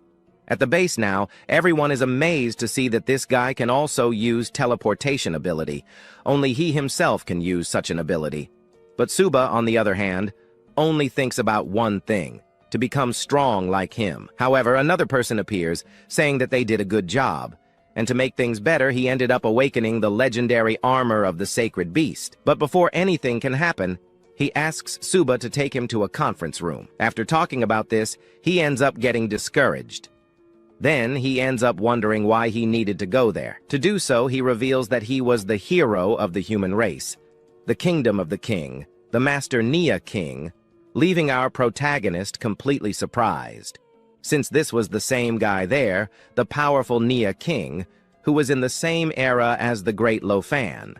And it was also at that time that spiritual energy recovered and martial arts awakened in many people. And Nia King, at first, ended up using his cultivation skills to protect people, but people didn't want that, because at that time, people thought that technology could do it for them, and in that situation they couldn't be relying on such martial arts to protect the human race. And, well, no one wanted to be by his side, no one, until Lofan showed up. He ended up kind of taking Nia King's side. And time passed and both of them became close friends, so he just asks him to determine a force there, protect the human race, and risk his life. He ends up kind of admiring this guy. But they enter a room where people immediately recognize our Suba and realize that he was Lofan's successor and had also managed to awaken the ability of that sacred beast armor. And if Lofan hadn't fallen in the past, they wouldn't be fighting powerful monsters until today. This time, Suba and his group won't make this world lose another fight against the beast races. So, he just hopes that Suba will sacrifice everything of his, so that the next generations can live a life of peace. And at the moment, he asks him not to do that, because he hasn't reached the moment yet where he can use his strength to protect the entire world. To do that, he will need to improve his skills more and more. So moving forward, they end up arriving at a room, and in that room, he ends up commenting that he brought our Suba. Suba, on the other hand, ends up getting anxious to see so many bosses like that in his life. And here we are introduced to this guy as Lai Zen. He was in the Diamond Kingdom, the strongest diamond. Now that everyone was here, they could move on to the next topic. The clan of 10,000 beasts is causing a great commotion all over the world, and now, due to the awakening of the celestial beast, the sacred beast of our protagonist, they end up choosing to even send a leader of a sacred royalty to try to overthrow our hero. And for that reason, he wanted to listen to the opinions of others. And another one comments there that centuries have passed, and the sacred weapon of the Lofan beast ended up being awakened in this world. And counting on Suba, if he really manages to grow, he will make this world finally achieve the peace they so desire. Then another one proposes a new idea: to find him the best tutor in the world, and also to get enough resources so that he can reach the best ranks. And at this moment, they consider our Suba's life more precious than theirs, which are old, so they shouldn't be giving anyone anything a chance to take our protagonist for themselves. So, our hero, hearing only this, only understands that these people were really good people. Another one, then, comments there that he might not even need to leave our hero at that university, but his real focus is to be on the front line against those 10,000 races. No, on the front line, he will be facing a lot of strong opponents who will give him the chance to almost have that taste of the end of life. And it is at this moment that the person will be awakening his strongest power. And with that, he will be able to improve his power more and more. And besides, they can't let an individual as powerful as him be raised in a greenhouse. Furthermore, all the clans are scared by our Suba's sacred beast equipment. So everyone ends up agreeing to leave our Suba on the front line against the 10,000 races. But if Suba is against all this, they will have to take responsibility for him. In an extremely strong storm, an eagle doesn't just break a wing in the storm. So it means that Lofan, in the middle of that war, almost turned the battlefield into his home. And in that battle there, against the 10,000 races, he almost died about 10 times. And if Lofan were alive today, he would probably support our Suba in continuing to fight against the monsters. And if by chance our Suba were to gain limited resources, he would go to fight without any difficulty.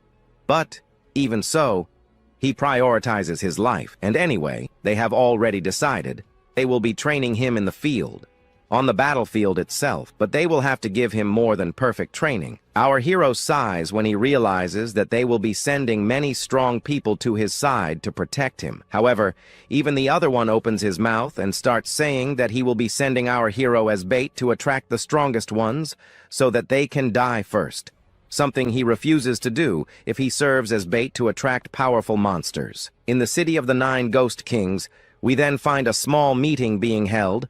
Among them, there were some people who were afraid of this Lofan. They cannot make Lofan reappear again in the human world. And anyway, they will have to do everything possible to take down this Subai. And to do so, they will start by reinforcing the front line, sending the strongest ones to face our protagonist, in case he appears. Another one ends up opening his mouth there, commenting that Nia King will be under the joint control of the Great Elder of the Demon Phoenix clan and the 9-tailed Celestial Fox clan. But she, in this operation, the ancient Demon Phoenix clan will not be sending even a single soldier to the battlefield. And here we are, introduced her, as the one from the 9-tailed Celestial Fox clan, the Great Elder. So, we see this guy here, who ends up being kind of surprised by her answer. He even understands that her speech is something related to something that is trying to rebel against him. Their 3 clans have been ordered to station themselves in a battlefield of the mirage of races. But now that they are facing their own nemesis, were they by any chance trying to avoid this fight? They, hearing this, wonder why they should be going there to face their own nemesis, if their objective is not to overthrow the human race, but rather, their objective is to explore the Forbidden Zone. And even the one who wants to fight against the humans is not them, but this guy with white hair. And what attracted them to his group was for the simple reason, the resources he offered them. And that is how they should be doing it. And his clan will not be joining him to carry out this annihilation on top of the humans. But, when he talks about it, he ends up saying a few things, and only then stands up and ends up explaining that, if by any chance they do not want to participate, his own clan will be doing it on its own, and he hopes they do not regret it too late. The war between humanity and the mirage of races is inevitable. The high-level warriors on both sides are developing and moving very quickly on the battlefield. Meanwhile, they were talking about a certain woman they were looking for, and their goal is to find her before this war starts. And after the humans' meeting, we see him handing this jade stone to our protagonist. Then he explains what it meant. What he was holding was an invisibility stone. Everyone couldn't see him except the leader himself. He could be using this tool, which could be quite useful to go to a certain battlefield, and there, have a gigantic advantage against monsters. Although this jade stone will be of last use, he thinks that he needs armor, since he won't survive with just an invisibility stone. Now that he was closer to Subai, he knew that the director wasn't lying, that this guy knew how to negotiate with other people quite well. So he ends up explaining that he will be giving him some good equipment. There was a diamond-level armor, a 10,000-year-old dragon spirit herb, and also a lord-level core. And this then makes our protagonist more than happy. His eyes even shine with the amount of resources that were there. He even asks if all of this was for him. And he explains that all of this was for him, but giving all of this to him would be an inappropriate blow. So he wonders how, then, he would get all of this. He reveals that he will need to take everything from him first. However, he thought at first that he would at least keep this diamond-level armor. Knowing that most likely he would not leave it in his hands, he ends up commenting that if he stays on the battlefield, he may encounter strong opponents, strong enough to kill him on the battlefield. Maybe this would weigh on his conscience. He even laughs in his face, but he says that it is not the right time for him to keep these good armors. If he wants to have armor, he'll have to be training to get a little stronger. Standing outside the commander's office now, He looks completely pale. He stood in front of the world's best resources and didn't take any. How did this happen? He even thought he was crying a little. However, he turns around. He turns to the side and realizes that the person there was Han's father. After this, he invites our protagonist to walk a little. He wanted to talk about some important things. And one of them was that he had the idea of putting our protagonist on the battlefield in the mirage of races, and he thinks that our hero doesn't like it very much, but he knows what he's doing so that he can become a great high-level warrior. But even so, he asks him to get along with his own son. However, he reveals that this wasn't exactly what he was thinking since they were both good friends. But in any case, he's too lazy to resolve these kids' issues. So, as a gift, he's offering him this armor so that he wouldn't get hurt outside. Soon, seeing this armor, his eyes shine. He gets close to the armor and thanks our Uncle Lin for, of course, offering him a beautiful armor that shines like that. On the other side, Uncle Lin ends up wondering if, by chance, he liked it. He reveals that he does, and that he will also make good use of this armor. Then, they end up thanking each other, and our scene ends up cutting to another day. The next day, we find our hero's group saying goodbye to some of his friends who were knocked down in the fight against the monsters. However, he asks them not to worry, because Subai will be taking revenge on himself in the next fights against the monsters. Now that they are standing there, they end up wondering if, by chance, he won the new armor. Our hero, who didn't even try to show that he had a new and very powerful armor, ends up saying that it was nothing, that he got this armor as a gift. However, before he can, I don't know, continue any conversation, the boss from before appears, who ends up motivating everyone to get ready to fight. They are not more than 1,000,000 fighters, but even though they are at a huge disadvantage against the monsters, they have a numerical advantage. They will not lose the will to fight the monsters, since the human race will always live. Everyone there was happy, but we went back to Han and our protagonist. He was saying that among the Lord-level warriors, Nie Qiyang is the strongest among them, and perhaps stronger than a lord of the new Infernmoon. Not knowing what he could be doing there, we see Han asking him to just stay calm and obey the orders of his superiors. But we already see him asking the exploration troops of the Martial Arts Academy to join forces to fight against the powerful monsters. And the moment he spoke about this, they ended up advancing, using all their powers towards those monsters that were running at high speed in their direction. Explosions happened. Meanwhile, they realized that the diamond-level warriors, from both sides, were fighting each other. However, he asked them to be careful. This was chaotic. And what's more, they don't have the strength of the monsters that were once powerful. But our hero asked them to just observe. Han, from afar, noticed that there were some demonic wolves there. Ang, on the other hand, realizes that nothing will be happening to them, as these monsters could just be some distractions. However, knowing that it was dangerous, the other asks, so that it would not get in their way. He will be facing these powerful wolves. However, it seems that these monsters have the objective of surrounding them, to prevent them from advancing. However, for our hero, these monsters were nothing, so he will not allow these monsters to help them be prevented from fighting the monsters. For this, he calls Xiaobai and our little cotton ball that ends up coming out. And then, we see our little cotton ball cutting some of the monsters that surrounded our hero.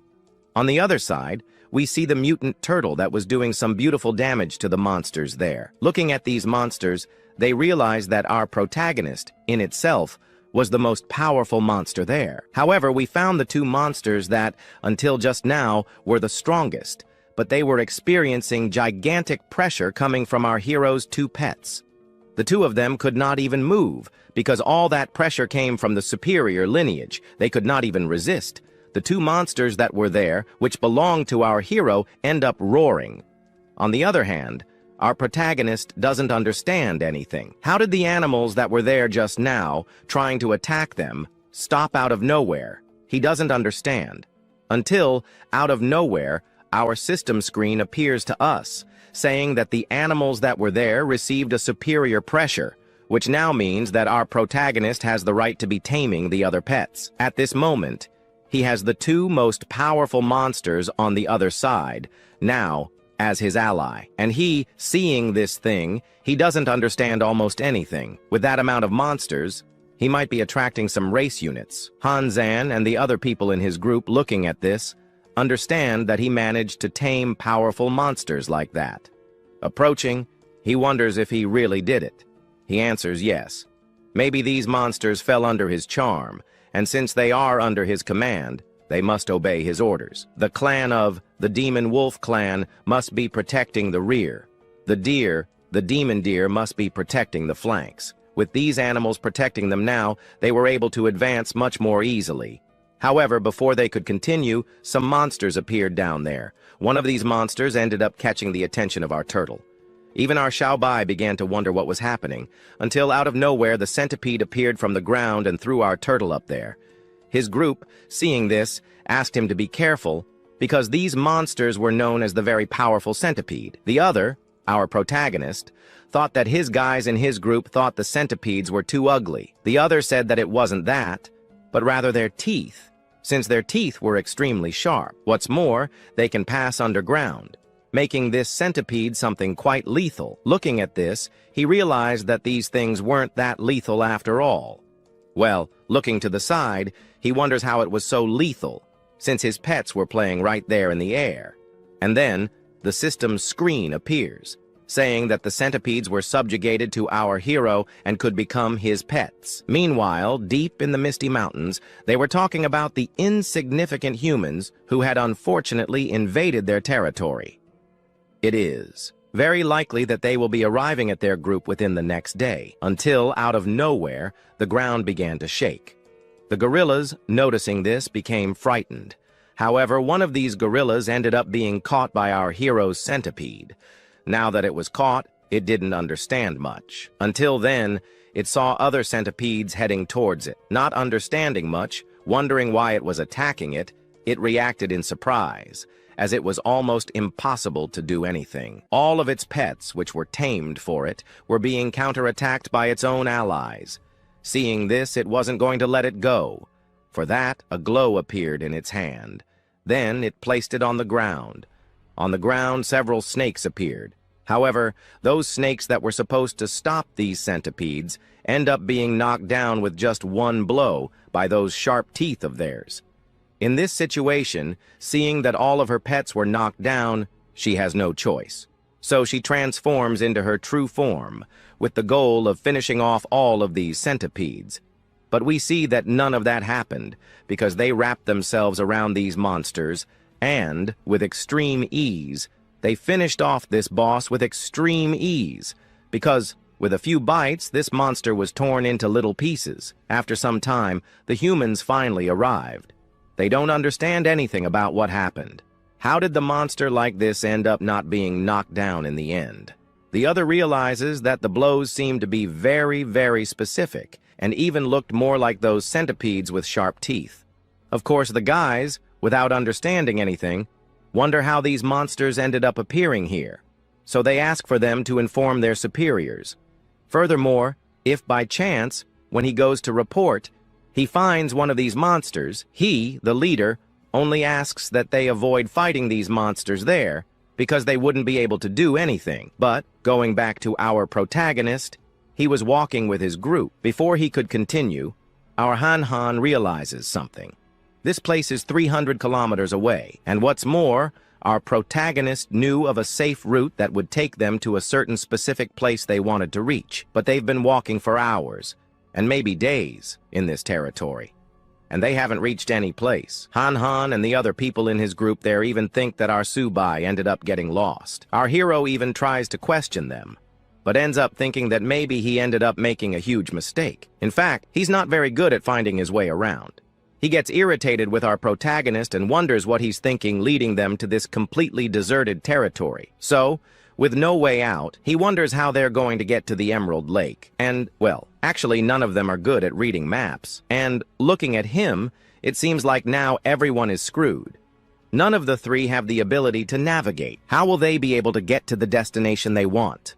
Our hero, listening to all this, he sees that they have a lot of audacity in trying to reprimand our protagonist. Well, with no way out, he knew there was a way to get out of here. He needed to use the last resource he had, or rather, the last option he had there. This was our turtle, Xiaobai. So bringing this up, he reveals that he says that an old horse recognizes its path, just as an old turtle should also work. He gives some good resources to our Xiaobai. Then he asks him to guide him to the Emerald Lake. Eating, our protagonist realizes that our Xiaobai is a bit greedy, but now that he is finished, he could be showing him the way. At this moment, they end up praising Xiaobai for having him on his team. So, who would know if by chance they didn't have Xiaobai, who at the moment was on the team? And so then, they start to follow a unique path, and they realize right there that it seems that this was the right direction. And Xiaobai was the most reliable at this moment. And as soon as he says this, our Subai gets totally irritated. Especially because a turtle at this moment was being much better and much more useful than our protagonist. Our turtle, hearing this, feels a little more proud, and our story continues with them still moving forward. They end up wondering if by chance the snow didn't end up stopping. Everyone then realizes that this has just happened. Others laugh, and it seems that he finally managed to get out of the illusory misty mountain. Our hero still doesn't believe it. He didn't expect that Xiaobai actually knew the way to the place they wanted to go, receiving the compliments. The turtle starts to laugh, moving forward a little. They end up wondering if by chance this looked like the Emerald Water Swamp. He turns to Xiaobai and wonders where he brought them. Our Hansa starts to look at his mini-map, and according to the current location, they are on the outskirts of the Emerald Water Swamp. Distracted, they start to hear a noise. They wonder where it came from, until they look up and see a gigantic dragon floating in the air. Seeing this, they simply couldn't stay there, so he and his group start to run for their lives and for their lives. While running, he turns to Xiaobai and wonders where this idiot brought them. They end up commenting that by chance the three of them hadn't already run to an unknown area off the map before. Running for their lives, we then see someone screaming for help, and at the same time asking these inferior beings to wait for a defenseless maiden. Running, they stop for a bit, because it seemed like they heard a noise coming from behind. Another asks them to run, and why would they stop to listen to something? Looking back to see what it was, they are startled to see that there was a creature running towards them. Our protagonist stops to try to see more closely what that thing was.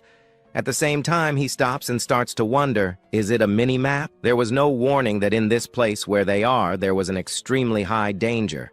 Something that he reveals that he should not be trusting this map. Something that he also reveals that this map is not marked with dangerous places either. Another wonders if Xiaobai really took them to a very dangerous place. But while he was saying these things, we see a girl's foot appearing. As soon as she appeared, she began to call him inferior beings. And also, in times of danger, how come they don't dare to come to her to protect her? For now, he wonders who this little girl could be. Before, they were focused on just one thing, running, and they ignored everything that was coming from behind. However, the screen of this system appears to us, congratulating us for discovering a very difficult breed to tame. If you manage to tame this, your pet will be able to reach many levels, and at the same time our hero is surprised to see that this thing that just appeared was from the Vermin de Brindle lineage. And for that, the system ends up showing her stats. By the way, she was a very powerful little girl. However, he ignores this. He ends up approaching Vermin of Brindle, and he comments that he was looking for Vermin all this time, but he ended up finding a little girl. Our Chinese lowly gets irritated at being called a little girl, since her current strength means she can roast them both on the fire. At the same time, our hero begins to think that it wasn't difficult to subdue Xiaobai and Xiaobai before, so this Chinese lowly won't have any difficulties. He approaches her, saying that maybe a beating will make her a little better. However, he approaches her, and she asks him not to approach her, since if not, she will be using her maximum power, since he wants to be so disrespectful to her, the sacred maiden.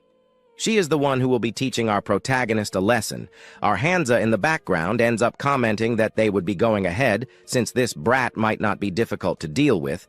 He will have to give her a little with his temper, which to him it seems to be a little bigger than her. He grabs her by the collar, since he will need to give her a good punishment.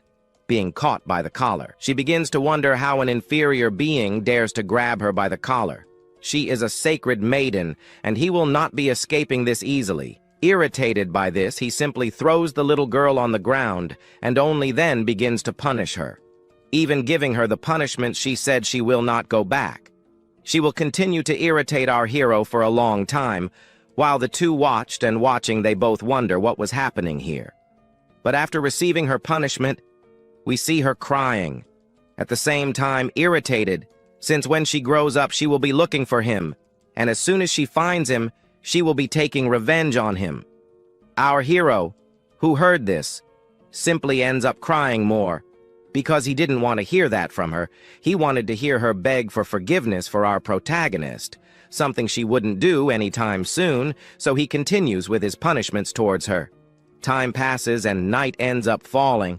Hansa calls for Loas and invites him to get a piece of thigh there, and for today it seems that our protagonist is done with everything, so he should stop to eat pork. She gets irritated, ends up pointing at him, and ends up saying that if he were a man, he would come back here and wait a while, since if the elder of the tribe comes and sees her in this situation, he won't be getting away with things that easily. But our hero ignores everything. He approaches with a small piece of chicken thigh and gives it to Lois. While he eats this piece of chicken thigh and realizes that it is delicious, at the same time he wonders how it smells so good and how this thing is so delicious. He realizes that this is not a piece of chicken thigh. He even offers it to the maiden, but the maiden reveals that she doesn't eat that kind of thing. She only eats some kind of celestial treasure, but she quickly changes the subject because it smells too good. She even wonders in her mind what kind of seasoning he put on this chicken. At the same time, she tries to figure out what it could be. She even points to the fire and thinks that maybe it is because she roasted that piece of chicken on that fire. Turning to her, he wonders if a sacred maiden, by chance, has never tried a type of food like this. She only reveals that she has, but nevertheless, for a chicken to be as good as this one, it was necessary to add seasoning. Adding seasoning, he asks her to try it, since this flavor will change her taste buds. At the same time, she becomes curious, so she reaches out her hand to grab that piece of chicken. She grabs it and ends up taking a bite of that piece of chicken thigh.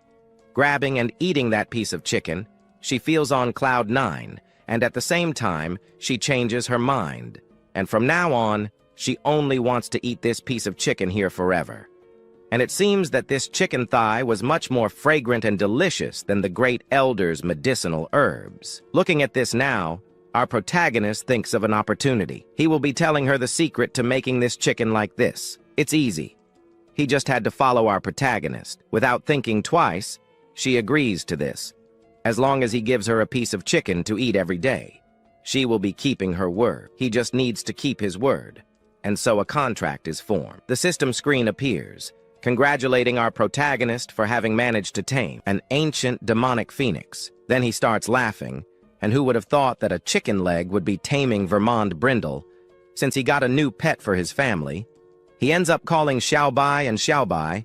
He asks her to go out and meet her new family member, so he introduces Xiaoyang. Now she is part of the family. Her eyes then shine. She finds the turtle a little too cute. In her mind, they commented that maybe it is a new brat. But he ends up introducing himself as the older brother, and he ends up introducing himself as Brother Bai too. However, the little girl approaches the two and realizes that a turtle and a kitten were too cute. So she hugs them both. From afar, Lao Ru ends up calling Xiao Hong and asks him to be a little more polite with his two animals. Since now they are part of the same family, the two in the background are surprised, and it seems that now he will be taking care of that little girl as if she were a pet too. And what they least expected was that our Xiao Hong would become a beast trainer, or perhaps a Lolita tamer. Perhaps ignoring this, they look at our hero and realize that he seems to have evolved a little more without him realizing it. He reveals that it was easy. He refutes saying that it was impossible.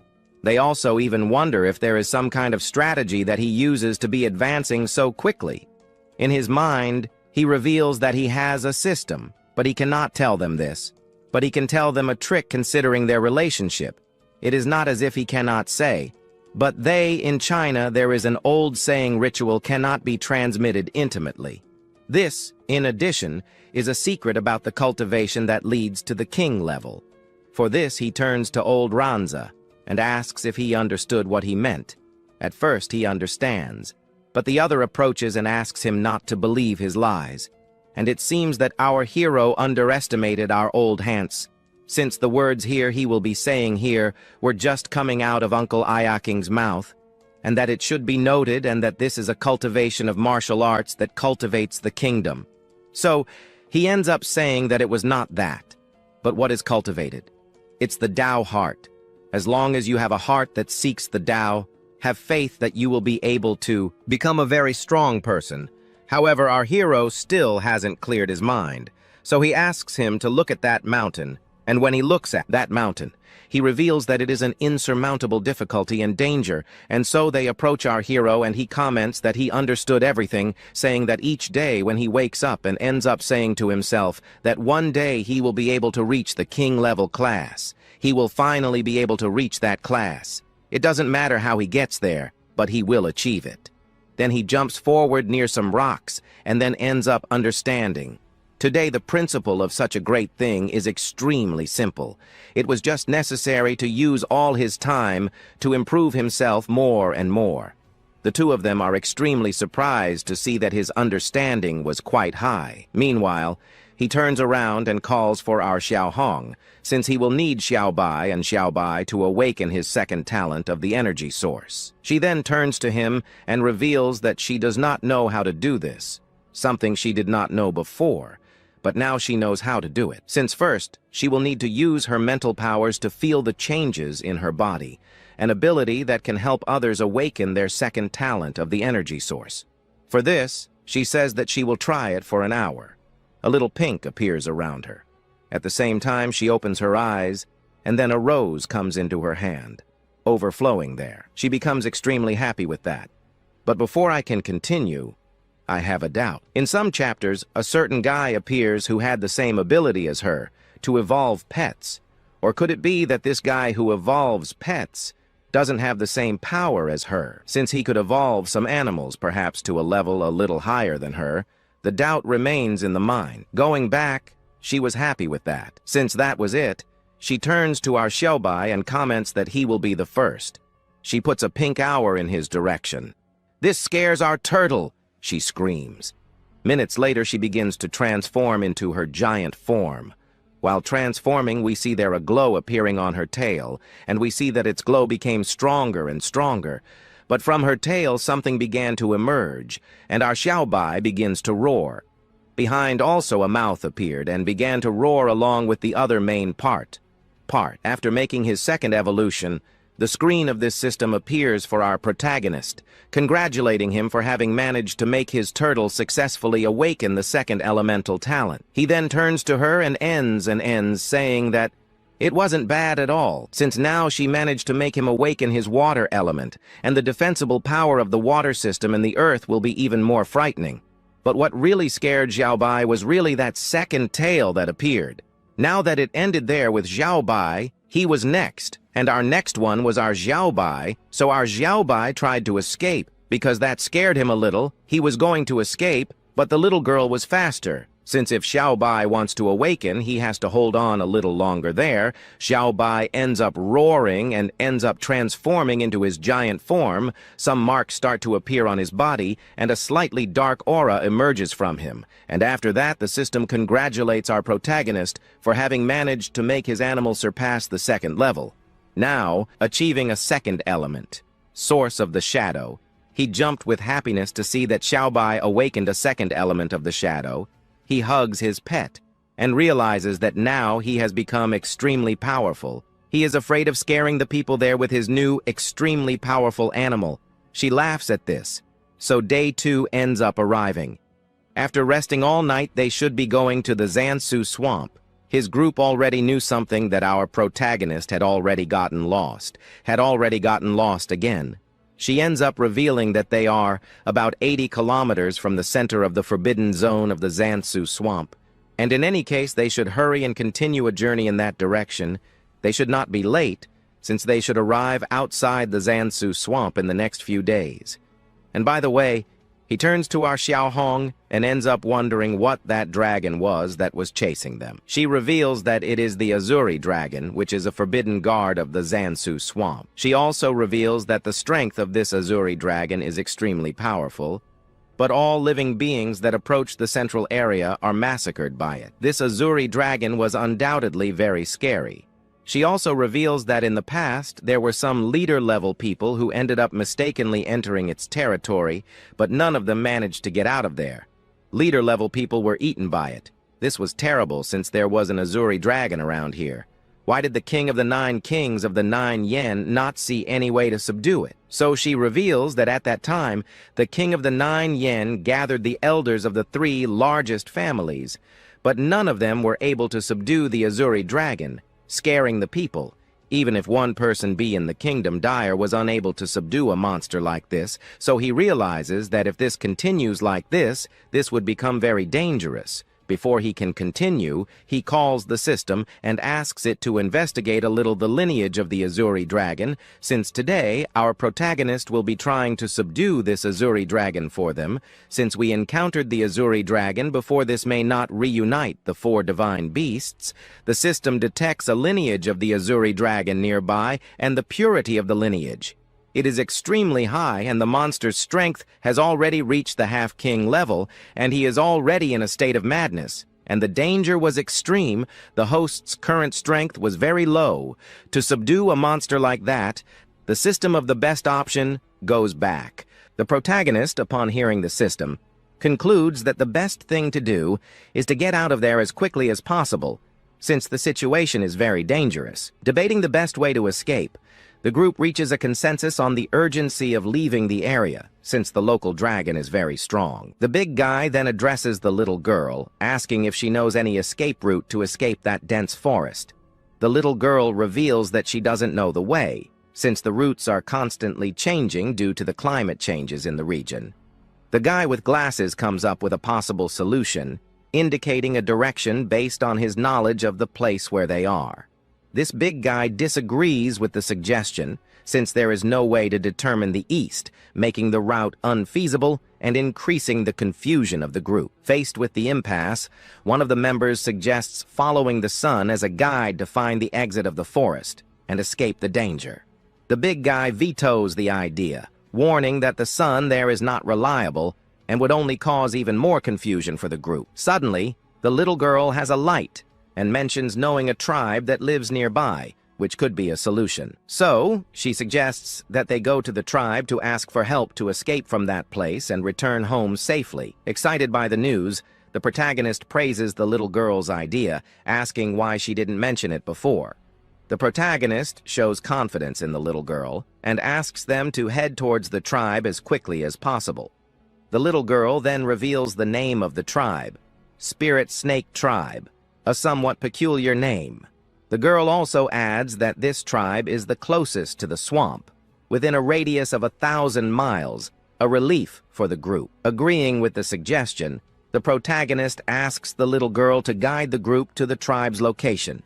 Thus, the group begins their journey towards the Spirit Snake Tribe, seeking help to free themselves from that situation. The narrator informs that the tribe once had powerful members, but that they went to war in search of new challenges.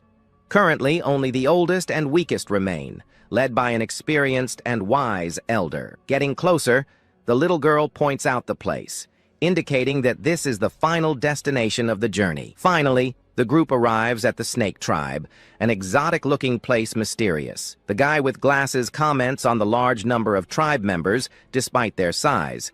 He estimates that there are more than 10,000 snakes in the place, based on the size and energy felt. Given the number of opponents, the big guy considers how to defeat them if a fight is inevitable. The big guy suggests luring the soldiers out and ambushing them little by little, dividing the enemy forces. The guy with glasses thinks the idea is risky and prefers to capture a leader to obtain valuable information. The protagonist criticizes the bloodlust of the two and their crazy ideas, seeking a peaceful solution. Soon, he remembers that the little girl is a royal saint, which could be the key to resolving the situation without violence. The guy with glasses questions whether the protagonist has any plan in mind to avoid a direct confrontation. The protagonist reveals that he has an infallible plan, relying on the influence and status of the little girl to achieve his goals. Suddenly, two giant snakes appear, summoning the residents to welcome the illustrious visitors. The little girl steps forward, revealing her identity and demonstrating her status to the tribe. The snakes are surprised by the revelation, recognizing her as a member of the ancient race of fairies. The snakes wonder why such an important person would visit a place like that. In addition, they notice the presence of important figures behind the little girl, increasing the tension in the air. One of the snakes introduces himself as an elder of the tribe and bows as a sign of respect and reverence. The snake apologizes for his initial rudeness and invites the group in, offering his hospitality. The protagonist introduces himself as a supporter of the front line, seeking resources to help in the war. He asks for medicinal herbs to recover his energy and continue the journey, showing his intentions. The other two are confused by the request, since the objective was to obtain information about the direction. The protagonist tells the two to be quiet and trust his plan, demonstrating his leadership. The snake feels honored by the visit and promises to offer the best possible treatment to the guests. So the snake leaves to begin the preparations and ensure a pleasant stay. Soon, the snake returns with medicinal fruits, offering them as a welcome gift to the visitors. The guy with glasses notes that the fruits are rare and have pure energy, demonstrating his knowledge. Another guy comments that a single fruit is capable of recovering all of a warrior's energy, impressed by its power. Satisfied with the reception, the protagonist says that they did well and that they can rest there that night. Shortly after, the protagonist indicates the place where he wants to stay and asks for a detailed map from the region. The guy with glasses finds the attitude strange, asking if it isn't too early to sleep, showing his distrust. The snake explains that the requested room belongs to the boss and that no one can enter without his permission. Ignoring the explanation, the protagonist demands that they prepare an even larger room to accommodate him. The snake is apprehensive and asks him not to do anything that will irritate her, fearing the consequences. The protagonist questions whether the saint is not more important than their boss, increasing the pressure. The snake despairs and begins to tremble upon hearing the protagonist's words, feeling the weight of the situation. Frightened, the snake tries to explain itself and apologizes for what happened, seeking to avoid a conflict. Seeing the snake's despair, the little one takes pity and tries to calm things down, seeking a peaceful solution.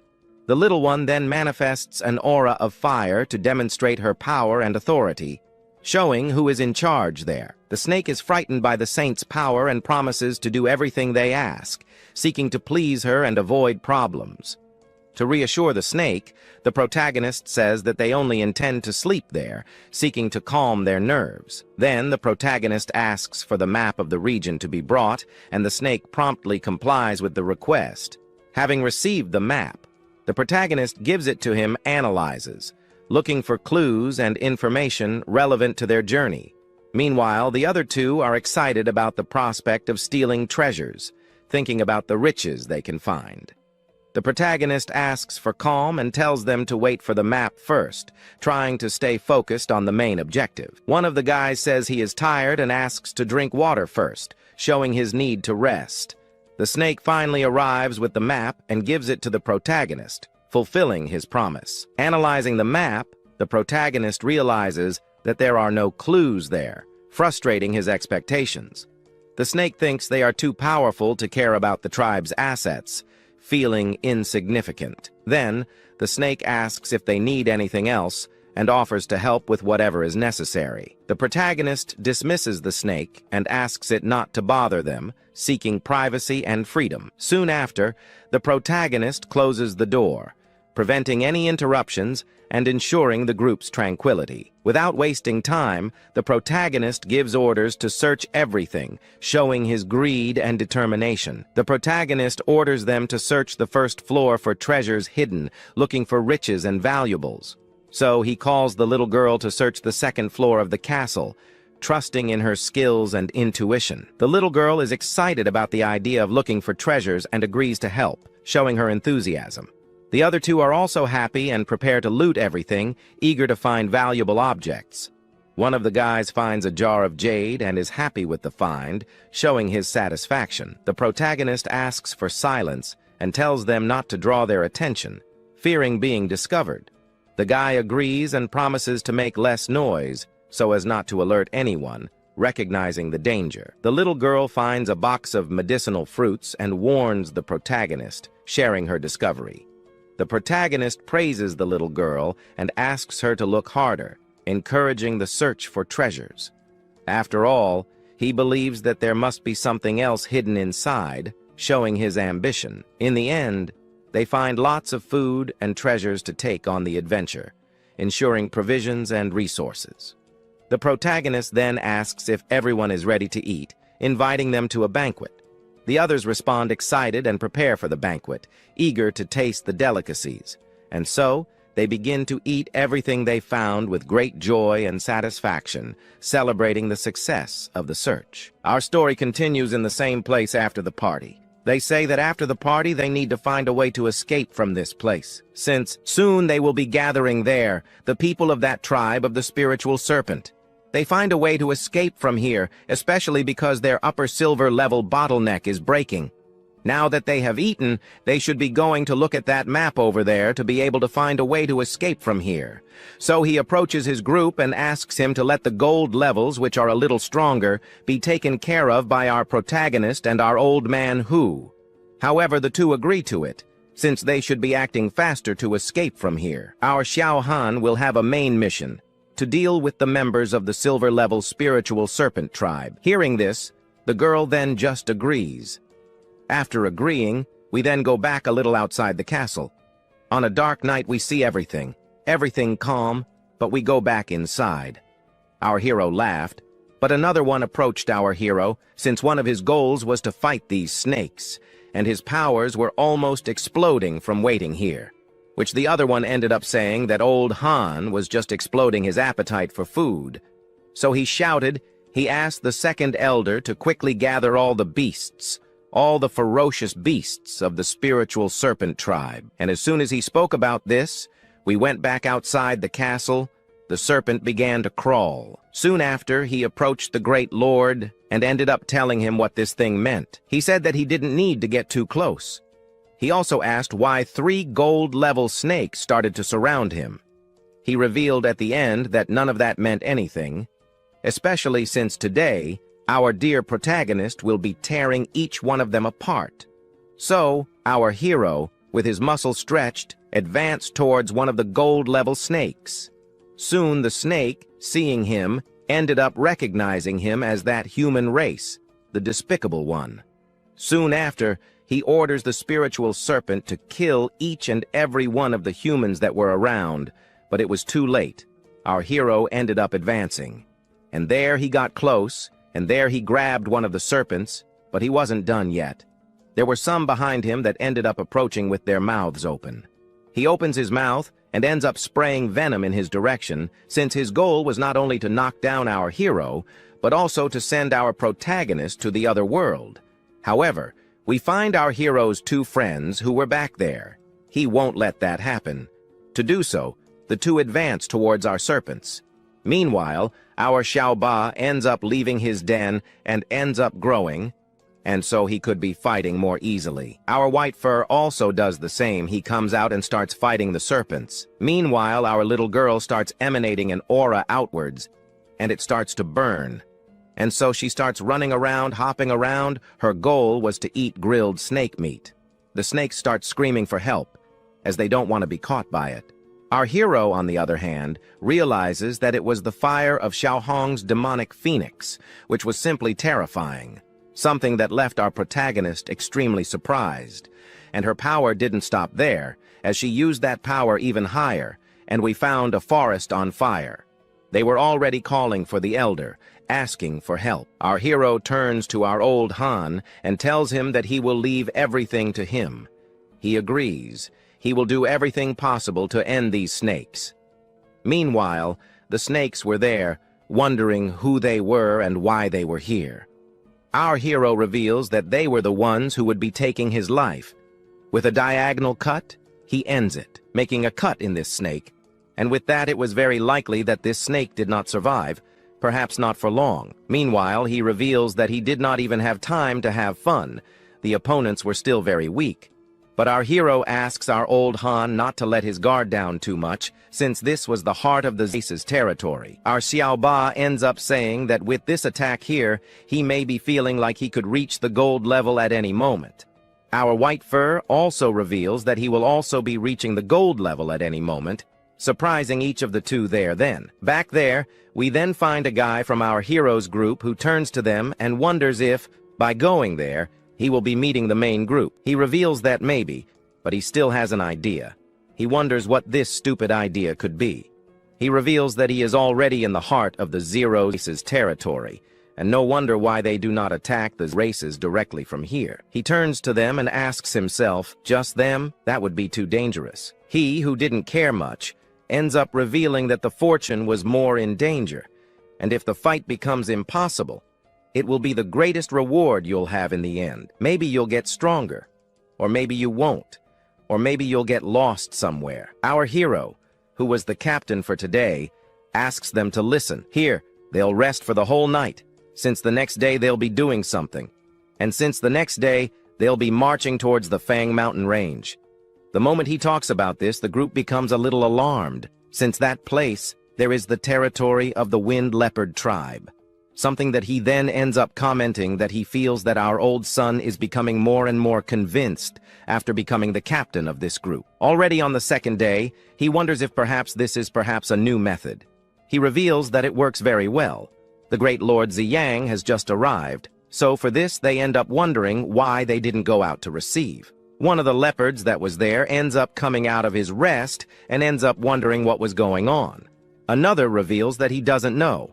But one of the leopards gets up and ends up wondering if they came here just to die. He approaches our hero and asks him to go there and inform the elder, since Ziyang Xuan has just arrived. One of the leopards steps forward and reveals that they, from the Wind Leopard tribe, have a gigantic hatred against them, the Black Pythons, and for that, today they will be taking revenge. That was their objective. And his group of leopards that were there advances towards our hero. After advancing, we see a fight unfolding there. We see our old Han using his spear to defend himself from one of the leopard's blows. And so he ends up turning to our hero and says that his methods weren't working. He wonders behind him how he would know that he had a grudge against the Black Pythons of Hell.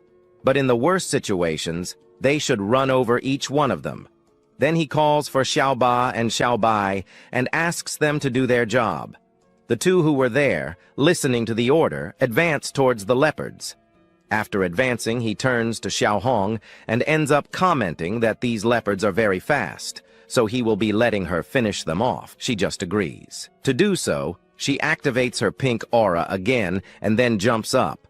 From above, she starts attacking several fires towards the leopards that were down there, and one of the leopards that was down there ended up being caught by it. And they were easily knocked down by this simple blow from our Xiao Hong. After a long time, our old Han approaches the leopard that was knocked down, since with all this, he can be leveling up. The method he taught did not fail and was very good. After making these celebrations, our hero turns to his system screen, and there he ends up receiving some congratulations from the system for having managed to get his turtle to reach gold level. Our White Fur also leveled up to gold level.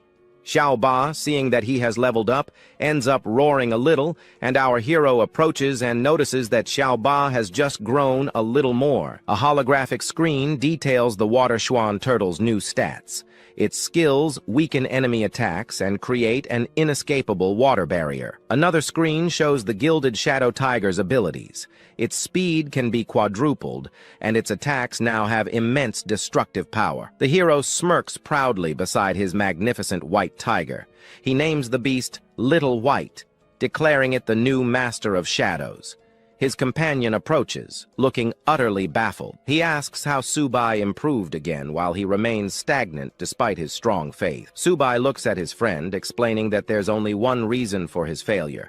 His faith simply isn't resolute enough. Just then, a red-haired girl joins them, asking about their next destination, while Su-bai studies a map with determination. The young woman points toward a massive, distant mountain city. She reveals it as their final target, the main city of the Mystic Turtles. His companions react with shock, asking if he is serious. They believe the plan is far too crazy to even consider. Lao Hu reminds them that it is a true capital of the myriad races. He warns that even with the war, it is certainly guarded by strong experts. Han Zhan strongly objects, insisting that attacking the main city with just a few people is nothing short of a suicide mission. The other man agrees, adding that if their human identities are exposed, they will not even have a chance to escape. The risk is too great. Su-bai calmly turns to his hesitant friends.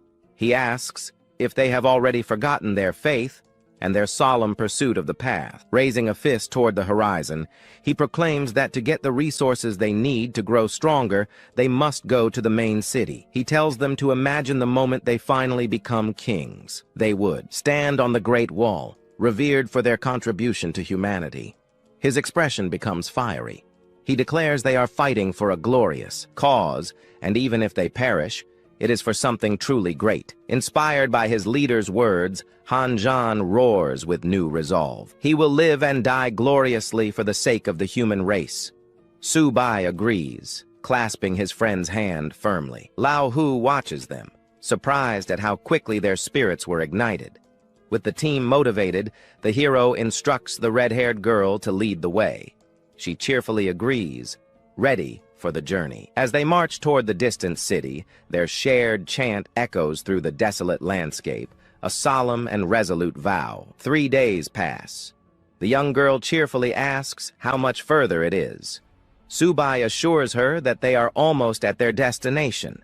She then points ahead, announcing their arrival at the Mystic Turtle main city, leaving her companions stunned by the sight. They gaze upon a colossal fortress looming in the distance. It looks more like a gigantic, imposing mountain than a simple city. As they walk along the path towards it, Han Zhan quietly admits to Su-bai that he is starting to regret their bold decision. The hero tries to rally their spirits, asking what there is to fear. But his own nervous expression betrays his true feelings. The girl explains that this city is the most magnificent of all. She recalls visiting it once before with the Great Elder.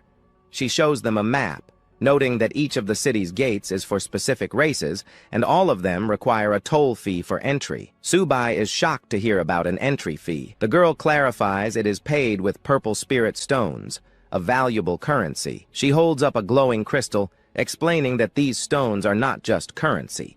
They also contain vast energy for cultivation. Higher-level cultivators use even more advanced spirit stones, which contain pure elemental power from the heavens and the earth. He pats her head, teasingly asking if she only has one stone.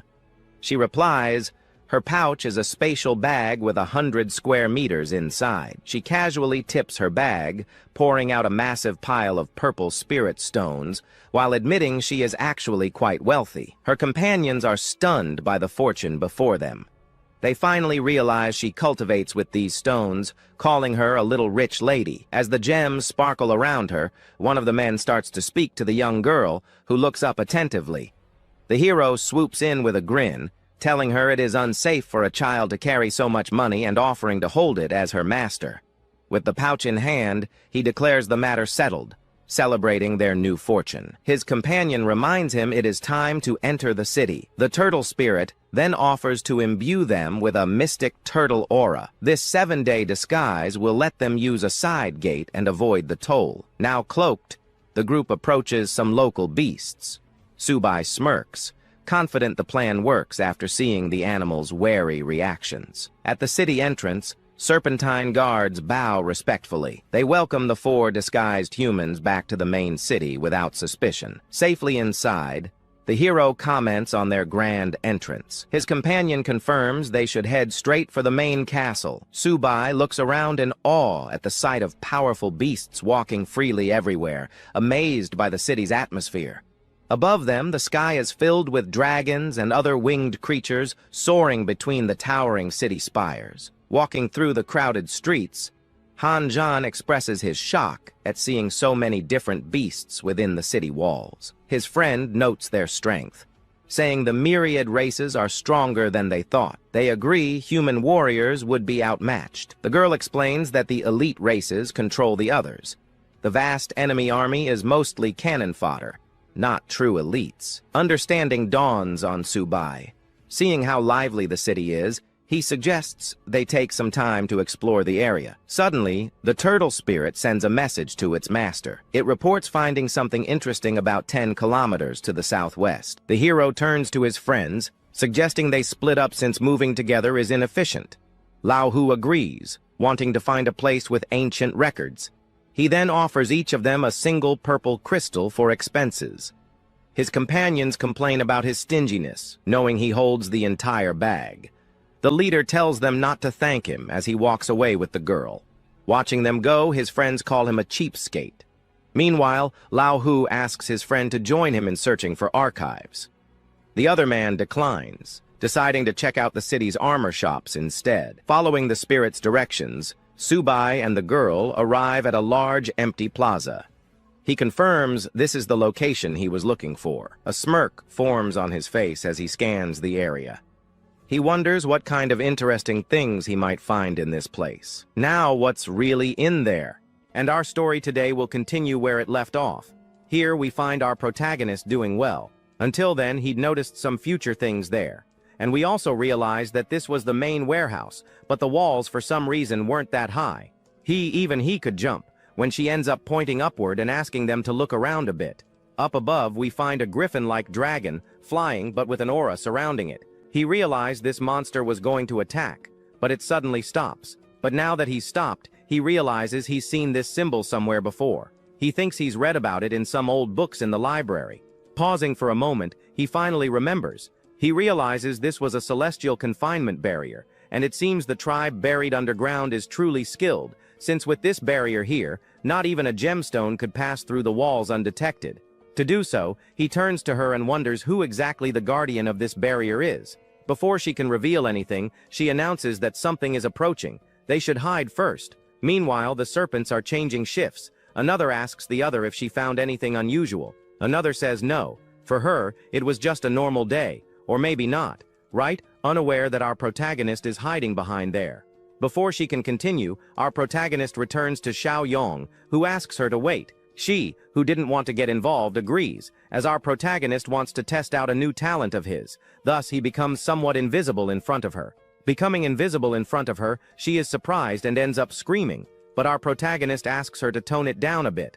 Thus, he continues with his plans. With his plans, he begins following a serpent who had a high status. Thus, he passes some guards. She asks him to close the doors tightly as soon as she enters. Unaware that our protagonist is behind her, he follows her without a second thought. And with zero difficulty, our protagonist, along with this snake, ends up entering inside. And the moment he enters, the doors close, and so our protagonist can continue with his plans. He strikes the back of its neck, causing the snake to fall to the ground. After all this, he realizes that his camouflage was quite useful. His goal was simply to get inside to try to discover what useful treasure lay within the castle. He continues on and finds a room full of purple crystals. And now, if our protagonist were to get these crystals, our hero would be rich forever, and no one could stop him from getting this thing, since he can get rich alone. Or so he thought, because when he turns to the side, at an exit there, he sees 2 quick steps of some things. He realizes something unusual is happening. He even thinks that maybe it's some people from those snake tribes.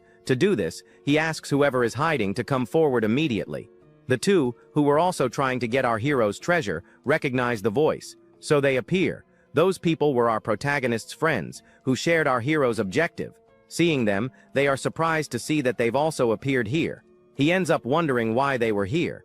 To him, perhaps this was all just a coincidence. To get in, they both even donned nighttime infiltration gear. Entering here, we see that our hero is even more surprised to see that they managed to get in here without being noticed by the guards. He reveals that he was wandering around and ended up finding the secret passage. The other one, on the other hand, was also wandering around and ended up entering here by accident. Not wanting to waste time, our protagonist still wanted to continue with his plans, since his main plan is to get everything inside without anyone noticing. So he turns to his 2 friends for help in capturing some items from inside. as his goal is to get everything inside without making a sound. They agree. Then out of nowhere, one of our protagonist's friends bumps into a bell that was sitting on the edge of the table, and it falls to the floor, drawing everyone's attention. We see that our hero has finally realized they've disrupted his plans. One of the guards enters and finds the snake from before, lying on the floor. He asks them to announce that intruders have entered his territory. To prevent escape, he asks them to raise the barrier. Before he can continue, our protagonist appears in the background. His hand outstretched. He uses his telekinetic ability. It then heads toward one of the snakes nearby, thinking about advancing. Both are caught, and with that, our protagonist's group manages to escape. One of the most important and strongest serpents noticed they'd escaped. So he asked for an order to isolate the entire towns, as their goal now was to find these invaders, and to do so, they were supposed to be searching house by house. She then realized that they'd now been noticed, and must be hiding very well, so he turns to old Seuss, and realizes that they've now gotten themselves into quite a mess. The whole town was now looking for him, but the other says he was fine, since no one would be finding them here. Our protagonist says the same thing, which even has a saying for it: the most dangerous place is the safest place. The two then turn to him, and don't understand a thing he was saying. And so we return to her. She comments to the serpents that she needs to find the humans, and it seems she's found one there. She points in their faces in the direction, and at that moment, she follows the order, but they don't even see any humans. However, some things appear before them, and they don't even see them. And thanks to this, our protagonist and his group manage to take down 3 snakes at once. Now knocked down, he turns to old Ran and asks him to take care of the bodies. They agree. Xiao Hang goes to an entrance first. Before he can continue, Xiao Hang, who turns to our hero, wonders what he was trying to find. He reveals that, before they could leave here, he sensed treasure nearby. Since logically, if it were just to store a few treasures, there would be no need to create such a secure barrier. She yells for him to come here, as she found a secret passage, a secret door, and this ends up surprising him a bit, as our hero got closer and found nothing there. Then she reveals that the secret door has some kind of special spell. The human race can't see this thing. To this end, he realizes that the cunning serpent Xuan Han from Hell was clever, and it's no wonder he hadn't noticed anything like this before entering that other warehouse. Before he could continue, she reveals that there was a very strong energy down there. Curious about this, they should be going down there to try to find out what it was. They do, but as they descend, they are surprised by something. This thing there is the 1,000-wish tree. He then turns around and wonders what kind of tree it is, since it looks so evil. Before he can continue, she reveals that it is a forbidden art. She at this point becomes irritated with this serpent clan. Another, with another doubt, wonders if perhaps they want to become a 4th royal clan. Looking at the name of the 1,000-wish tree, he seems to have heard it somewhere. Then, before he could continue, our system screen appeared in front of him, detecting a remaining branch of the ancient divine tree, which contained the power of countless fragment laws. The system urged him not to miss this opportunity under any circumstances, but cultivating the 10,000 wishes tree requires at least 10 million snake lives. While discussing this, our protagonist turned to her and asked what this meant. She revealed that it was an 8th grade spiritual fruit, and each 10,000 wishes fruit contained an extremely terrifying energy. She could help. She might be helping a Lord-level warrior increase their bloodline concentration. When the bloodline concentration reached a certain level, countless beings of the same species had to be slaughtered, as this is the cultivation method of the 10,000 wishes, and was classified as a forbidden art by the 3 royal clans. To him, this might be a minor disturbance, but he should let it go, because in any case, he couldn't leave this tree here. He advances, and approaching the tree, goes there and places his hand. Then he says he's ready to begin. So he begins to activate the divinity of this tree. And as soon as he does, we see that the tree begins to glow, and then begins to expand, wanting to explode. Then he realizes that this is a spatial rift. Then he realizes that perhaps this is what the system calls a small fear. But we see that she was frightened, and she realizes that he did something there, since space was trying to collapse here with them. Staying here was very dangerous, so they must get out of here, otherwise they will be trapped here forever in this rift. She keeps begging them to at least get out of here as quickly as possible, but an explosion happens. But that explosion would swallow them all, and before it can swallow them, our hero uses Zhuan Huang's barrier to protect them right there. And even using his barrier, he realizes that it will collapse. Then he arrives, shouting to Zhuan Huang to lower herself a little. As soon as he says this, we see that thing begin to rapidly merge with the fruit he held earlier, and it was expanding more and more inside. Its goal was to suck the entire tree into a dimension, so that all the evil that had happened here would disappear. After a while, it finally happened. The glow of the red tree disappeared, leaving only a golden glow on the fruit floating in the air in front of them. And with that, they were most likely safe for now. She turns to her master and realizes that he, had succeeded, since he had indeed managed to transplant the tree of 10,000 wishes. And over there we see the treasures and other valuables that Sube had collected earlier. Everything finally worked out. However, there were still some things trembling there. And not only that, but it seemed like the tree was sucking up all her treasures, and he's more than irritated by this. He even starts kicking the tree, wanting it to spit everything out, right? But she was asking her master to be careful and get out of there as quickly as possible, since the tree of 10,000 wishes looked like it wanted to explode. Well, it didn't, just like here it ends up exploding. And so the scene cuts back to the gate. Back at the beginning, we see that the guy saw a light shining up into the sky. He turns to his Naya King and wonders if he noticed it too. This energy was so strong that it seemed to transcend the laws themselves, and it came from the heart of the 10,000 races territory, an existence even more powerful than the king of the 9 hells had just awakened. And he doesn't understand, since he was saying that existence transcends the king level. Unaware of what was happening, he asks him to find some trace of what this thing could be.